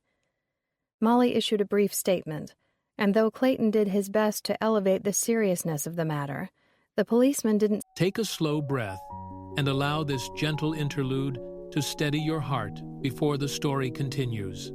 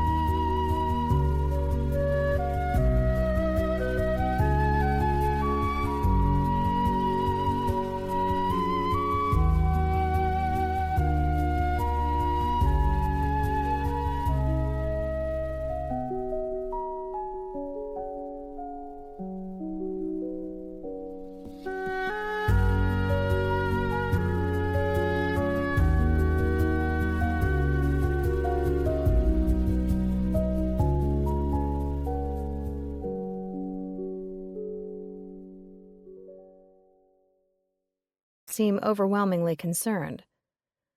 Press people get anonymous threats all the time, he said flatly, removing one of Clayton's hands from his arm. Usually not at newspapers writing articles on old stuff, but it happens. Just let me know if you get another call. He turned to Molly, giving her his card. Seems like it was from a throwaway cell phone, so we have no way to trace it. Probably some kid getting his kicks by crank calling people. Thanks, Molly mumbled, taking his card. She was relieved that she hadn't shared that the threatening call was undoubtedly related to George Bradley's murder. The policeman would probably assume she was reading too many mysteries and was only looking for attention. Clayton followed him out, gushing about the shock it had caused him. Molly heard a third voice enter the conversation as she stacked her index cards and packed her bag to go home. It was Matt's soft tenor coming from the lobby. "Are you all right?" he said, appearing at her side, his face creased in concern. Thinking back to his leggy blonde visitor, Molly replied without meeting his eyes. "Yes, I'm fine." As she picked up her bag and moved to leave, Matt blocked her path. Startled, she looked up at him. "Clayton told me what happened. He's a wreck, but I'm worried about you. Can't I do something?" he asked. "No." Her voice softened. Matt really was a nice guy, even if he had a girlfriend. "Thank you, though." "I don't think you should be alone tonight. Do you feel up to going out for dinner?" "Can't. I already promised my mother I'd come over." "And to be honest," Molly began, eyeing Matt shrewdly, "I'd like to go out to dinner with you, but I'm not sure that blonde I saw you with the other day would approve." Matt looked confused, and then laughed aloud as if Molly had delivered the punchline to a great joke. "Amy? Amy Bird? That was a business meeting. Amy's a rep for Grant's auction house over in Wilson. They are going to start running full-page ads with the paper every week. She's not my girlfriend." "Oh," Molly was embarrassed. "It's just that I heard her saying she'd see you later that night, and I assumed—" "We were both invited to a party for one of my med school friends. She's dating an old buddy of mine. I wish she wasn't dating him, though, because she's an awful flirt. But I'm not in the least bit attracted to her." He smiled at Molly. "I don't go in for stick figures." "What a lovely thing to say, Matt Harrison." Molly was pleased. She forgot all about the intimidating message as she gazed into his twinkling blue eyes. "And just what is your type?" She was astonished by her boldness.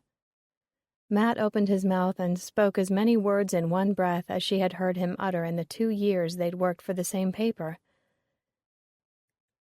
"I like a woman with smarts, someone with a good heart and a quick laugh. I like a woman to look like a woman, someone who will eat dinner with you instead of pushing 2 pieces of lettuce around on her plate while she looks around to see who might be admiring her. I like a woman who believes in family, friends, and the American flag, a woman who has framed photos of cats on her desk." Matt exhaled. He looked as surprised as Molly by the length of his monologue. "I like a woman like you. You're my type," he finished with a soft whisper, and then leaned in to kiss her. Chapter 13. Despite the falling rain and crackling of the flames, everyone heard the detonations. Generally, it is the larger, thicker-walled wares that suffer the most. The smaller pots in the case showed no damage at all. Charles G. Zug III, from Turners and Burners. Monday morning dawned at the Stanton estate without its usual bird song and squirrel chatter. Instead, a row of pickups and workmen in jeans broke the pastoral tranquility with the sharp staccato of hammering, the whine of handheld saws, and the crackling of snapping wood.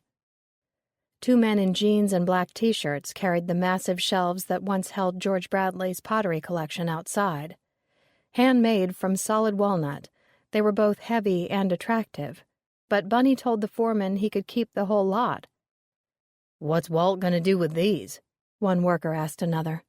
"Use 'em," grunted the second beneath the weight of the shelves. "For books." "Books?" The first man laughed as they slid the shelves onto the bed of one of the trucks. "He's a Civil War buff, remember?" The 2 men headed back inside. The oriental rugs in the main hall had been removed, and sheets of plastic covered the hardwood floors. A thin layer of dust had already settled upon the sheet, and the buzz of power tools grew louder inside the wing where George Bradley had once spent most of his free time. Inside the music room, 2 men were ripping up the dark brown carpet and rolling it in wide strips to be hauled outside. In the office, the last of the shelves were being removed, while 2 men stood over the massive mahogany desk and admired its waxy surface. The drawers were still stuffed with stationery, rubber bands, staples, and sundry supplies. "Hey, Chief," one of the men called out. A tall man wearing a short-sleeved plaid button-down shirt stepped inside. He removed his John Deere baseball cap, wiped the sweat from his brow, and surveyed the room. "What have you boys got? What's the plan for this desk?" The foreman, Walter Hogue, ran his calloused fingers over the leather and wood desktop. He understood, without being knowledgeable about antiques, that the piece had been made by hand. The workmanship was so fine that he had trouble finding the joinery. "Hidden dovetails." He nodded in admiration. He stood and gestured outside. "Unfortunately, it goes out to the garage for now. The lady doesn't want anything left in this area." "Just clear the whole place out? Is that the plan?" one of the men asked. "Yep. Seems the lady's sister is moving in, and this is going to be her part of the house." "Shoot, there's enough room upstairs to house the whole choir of Shady Grove Baptist. Why go through all this renovation?" Walt shrugged his wide, bony shoulders. "Don't know. Everyone needs their own space, I guess. Anyway, when the customers pay in cash, I don't ask too many questions." "Well, it's her money." The two men strained under the weight of the desk, and Walt jumped in to lend a hand. Passing the library, he noticed the rest of his crew standing in a group before the wall facing the window. "Y'all studying something?" he called out. "We're being paid to work, not to sightsee." One of the workers pointed at the fine mahogany wall paneling with his sledgehammer. "Chief, are we really supposed to tear all this out?" Another man lifted his crowbar. "It seems crazy to dig into this stuff. It must have cost a fortune. Are you sure she wants it all smashed to bits?" Walt gazed around the room again. He had gone over every detail with Mrs. Stanton, making sure that he had a crystal-clear understanding of her instructions. Yet it wouldn't do to make a mistake when it came to such fine paneling. He had asked her the same question. Such excellent and costly workmanship, was she sure she wanted it removed? But Mrs. Stanton replied that she was positive. She'd even handed him a can of paint called Perky Periwinkle to use on the newly stripped walls. "Look, boys, the lady said all this wood made the room too dark and too masculine for her sister, so she wants it out. We're painting these walls purple." "Chief," the man with the sledgehammer shook his head solemnly. "It's a sheer crime, that's what it is." "I know. Let me do the hard part for you."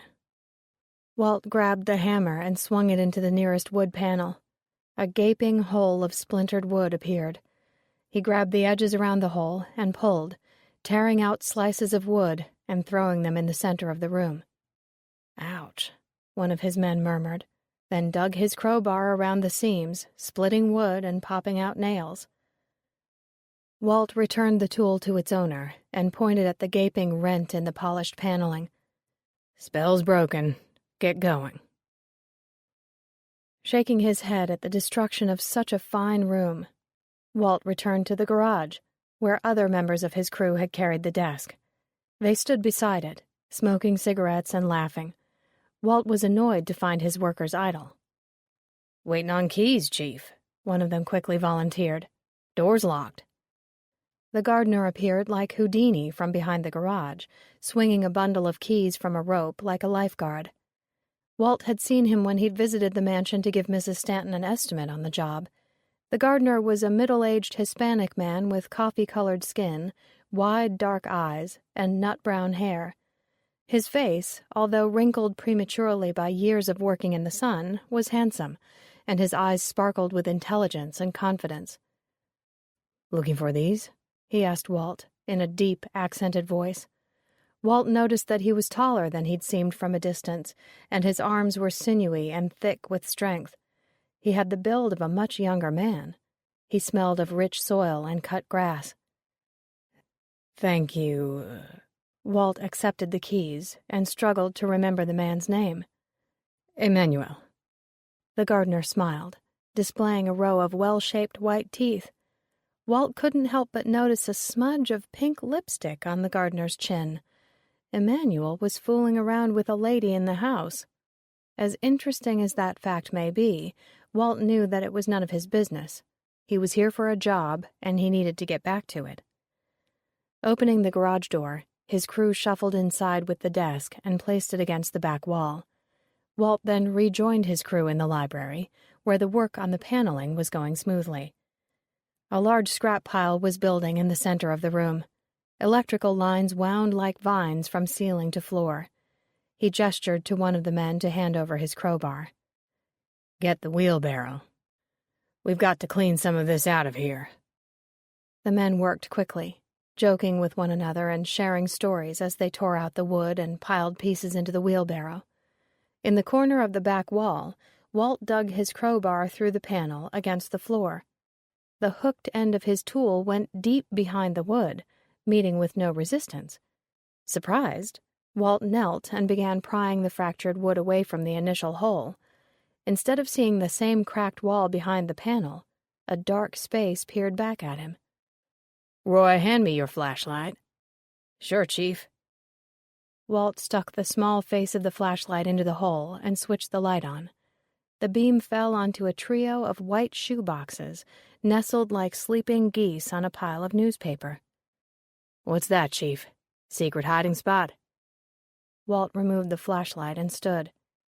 "Yeah, I think so. I'd better get Mrs. Stanton. Don't touch anything." Walt found Bunny outside, cutting plum-colored roses. She carried a wide, flat basket and hummed as she selected dozens of plump blooms for her arrangements.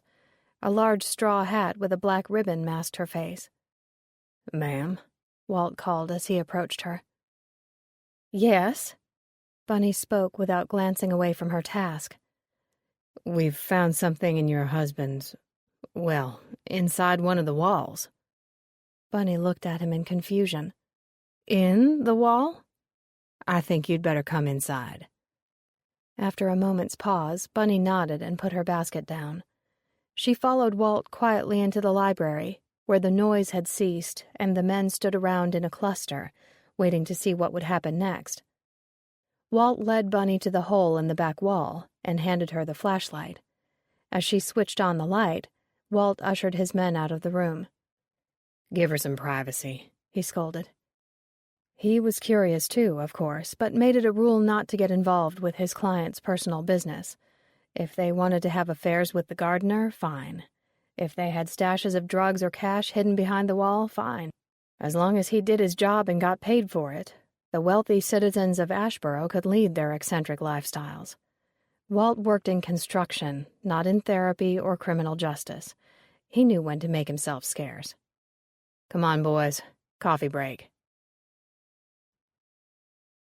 Bunny reached inside the hole and pulled out the 3 shoe boxes. She noticed a latch on the panel's frame, which must have served as the release button, though it was hidden to the naked eye. A person would only need to press the right place on the frame, and the panel would pop open a crack. Hidden behind a large wingback chair, no one would have randomly bumped against the spot.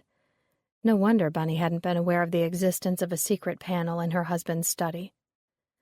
Her hand rested on the dusty lid of the first box. Bunny hesitated. Did she really want to know what was inside? She knew enough of her husband's sordid past as it was. What else was there to damage her memory of him? Illegitimate children? A secret will? Bunny sighed, and for the millionth time thought about her life with George Bradley when they had first been married. They had lived in a quaint cottage outside of town. She had grown vegetables in the small garden out back. He had practiced law and tinkered at his workbench, making wind chimes out of scrap metal. They ate watching television, drank lots of wine, and made love every night. When they moved into this house, bought with the money Bunny inherited from her parents, she thought she was living in a dream. But the dream slowly faded. Unable to have children, Bunny began growing prize roses obsessively, and George Bradley began collecting pottery. She took gourmet cooking classes, but her husband was never home to eat her creations. She knew he was seeing other women, and her only comforts became the blue ribbons her roses won and the food she cooked. She put on weight. He stayed downstairs in his wing of the house until bedtime. When he finally got into bed, reeking of cigars and bourbon, He immediately turned away from her and went to sleep. Their only physical contact occurred when Bunny had the pleasure of jabbing her husband in the belly with a small needle twice a day. What had happened to their marriage? Bunny looked at the gutted walls. The oldest of 2 children, Bunny had inherited a larger portion of her parents' estate. Her sister, Caroline, had money too, but she never spent any. A spinster, she was a teacher at the nearby middle school. Her retirement was coming up in a few months, and the 2 sisters decided to meet old age comfortably together in Bunny's house. Bunny wanted to create a separate apartment suite for her sister. She wanted it to be bright and cozy and feminine. No trace of her husband would remain. There would be no more secrets in Bunny's life either. She would tell Caroline that she was in love with Emmanuel. Finally, she would surrender the sham that she had had the perfect marriage. She would drop the role of grieving widow and get rid of all those ridiculous photographs in the living room. People she actually cared about would be placed in those frames. Taking in a deep breath that tasted of wood and dust, Bunny decided that her husband no longer had the power to hurt her. She popped off the lid of the first box. Inside were neat piles of bills, held together with rubber bands and covered in plastic wrap.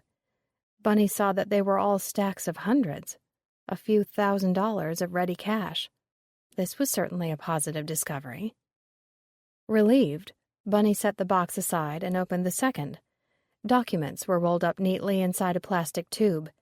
Flattening them revealed a pile of bearer bonds in denominations of $10,000. Bunny counted the bonds. $250,000 worth. Why had George Bradley stashed away all this money? Perhaps he was planning to divorce her so he could get back together with Susan Black. Why else would he hide bonds in a secret panel? Clutching the papers in anger, Bunny swore. He must have been stealing from our joint account for years. I'd killed that bastard myself if he wasn't already dead. She stared at the third box. Now what, George Bradley? She asked the still air. You haven't done enough to ruin my life? The third box revealed a solid, heavy lump wrapped in newspaper. Bunny broke through layers of tape and newspaper with her long, sharp nails. Unwrapping the object inside, she stared down at it, perplexed. This required further examination. Gathering the boxes in her hands, she headed for her wing of the house, giving a brief nod in the foreman's direction to signal that she had completed her business. He immediately called his men back to work. Safely in her study, Bunny dumped the boxes on her desk. After staring at the object in the third box for a long moment, she picked up the phone and began dialing. At least I know how to get rid of you. You aren't even glazed. Probably worth nothing, just like my jerk of a husband. She jabbed the object with a scarlet talon, and then turned her attention to the voice on the phone. Lex Lewis, please. Warmth and sunlight woke the clay. Even through the thick wrapping, it could sense the power of release. The clay waited patiently while the folds of newspaper were removed from its curved body. It seemed like eons since its pores last breathed the moving air. Blinded by light, it lay impassive as it allowed the dust to swirl curiously around its form, settling into the round lines of its tail and between the nooks of its paws.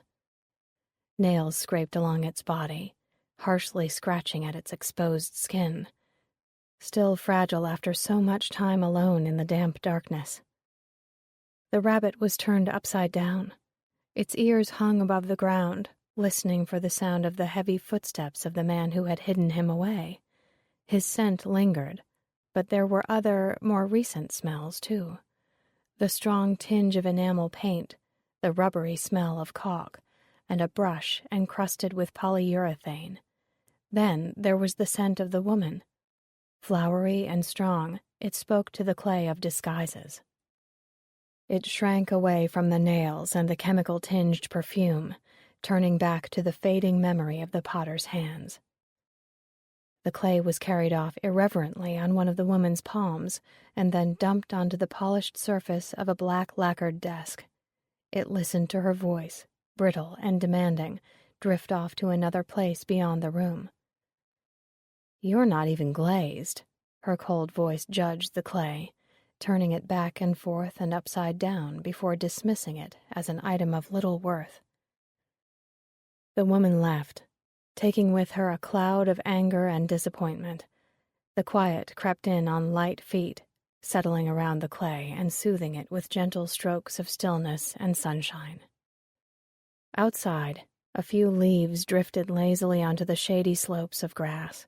A thin wisp of air carried a gift of magnolia blossoms and boxwoods to the clay.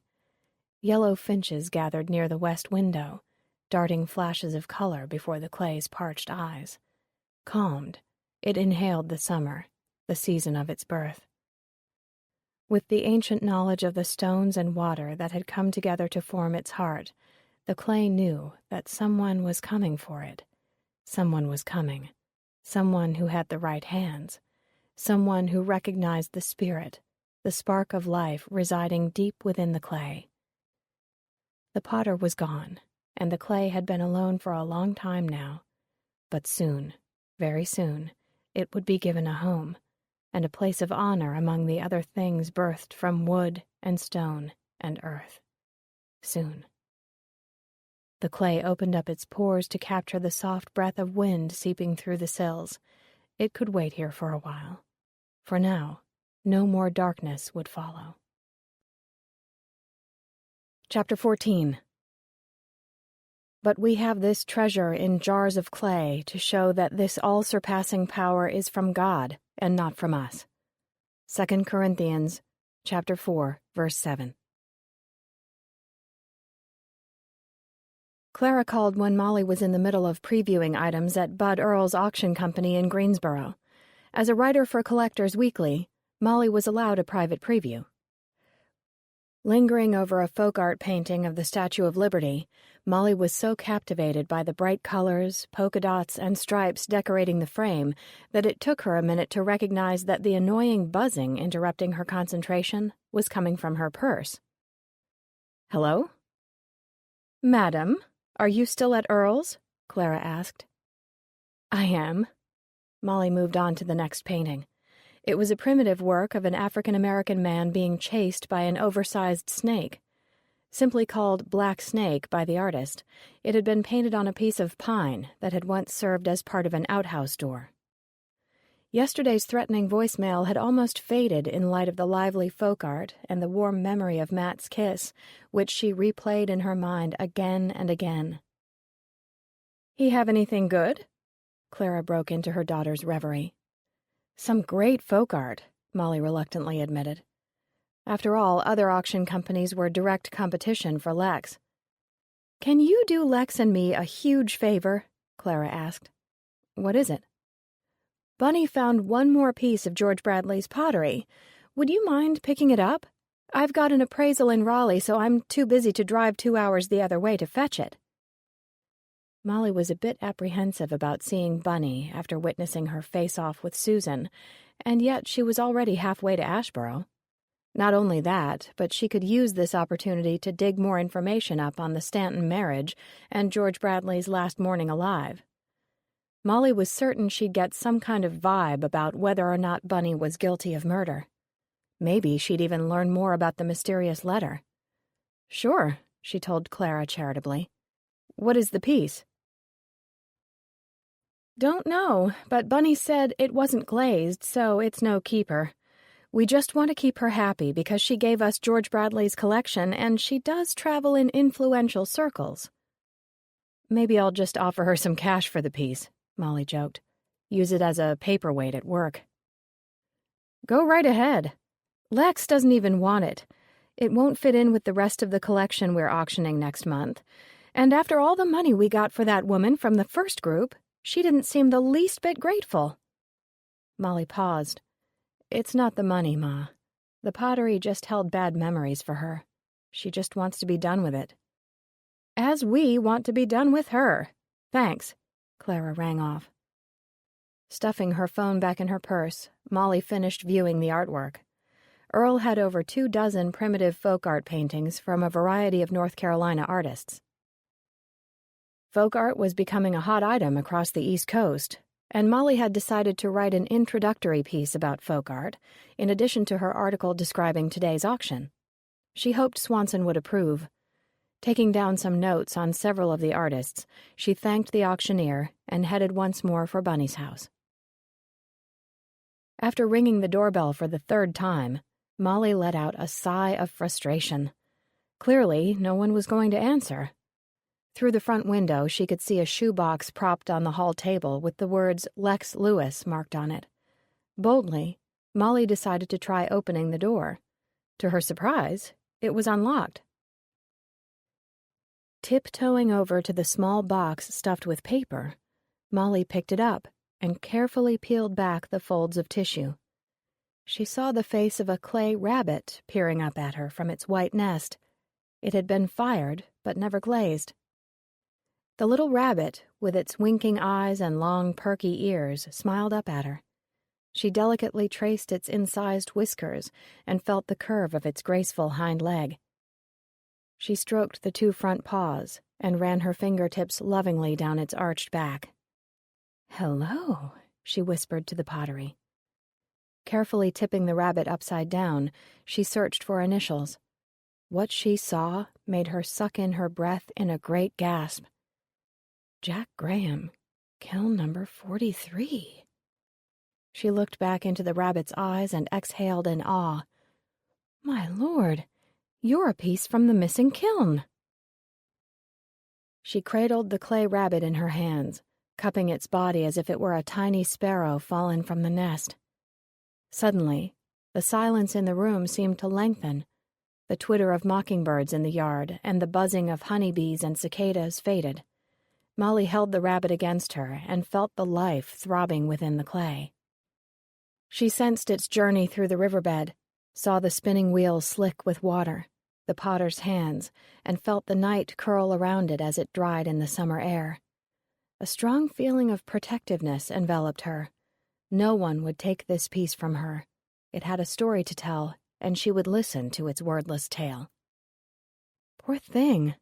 Have you been in the dark for a long time? Don't worry, that's over now. You're coming home with me." And then, in a house that had seemed completely empty moments ago, a piercing scream shattered the silence. "No!" echoed a man's voice. The elongated syllables were filled with pain. Molly sprinted into Bunny's wing, the rabbit clutched tightly in her hand. At first, all she saw was the estate's gardener on his knees, rocking back and forth and sobbing no over and over. As Molly reached out to touch him, to comfort him, she saw Bunny.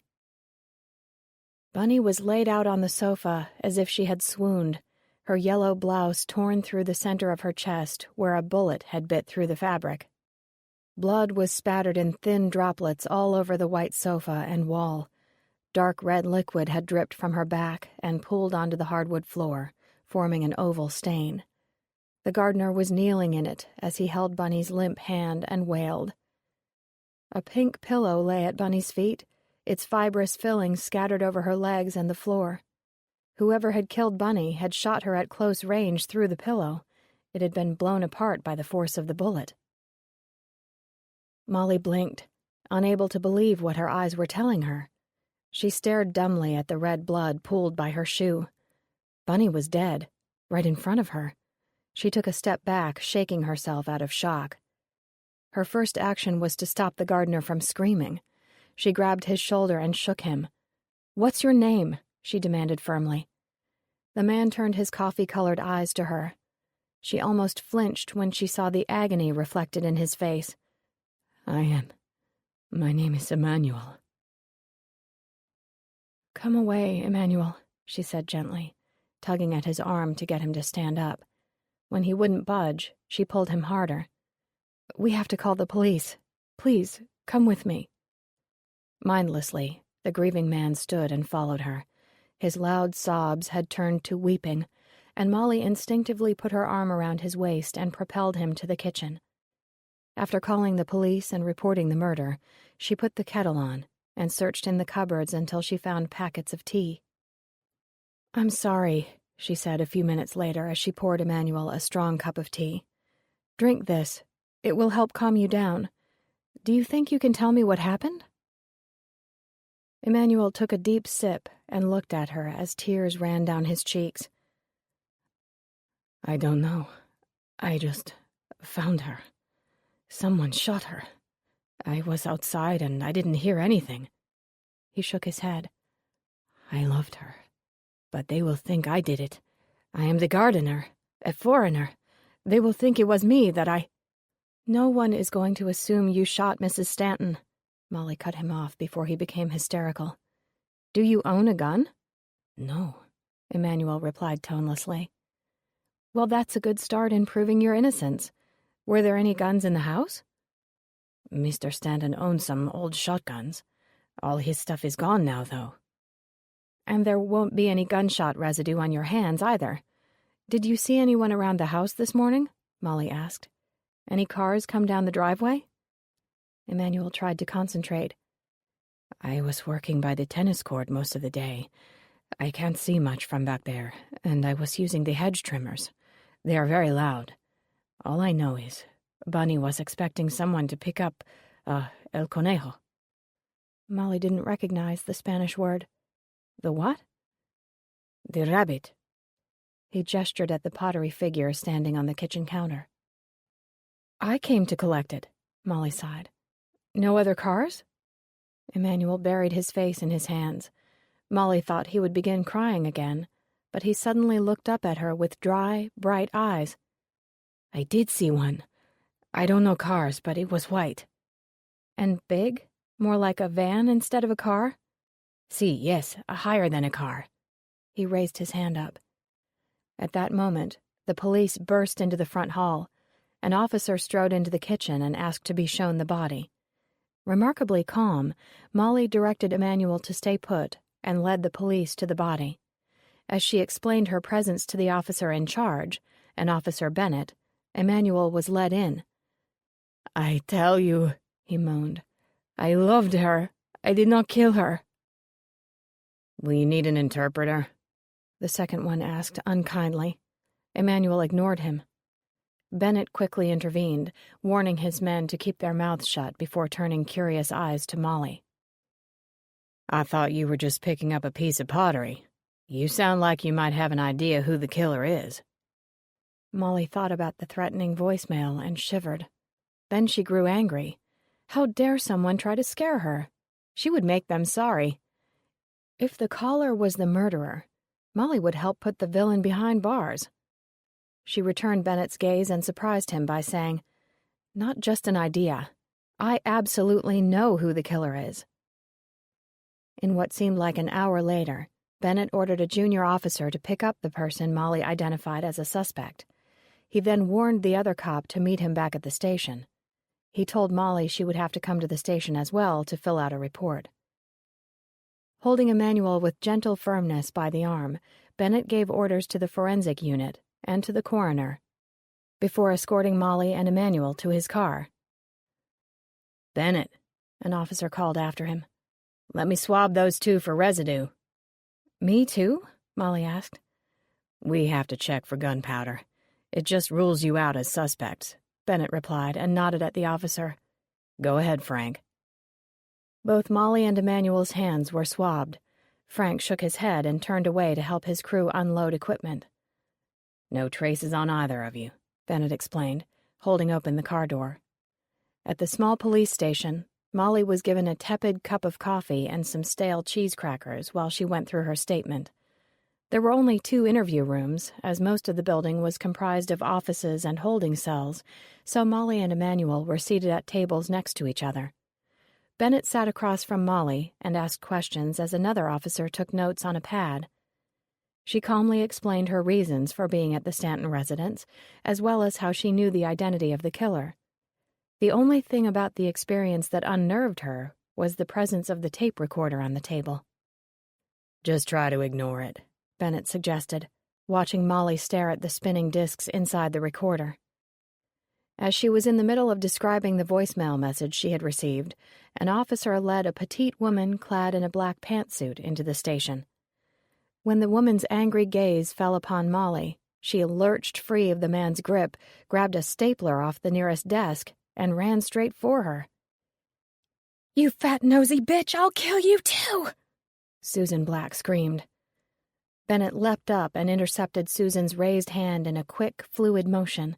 Susan fumed and struggled beneath his iron grasp, her eyes never leaving Molly's face. Her hatred twisted her features into an ugly mask. "It was my money! Mine! I deserved it for sleeping with that disgusting bastard, for keeping his stupid secrets. I deserved it all. And you interfering little bitch!"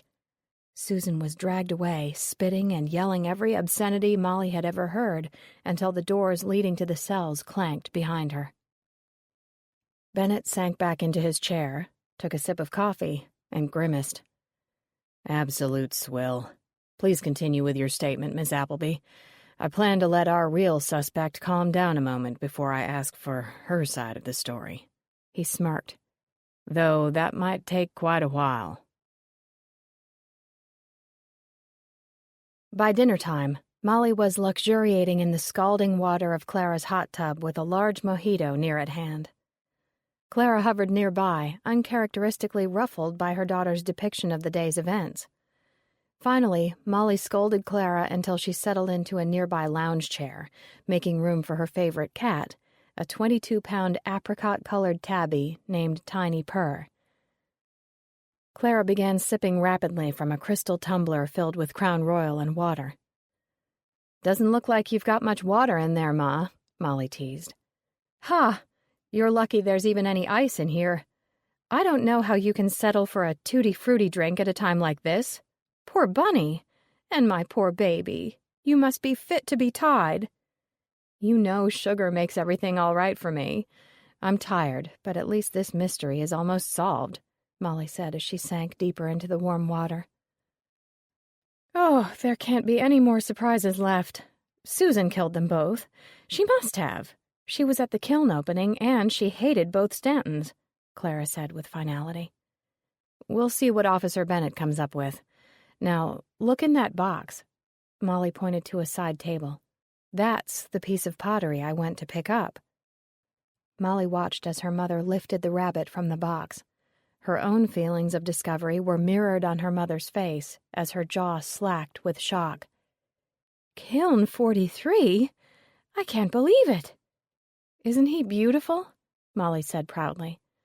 "He is. He's wonderful." Her mother looked at her. "So there was a surviving kiln load. But what happened to the rest of the pieces?" "I don't know. I need to find out more about Jack Graham." Clara held the rabbit up triumphantly, her worries vanishing like the ice in her drink. "Well, you'll have the chance next weekend." "How?" Clara produced a postcard, which she had been using as a bookmark, and smiled widely. "Jack Graham is having his first kiln opening in 2 years. It's a small, private affair for a select group of friends and collectors." "How did you get your hands on an invitation?" Molly asked. "Donald, of course." "That man is a wonder," Molly said. The two women sat in silence, admiring the pottery rabbit that basked in the glow of the waning summer sun. Once her cocktail was finished, Molly dried off and picked up the clay piece, gazing at it with maternal tenderness. Crickets sang and a few fireflies began to burn in the purpling sky. Only one question remains. If that kiln wasn't supposed to exist, how did George Bradley get a hold of you? Chapter 15. "Do tell, Miss Marple, was Susan Black really wearing gold lame shoes when she was arrested? I have a bet with Francis over this fashion detail." Clayton leaned a hip clad in suede jeans on Molly's desk. She tried to remember. "Yes, I think she was." "Lord have mercy! Who does she think she is, Faith Hill? Now I owe Francis a dinner at Cafe Luna. Damn. Oops, time to dash." Clayton jumped up and scurried away as Matt came out of his office carrying a huge bouquet of wildflowers. "These are for you." He smiled and laid them on her desk. "The hero of the hour. Or, heroine of the hour. Feel up to going to lunch? Absolutely. Thank you. Molly's stomach rumbled in anticipation. Let's go, she laughed. Later, seated at a cozy table at a small Italian eatery, Molly told Matt all about her visit to Bunny's. How did you know the killer was Susan Black? Matt asked as they buttered slices of warm, crusty bread. I saw her car at the auction, a white Mercedes SUV. I wondered where she had gotten the money for that car, the pottery, and her clothes. She has no regular job that I know of. I guess George Bradley had treated her quite well when they were together, and she didn't want to stop living the good life. But didn't you say they'd broken up for a while? Matt asked, twirling spaghetti and meat sauce around on his fork. Yeah, but there was that thing Bunny whispered in Susan's ear about the car ride in the backwoods. I guess I'll never know everything Bunny said or what was in that letter, but it was enough to get her killed. And seeing her body didn't bother you? Molly cut one of her herbed meatballs in two and sent sauce flying onto the white tablecloth. Oh dear, she colored. Sorry, I've never been good at eating Italian without getting sauce somewhere it doesn't belong. Did seeing Bunny bother me? No, it didn't. She didn't seem like a real person anymore, you know? She was more like a wax figure from Madame Tussauds.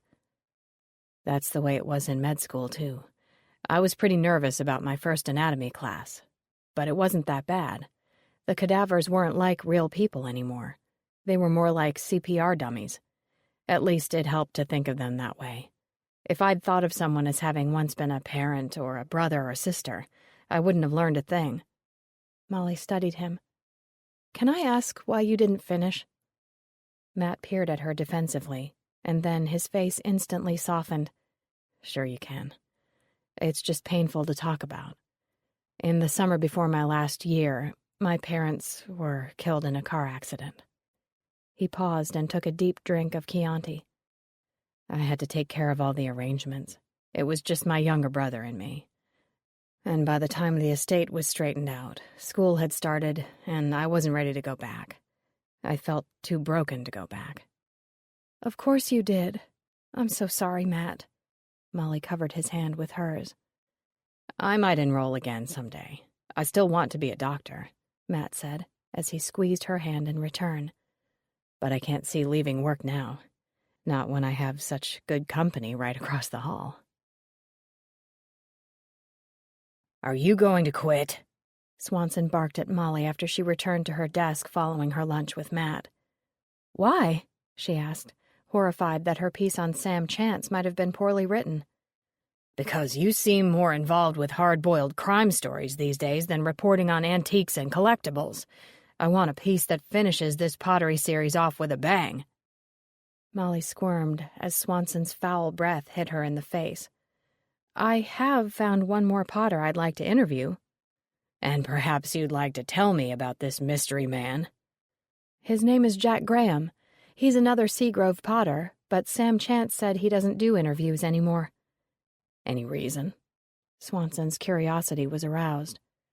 Molly repeated Sam's words and how he'd grown uncomfortable and had refused to give out any information about Graham aside from warning her to stay away. Swanson's eyes lit up at the thought of a dramatic secret adding more spice to the paper. The recent edition, replete with details on George Bradley's death and Hillary Keene's arrest, had created record highs in circulation. You get that interview with Graham. I don't care how you get it, just see that you do. Swanson broke off to cough up something liquid into his yellowed handkerchief. I'm on it, Molly said, backing away from the desk in disgust. I'll try to get something lined up with him this weekend.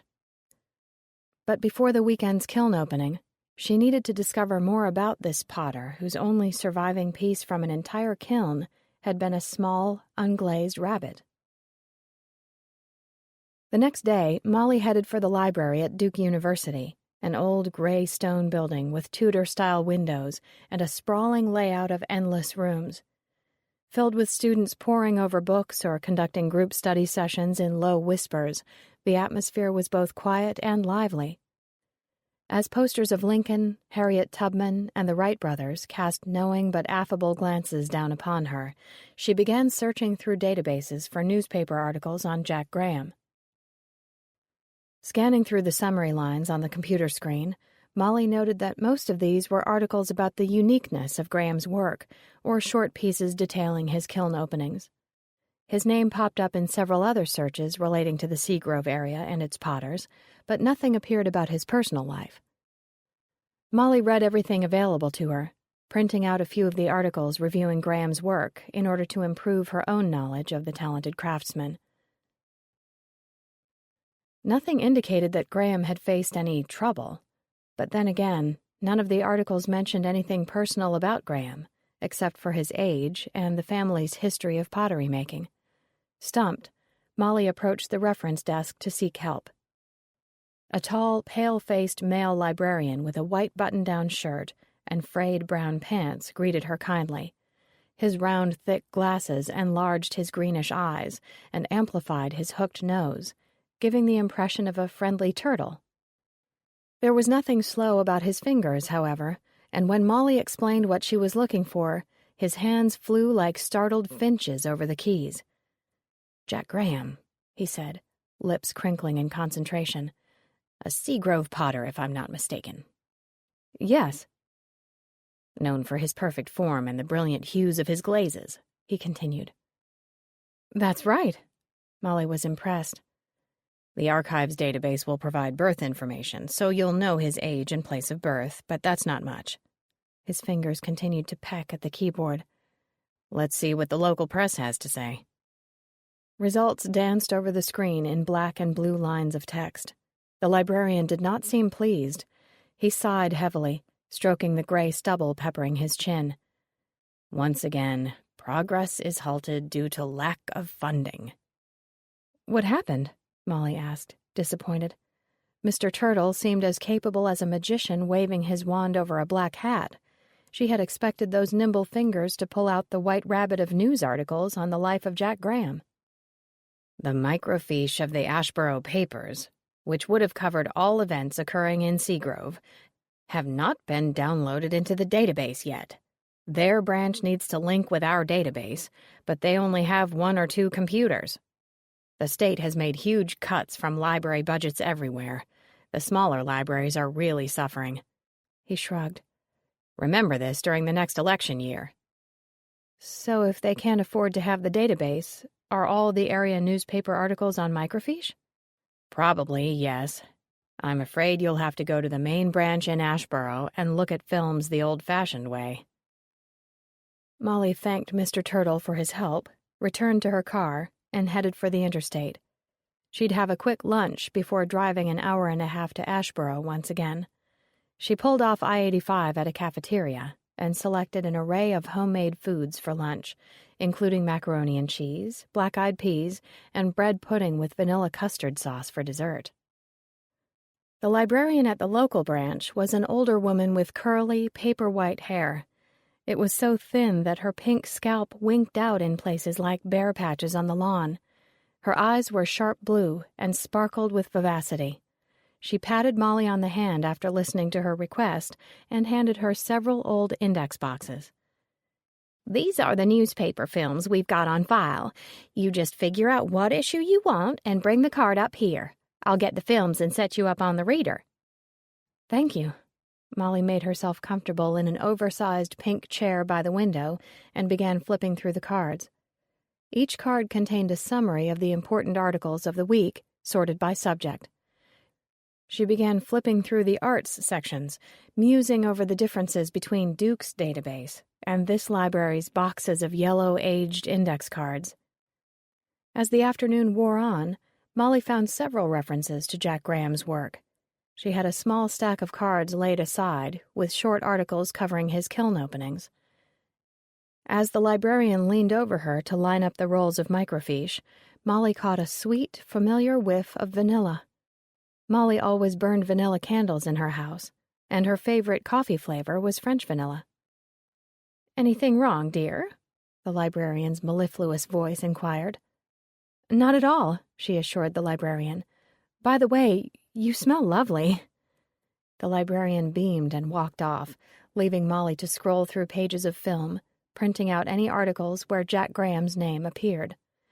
She then collected her pile of printouts and returned to her soft chair to read, hoping at least to learn which buyers were present at each sale. Would any of these short pieces hold clues about Graham's personal life? Most of the articles were about Graham's pieces being exhibited in the area's museums or about his biannual kiln openings. Molly began by numbering the articles on the openings so she could discover in which month kiln number 43 had not been produced. She paused over any photographs from the sales, noting familiar figures such as George Bradley, Hilary Keene, Clara's friend Donald, and even Clara herself.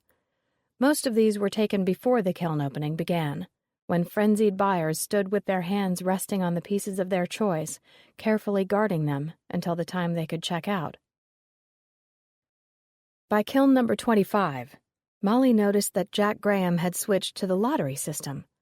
Now photos showed buyers drawing from a hat and studying their numbers with glee or dismay. Those with low numbers picked first, snatching the most singular pieces from the sale. By the end of the lottery, only a few plain vases or ordinary bowls remained.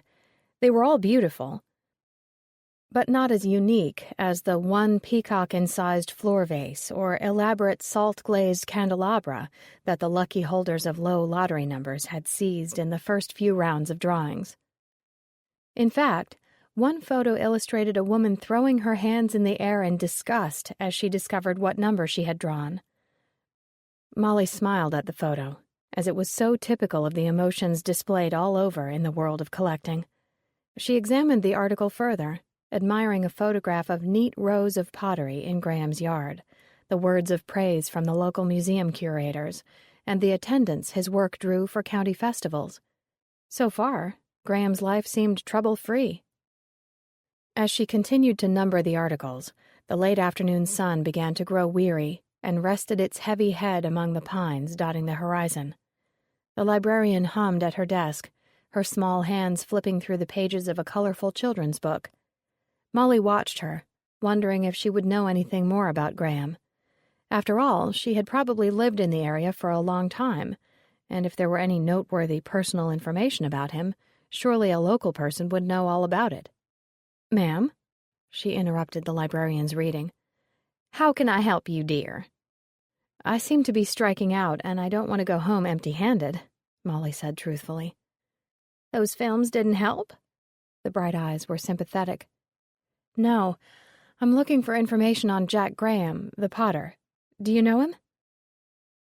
The woman's wrinkled forehead gathered into itself as she thought. "I've heard of him, yes. He makes pottery, but not much these days, I hear." Molly showed her the numbered stack of articles.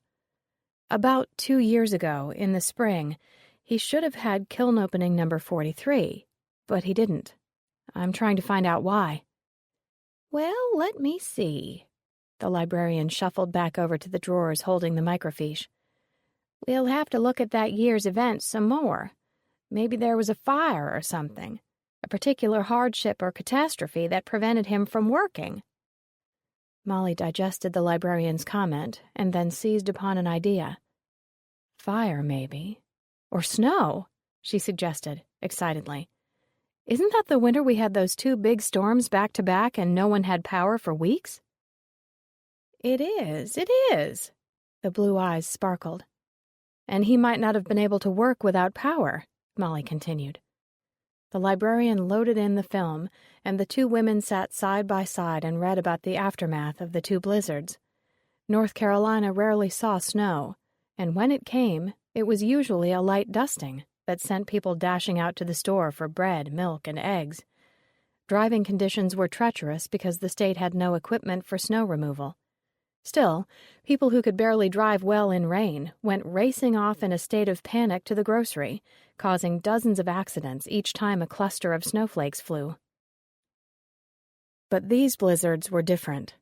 They each piled 6 to 8 inches of snow in some places, downing power lines and covering the roads completely. After the 2 storms had dumped their loads of heavy powder, a rain had fallen, covering the world in a clear layer of sparkling, menacing ice. Molly remembered using her gas logs to stay warm and sleeping on the sofa for a week.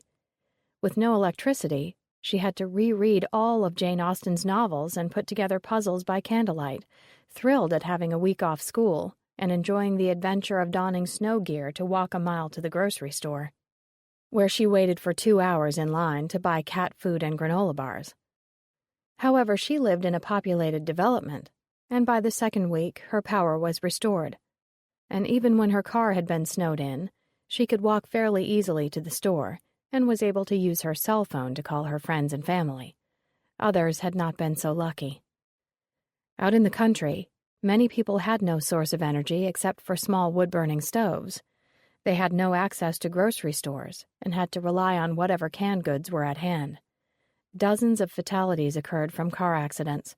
Worse than that, several people had died from hypothermia when they got trapped in thigh-high snow heading to town on the remote back roads. When the snow melted, their bodies were discovered near the road or curled inside their cars, where they had gotten stuck too far from town and too far from home. Maybe that's it. Molly turned to her helper, thinking about the news stories she'd seen on TV about the serious conditions people in the country faced during those 2 weeks. What about that storm could have changed Jack Graham's life? A friend of mine told me that the family had had some trouble. Did he lose someone in that storm? The librarian didn't answer. She seemed lost in thought. Ma'am? Oh, the woman said and flashed her a smile. I was just trying to remember. And call me Harriet, dear. There's something scratching at my brain, but I can't figure out what it is.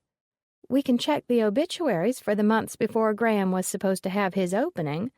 He had one in the spring and one in the fall, correct? Molly nodded. But we've got to shake a tail feather because it's almost closing time, the librarian added. Molly looked at her watch in alarm. She only had 20 minutes left. If she didn't find something today, she'd have to make the hour-and-a-half trip again after the auction this weekend. Don't fret. Harriet held out 2 rolls of fresh film. You check the months you have, and I'll look back in the October and November obituaries. Thank you, that's very kind.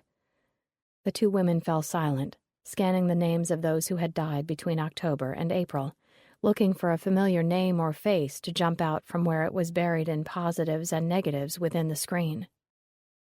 Graham's openings were regularly held in September and April, early in the morning on vibrant, crisp days. Molly was loading in the film for February when Harriet gasped beside her. What is it? Molly asked. I'm remembering. The blue eyes shifted slowly from the screen to the sinking sun out the window. There was something about one of his children. I read in a biographical piece that he had 2. Something terrible, Harriet said mournfully as she turned back to her machine and began hastily loading in the October film. There was something about his little girl. Molly abandoned her machine and slid her chair closer to Harriet's, comforted by her vanilla scent and the fruity perfumes of her hair. In the silent room, Molly felt a strong foreboding grip her. They were about to uncover something horrible, something that shouldn't be rifled through by a complete stranger. Molly found she no longer wanted to know what happened to disturb the balance of this man's life. He was a gifted potter, a husband, and a father. What was she doing here, searching for his secrets? It was his life. His reasons for taking a season off of pottery making were his own. She was no tabloid journalist. Shaken, she reached out to tell Harriet to stop, that it didn't matter, that there were others to interview, that she had been wrong to come. Her hand reached out, touched the soft fabric of Harriet's cotton blouse, and rested there. Here, Harriet breathed, arresting the words on Molly's lips. She pointed to an obituary toward the middle of the first column. Hesitating, Molly looked at the photograph of a smiling little girl with long pigtail braids tied with gingham bows. She was missing one of her front teeth, and large dimples dented her shiny cheeks. She wore overalls over a t-shirt and looked impatient to be on the move again, yet too good-natured not to smile sweetly for what must have been a school picture. Molly read, Graham. Lily Ann Graham, age 9, departed this life Saturday, October 3rd, to join the Lord. She is survived by her loving parents, Jack and Leslie Graham, and by her brother, Jack Jr., age 7. Lily Ann was in the 3rd grade at Seagrove Elementary School, where she excelled in art and science classes. She played competitive soccer and recently starred in her class play, Many Moons. Lily Ann will be remembered for her loving, generous spirit. Memorial services will be held Monday, October 5th, from noon until 1 p.m. at the Piney Hollow Methodist Church, 1500 North Bramble Drive. Interment will be at the Seagrove Memorial Cemetery. In lieu of flowers, the family suggests contributions to be made to the Girl Scouts of America, of which Lily Ann was an enthusiastic member. Molly sat back in her chair, her hand covering her mouth. What had happened to Graham's little girl? How horrible, she muttered, blinking back tears as she stared at Lily Ann's face. That poor family. Harriet turned to her, blue eyes liquid as they reflected the light from the screen. Now I remember, she whispered, then turned back to the machine and went back to the front page of the same edition. Look. Molly felt a shiver ripple up her arms. One of the bold headlines read, Seagrove Girl Killed by Hit and Run. They found her in the road, Harriet began, speaking so softly that Molly could barely hear her. She was already dead. She had been riding her bike. I remember that. Here's a picture of it, see? Molly unwillingly leaned forward to see the crushed and twisted metal remains. Harriet continued.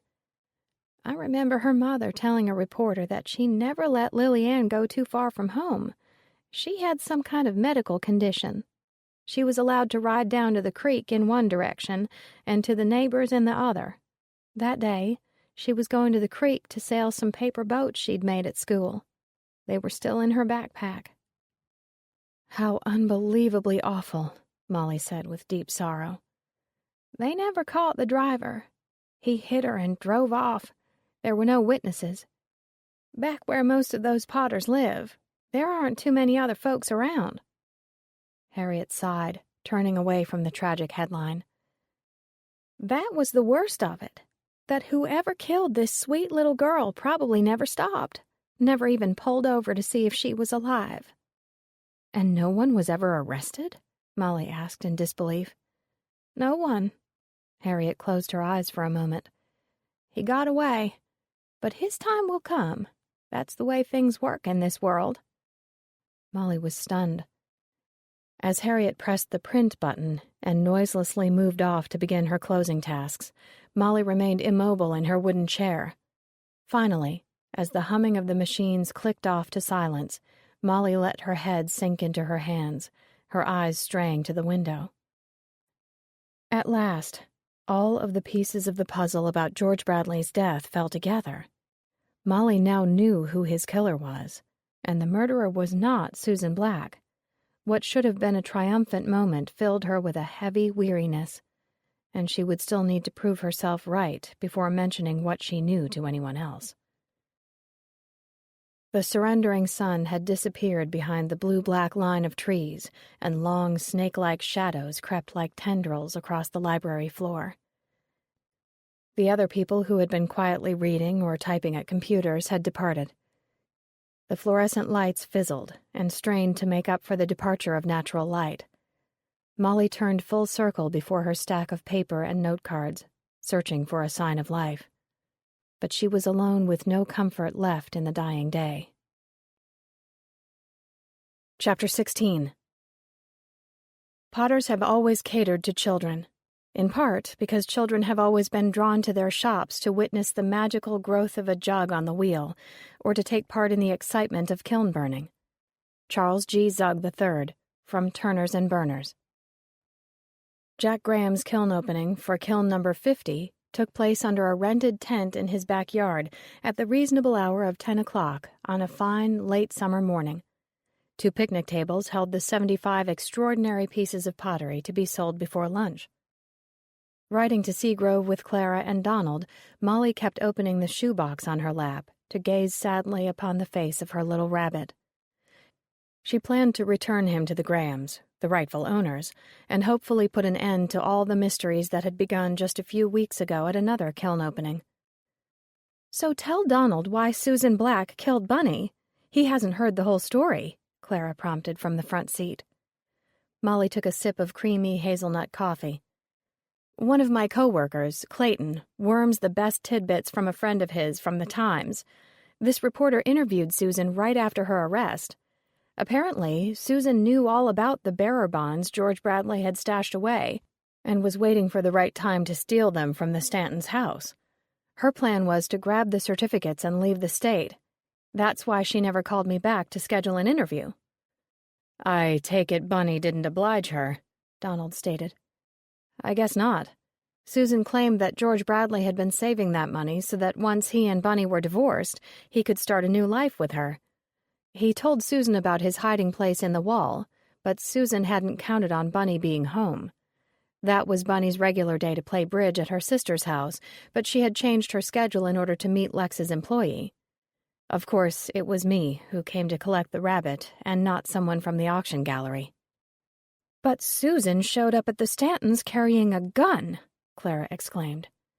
"Yes, and when the police picked her up, she was loading a box of pottery into her car. She had fake identification papers and was planning to live a quiet life of ease in the Caymans. She also showed no signs of remorse. She felt she was owed those bonds, and she was going to get them no matter what." Donald shook his head. "But they broke up 2 years ago. So why did she decide to go after this money now?" Molly shrugged. "I guess she figured with George Bradley dead, she could take the bonds and no one would be the wiser.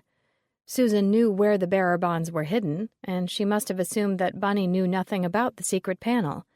So she took a chance and went to get them without thinking about the consequences of getting caught. However, Susan did not seem like a stable person in the police station. I mean, who attacks an enemy with a stapler?" "I'm glad you can be so flippant about that," Clara complained.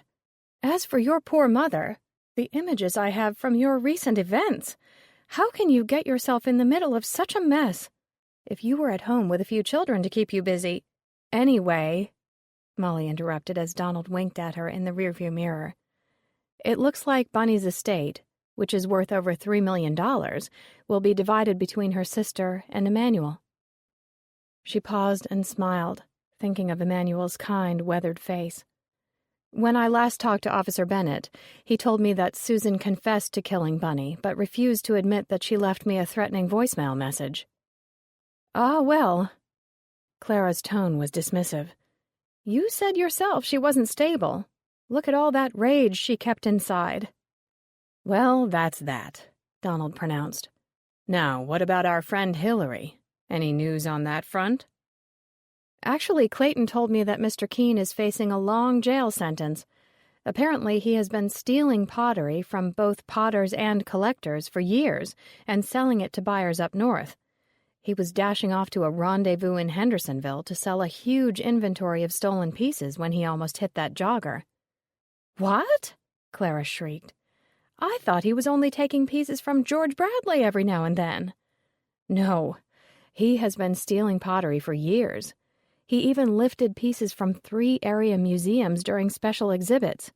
The FBI's Antiquity Recovery Division is very pleased to have him in jail. Keene still had the museum pieces in his garage, and now they are proudly back on display in their rightful homes." "But that still doesn't explain his motives," Clara said. "Pure greed, Ma. You know how it is in the world of collecting. Keene wanted the big house, the period furniture, and a prime pottery collection, but his salary working as a small-town pharmacist couldn't finance his dreams. In fact, he has a famous nickname on the internet." "What was that?" Donald asked expectantly. "The Pirate of Pottery," Molly said. "I just can't believe it," Clara muttered. "You think you know someone. He seemed the very portrait of a gentleman on the outside. All that time envy was burning a hole in him on the inside. Who would have thought?" Molly looked down at the rabbit.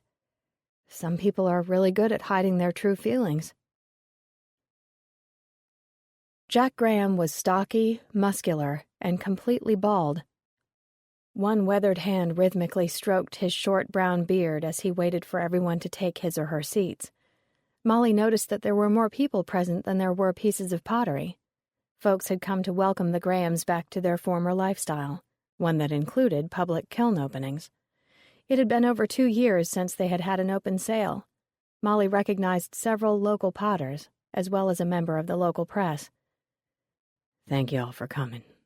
Jack hushed the crowd with a soft, commanding voice. "Just so there's no question of cheating, Jack Jr. is going to pass the numbers hat today. When you hear your number called, go on up and pick your piece. We've got some folks to help you wrap it when you're ready to go. Please help yourself to some fried chicken and biscuits, too. Leslie's been cooking all morning." The crowd applauded as Jack's wife, Leslie, blushed at the attention. Molly recognized her from CC's kiln opening. She had helped Eileen serve the sweet tea and cookies. With a clear view of Mrs. Graham, Molly could now see that Leslie was well into her second trimester of pregnancy. Her long auburn hair was shiny with good health, and her freckled face glowed with anticipation. How happy she must be to see her husband back at work and to be expecting another child.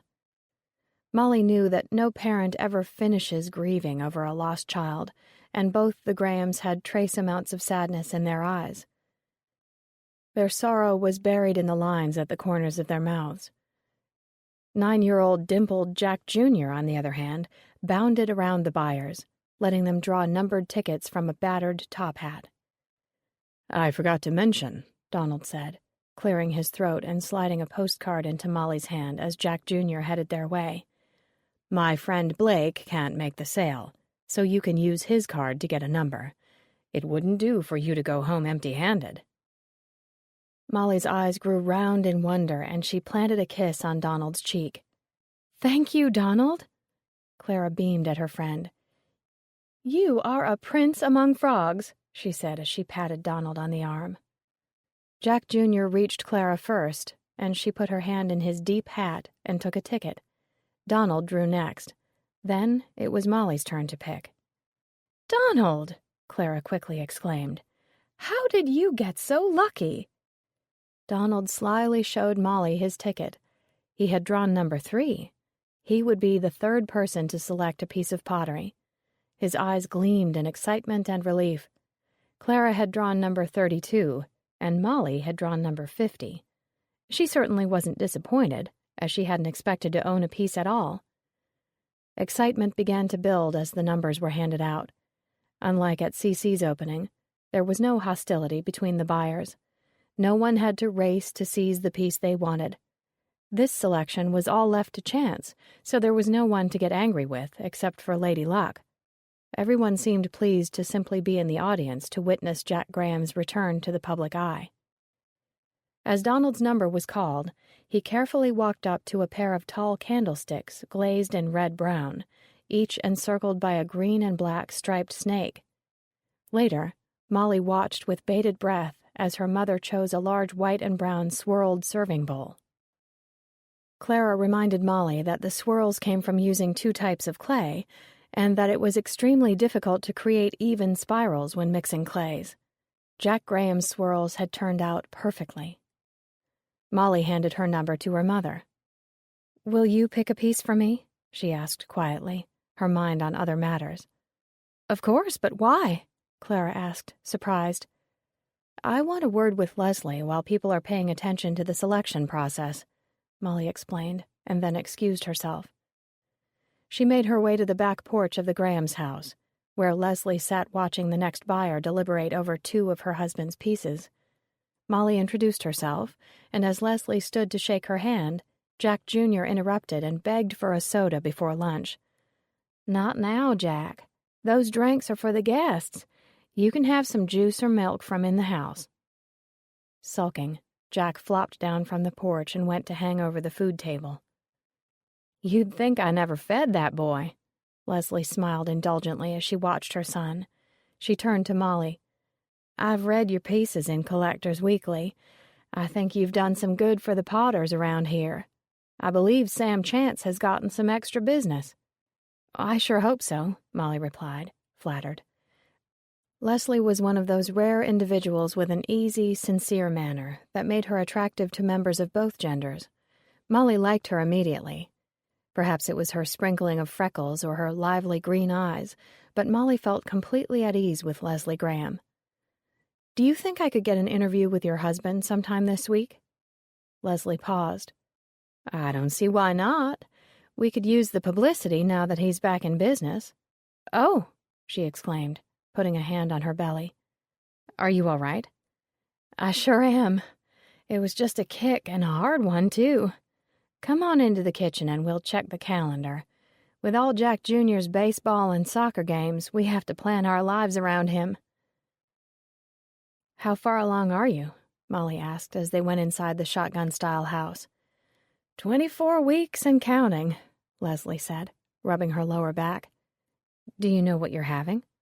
"Yes, another boy." Leslie smiled at Molly. "Another soccer player, too, I'd say. I hardly slept a wink last night. Please sit down." Molly laughed. Then she remembered the shoebox she was carrying. "I have something that I believe rightfully belongs to you." Leslie looked up from the calendar she was holding and eyed the shoebox warily. "To me?" "Well, to your family," Molly faltered. She unwrapped the rabbit so that it could explain itself. Leslie's face turned pale. A hand fluttered up to her chest. She seemed on the point of flight, but changed her mind and, with a deep breath, sank down in a chair next to Molly. She touched the rabbit's face as tears sprang into her eyes. "This was meant to be a gift from my daughter," she whispered, looking down at the piece. "She was killed by a hit and run, about the same time as Jack was firing this kiln load. After Lily Ann's death, he smashed every piece. He was so angry that the driver was never caught. We both were. We didn't know what to do with that anger." Leslie dabbed her eyes with a dishcloth. Molly looked down at the table, not knowing how to console her hostess. "I didn't mean to upset you. I thought you might want it back. I'm very sorry." Molly was sure Leslie would ask how she'd come by the rabbit, but the potter's wife gazed out the window. As her eyes scanned the yard, the number of people clustering around the food table drew her attention. "Oh, dear." She sniffed and covered up the rabbit with the box lid. "They're eating already. I'd better go see if everything is set out on the table. Do you mind waiting here a moment?" "Of course not," Molly answered, feeling terrible. After Leslie left, Jack Jr. entered the kitchen and offered Molly a friendly hello. "Where's Ma?" he asked, looking around the room. "She went outside to check the food." "Oh, good, then I can have a soda," he pronounced, giving himself permission. He opened up the fridge and brought a liter bottle over to Molly. "Can you get the top off?" he asked her. Molly opened the bottle and poured some soda into a small paper cup on the counter. "Don't tell on me," she warned him with a small smile. He promised and then dashed off before his mother returned. Replacing the cap, Molly returned the bottle to the fridge. A colorful lunchbox caught her eye. Stuffed way back on the bottom shelf, it was one of the metal types, not one of the insulated plastic marvels, mass-produced to generate more money for the latest boy bands or teen queen sensation. This was a Miss Piggy lunchbox, the winsome character from a kids' television show that Molly had always loved. Without thinking, she reached back behind the loaf of bread and pulled it out. As she opened the latch, she realized too late that she was holding the box upside down. Little glass jars with a clear liquid inside rolled onto the kitchen floor. Molly quickly scooped up the jars and began arranging them inside the lunchbox. The label on the back of one caught her eye. It was a prescription in Lily Ann's name. The jars were filled with insulin. Sitting back on her heels, Molly's mind whirled. She'd been right about the killer's identity, but the knowledge was depressing. She was so caught up in the awful truth that she didn't hear Leslie approach until she was just outside the door. Scolding Jack Jr. in low tones, her voice muffled by the background noise of the crowd. Molly recognized the voice and goosebumps sprouted across the skin of her arms. "Sorry to keep you wait—" Leslie froze as she saw Molly holding her daughter's lunchbox. She took it from Molly's hands as if it were a wounded bird and slowly, gently closed the lid. The two women locked eyes, and it was clear that Leslie realized that her guest had guessed the truth. "I've cleaned out all the rest of her things," Leslie began. "But not this old lunchbox. It's been sitting in there for 2 years now. Jack has asked me so many times to take it away, but I just couldn't." Silently, Molly passed her the last jar of insulin from the floor. Leslie stared at it sorrowfully. "We used to get automatic shipments from a prescription service in Canada. Of course, we canceled the service after the accident, but a few weeks ago another one came. Must have been some computer glitch. I viewed it as a sign. I thought I was done being angry." She wiped away the tears that had begun to trickle down her freckled cheeks. "But when I saw that bastard again at CC's, I knew that I hadn't forgiven and could never forget. I didn't mean to kill him, I swear. I just wanted to make him sick, to make him as miserable as I have been without my little girl." "So you knew George Bradley was a diabetic?" Molly asked softly. "Yes. He used to come over here frequently, sniffing around for special deals from Jack and trying to flirt with me. I had always disliked the man, but then, all of a sudden, he stopped coming. He knew that I knew he had killed our daughter." "He was the driver?" Molly asked gently. Leslie sagged. "No hard proof, of course. He came over with Bunny a few days after the funeral, and he was acting real funny. Wouldn't look either of us in the eye, and then stole off into the woods, looking over his shoulder the whole time. I followed him." She took a deep breath. "I had a pair of Lily Ann's binoculars. She loved to spot deer or rabbits, and saw him at the accident site. He was looking for something by the road that I had already found." "What was it?" "A handkerchief. One of those fancy ones with his initials on it. I took it to the police, but they said it proved nothing. His car was clean, and he owned some land down this way, so it didn't count as evidence." Molly remembered how George Bradley had dabbed his sweaty brow with just such a handkerchief at CC's kiln opening. Leslie gripped the lunchbox until her knuckles turned white. "I think he was in someone else's car, because there wasn't a scratch on his, but I know he hit her. There was a big rain that same afternoon. All the tire tracks were erased. There was no evidence anywhere. But I know the fact that he dropped that handkerchief means that he got out of the car. He got out of the car and saw what he did to my baby and drove away again." Leslie balled her hands into fists and then placed them on her stomach as she released a deep exhalation. She turned to Molly, her eyes wide and glassy. "Do you know how many times I have pictured that scene in my head? Do you know how many times I have wondered if she was still alive at the moment? Did that awful man hear her last words? Was she scared? Was she in pain?" She paused again, trying to gather strength, but her shoulders began to shake. Her lips trembled. "And when that devil didn't find the handkerchief, he made his way back to Jack's workshop. God knows why, but he stole the only thing that survived from that kiln. He stole my Lily Ann's last gift from her daddy. Jack was going to glaze that rabbit bright pink, her favorite color." Molly reached out and pulled the weeping woman into her arms. Together, they cried on the kitchen floor until Leslie finally drew away. Miraculously, the party continued outside and no one entered the house. Minutes passed as Leslie composed herself and Molly stared at the floor. Finally, Leslie touched Molly's hand, and the women faced each other again. Both of their faces were splotched and puffy from crying. "Thank you for hearing me out. I am so sorry for leaving you that mean message on your answering machine. Sam Chance told me about your visit, and I got scared." She squeezed Molly's hand. "Now I feel like I threatened a friend."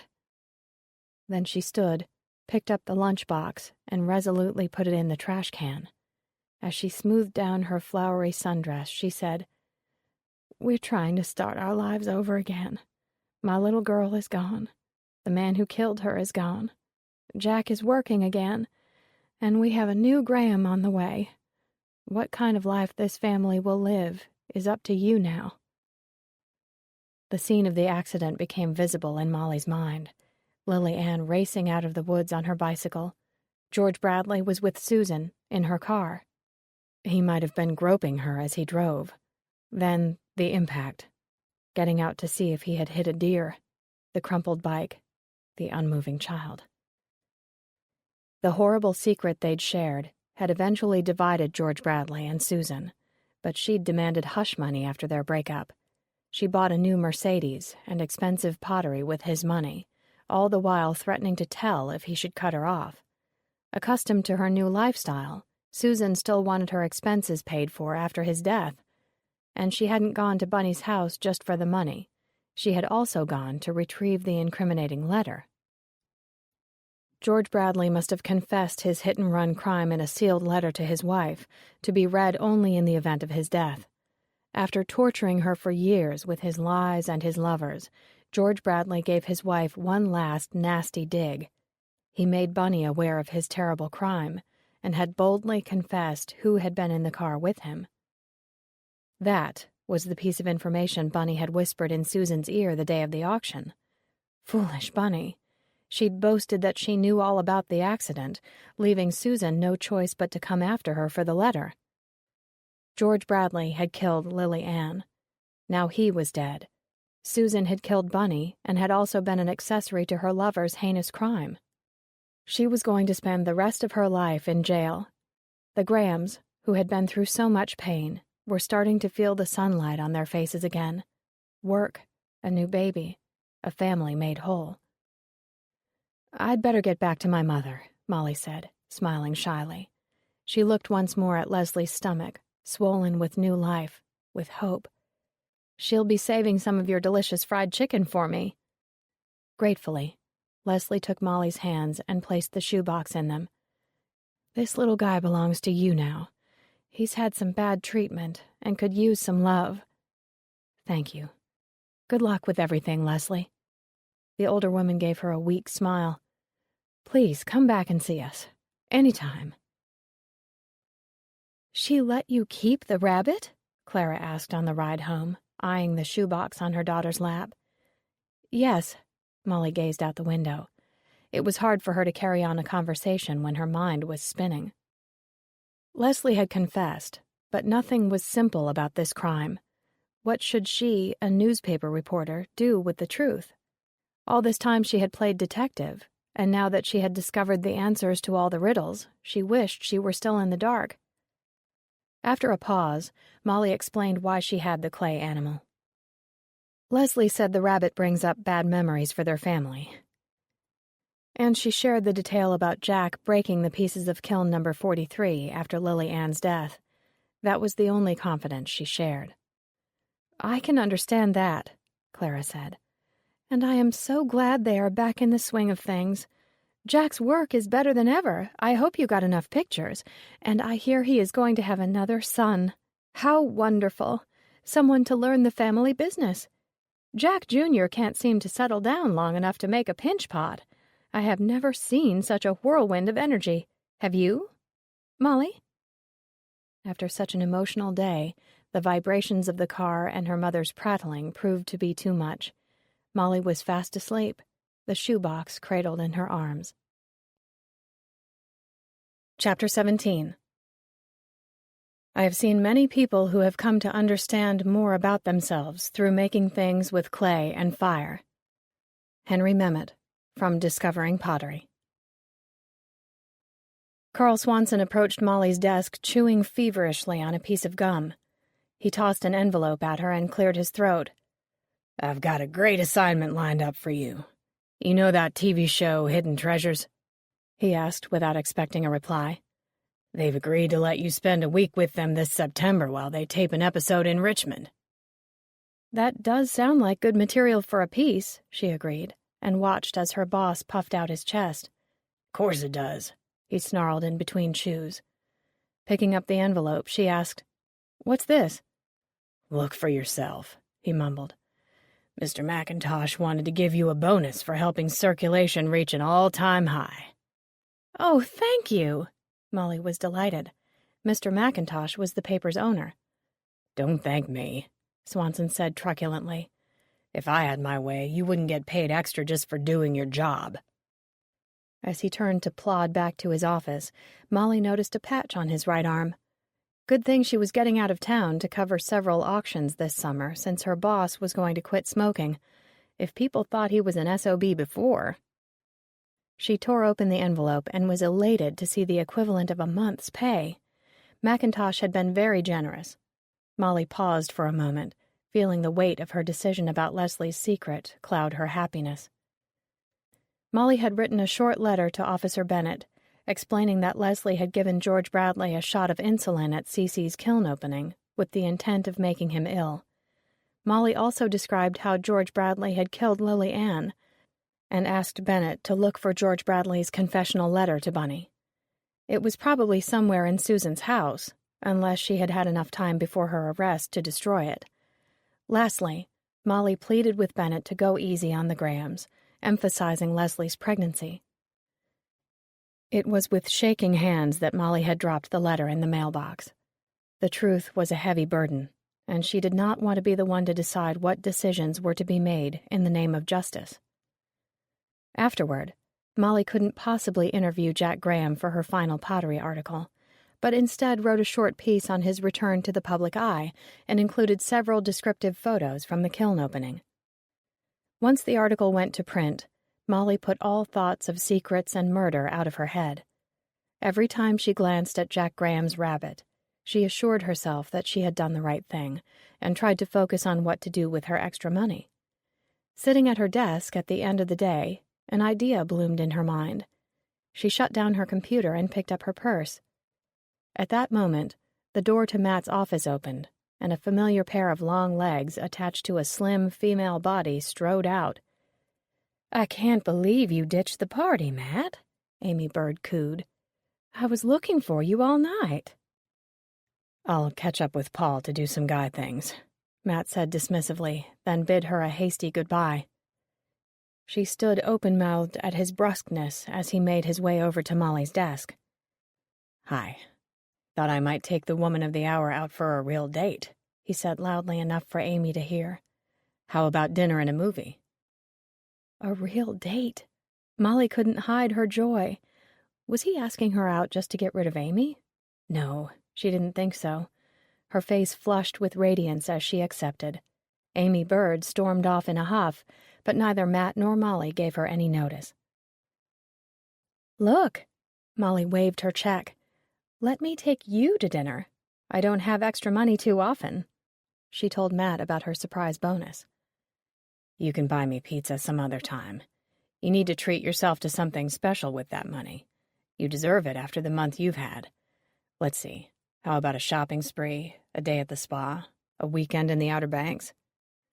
"Actually, I was thinking of taking a class over at the Cultural Arts Center." Matt smiled and picked up her work bag as they headed out the front door.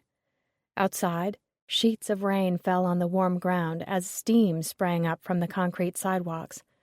Matt opened a large golf umbrella and beckoned Molly to join him under its protective cover. "But you're already smarter than all of us," he teased. "What kind of class?" "The kind that starts Friday." Molly turned a beaming face up to his and called loudly over the beating rain. "It's called Pottery for Beginners."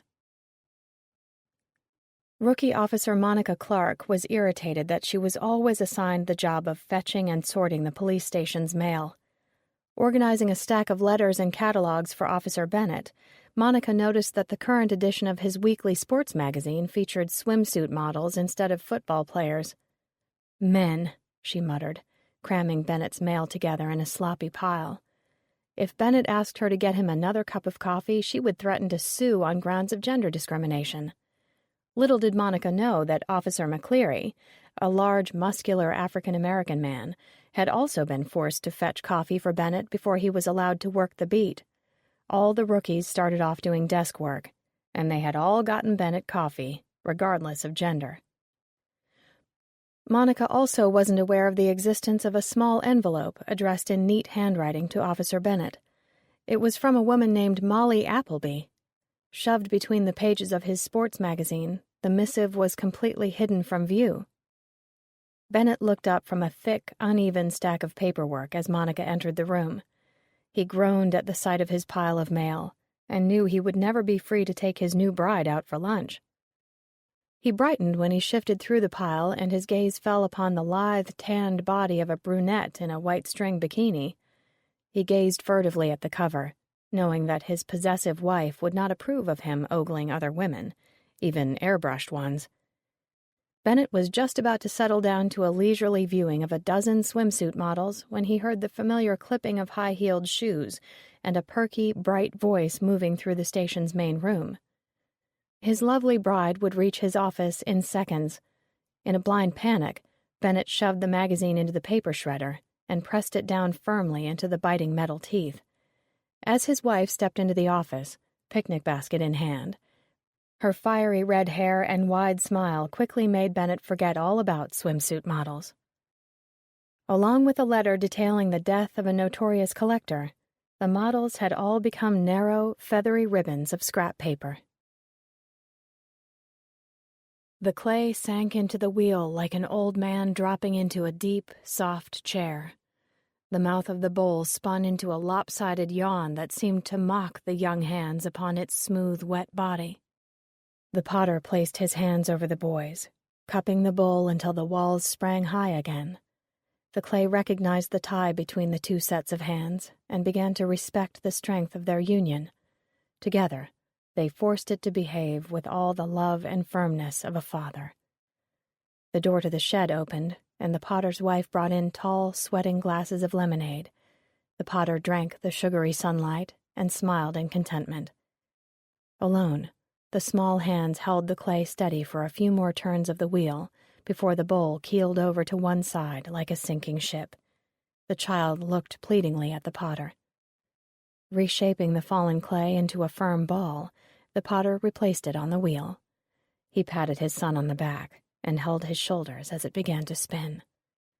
"You can make another," he told him gently, his voice filled with pride. The potter was right. He would make another, and another.